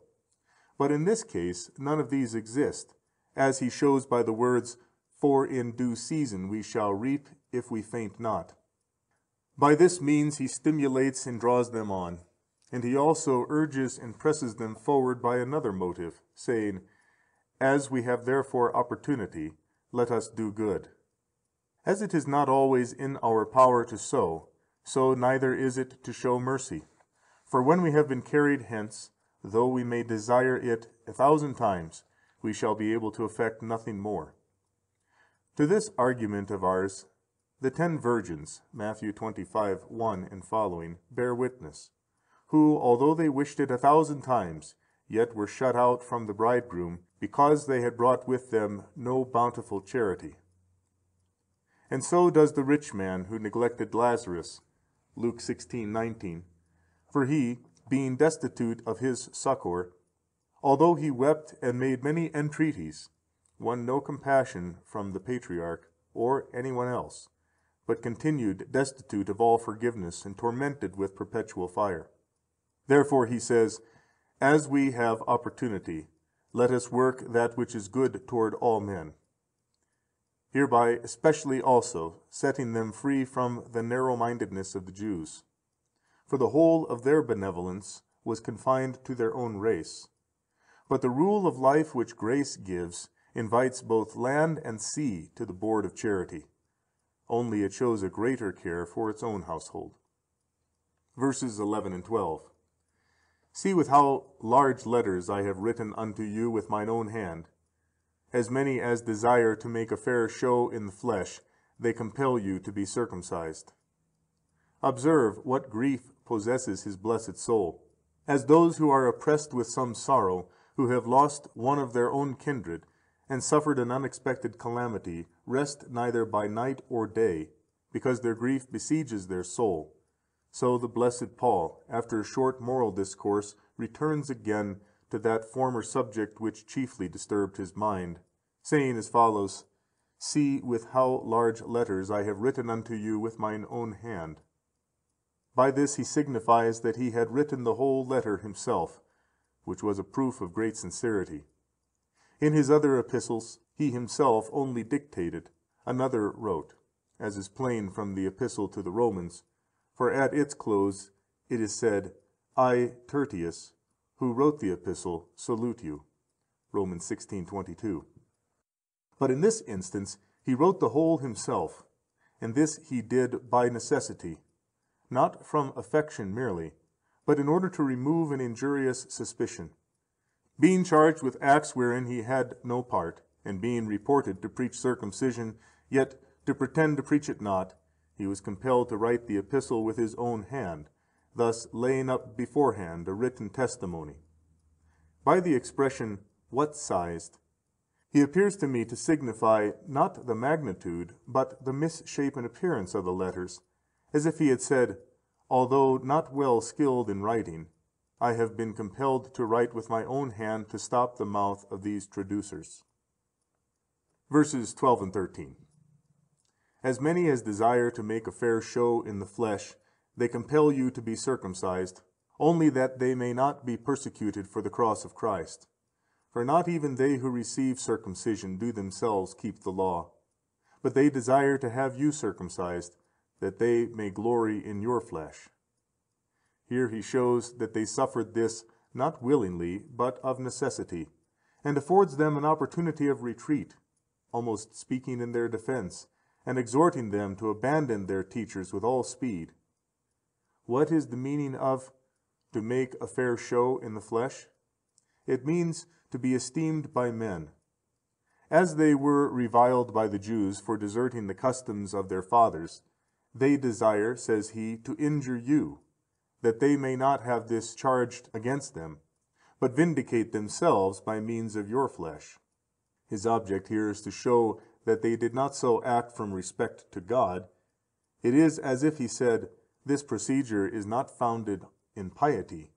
All this is done through human ambition, in order that the unbelievers may be gratified by the mutilation of the faithful. They choose to offend God, that they may please men. For this is the meaning of to make a fair show in the flesh. Then, as a proof that for another reason too they are unpardonable, he again convinces them that not only in order to please others, but for their own vain glory, they had enjoined this. Wherefore he adds, that they may glory in your flesh, as if they had disciples and were teachers. And what is the proof of this? For not even they themselves, he says, keep the law. Even if they did keep it, they would incur grave censure, but now their very purpose is corrupt. Verse 14.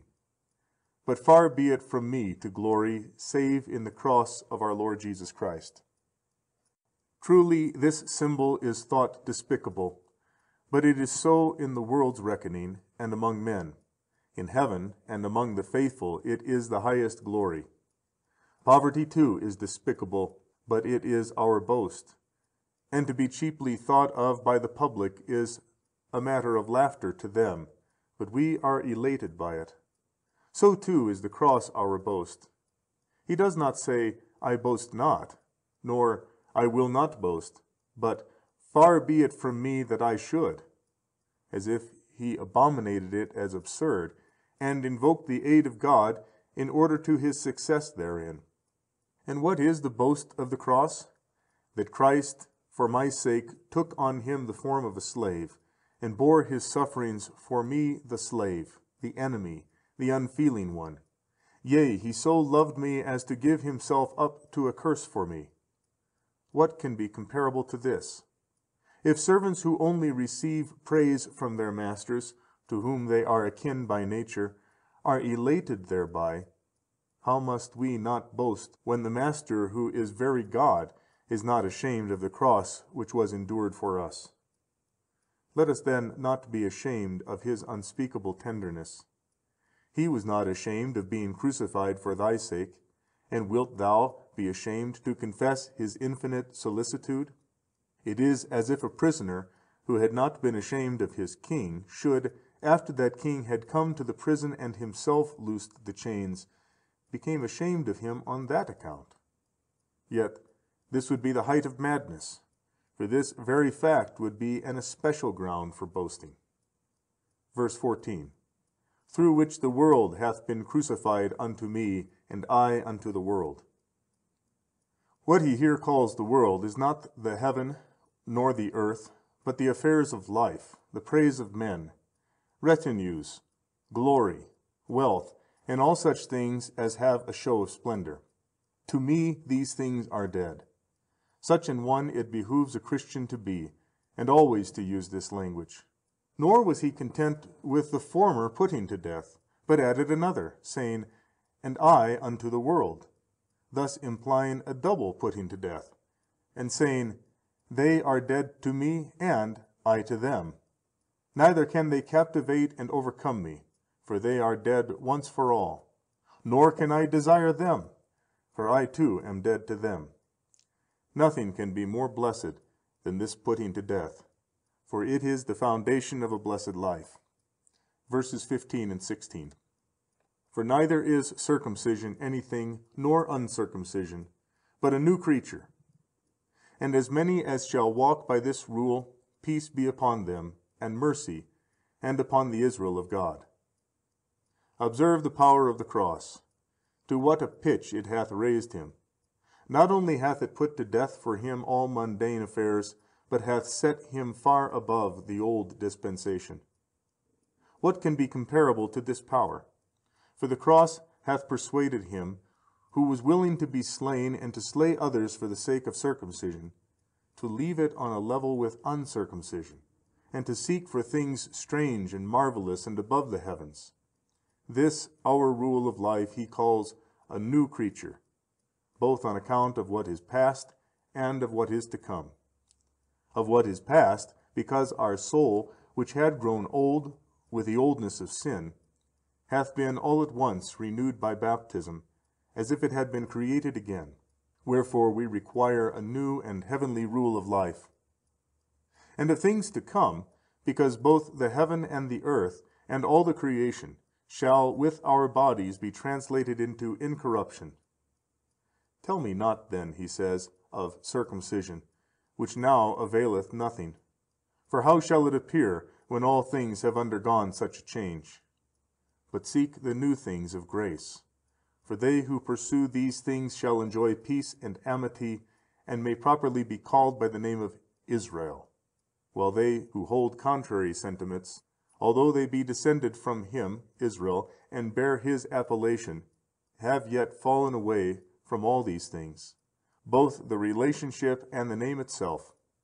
But it is in their power to be true Israelites who keep this rule, who desist from the old ways and follow after grace. Verse 17, From henceforth let no man trouble me. This he says not as though he were wearied or overpowered, he who chose to do and suffer all for his disciples' sake, he who said, Be instant in season, out of season, 2 Timothy 4:2.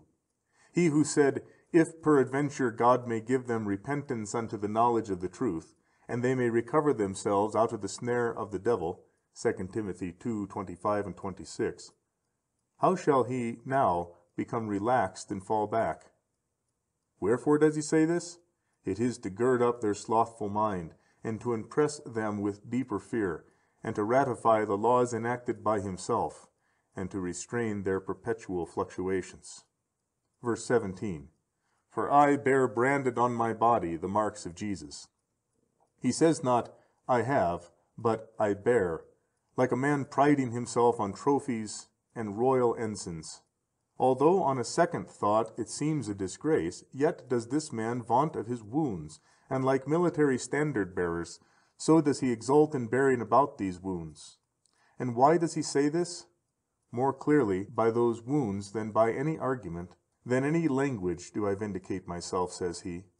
For these wounds utter a voice louder than a trumpet against my opponents, and against those who say that I play the hypocrite in my teaching, and speak what may please men. For no one who saw a soldier retiring from the battle bathed in blood and with 1,000 wounds would dare to accuse him of cowardice and treachery, seeing that he bears on his body the proofs of his valor. And so ought ye, he says, to judge of me.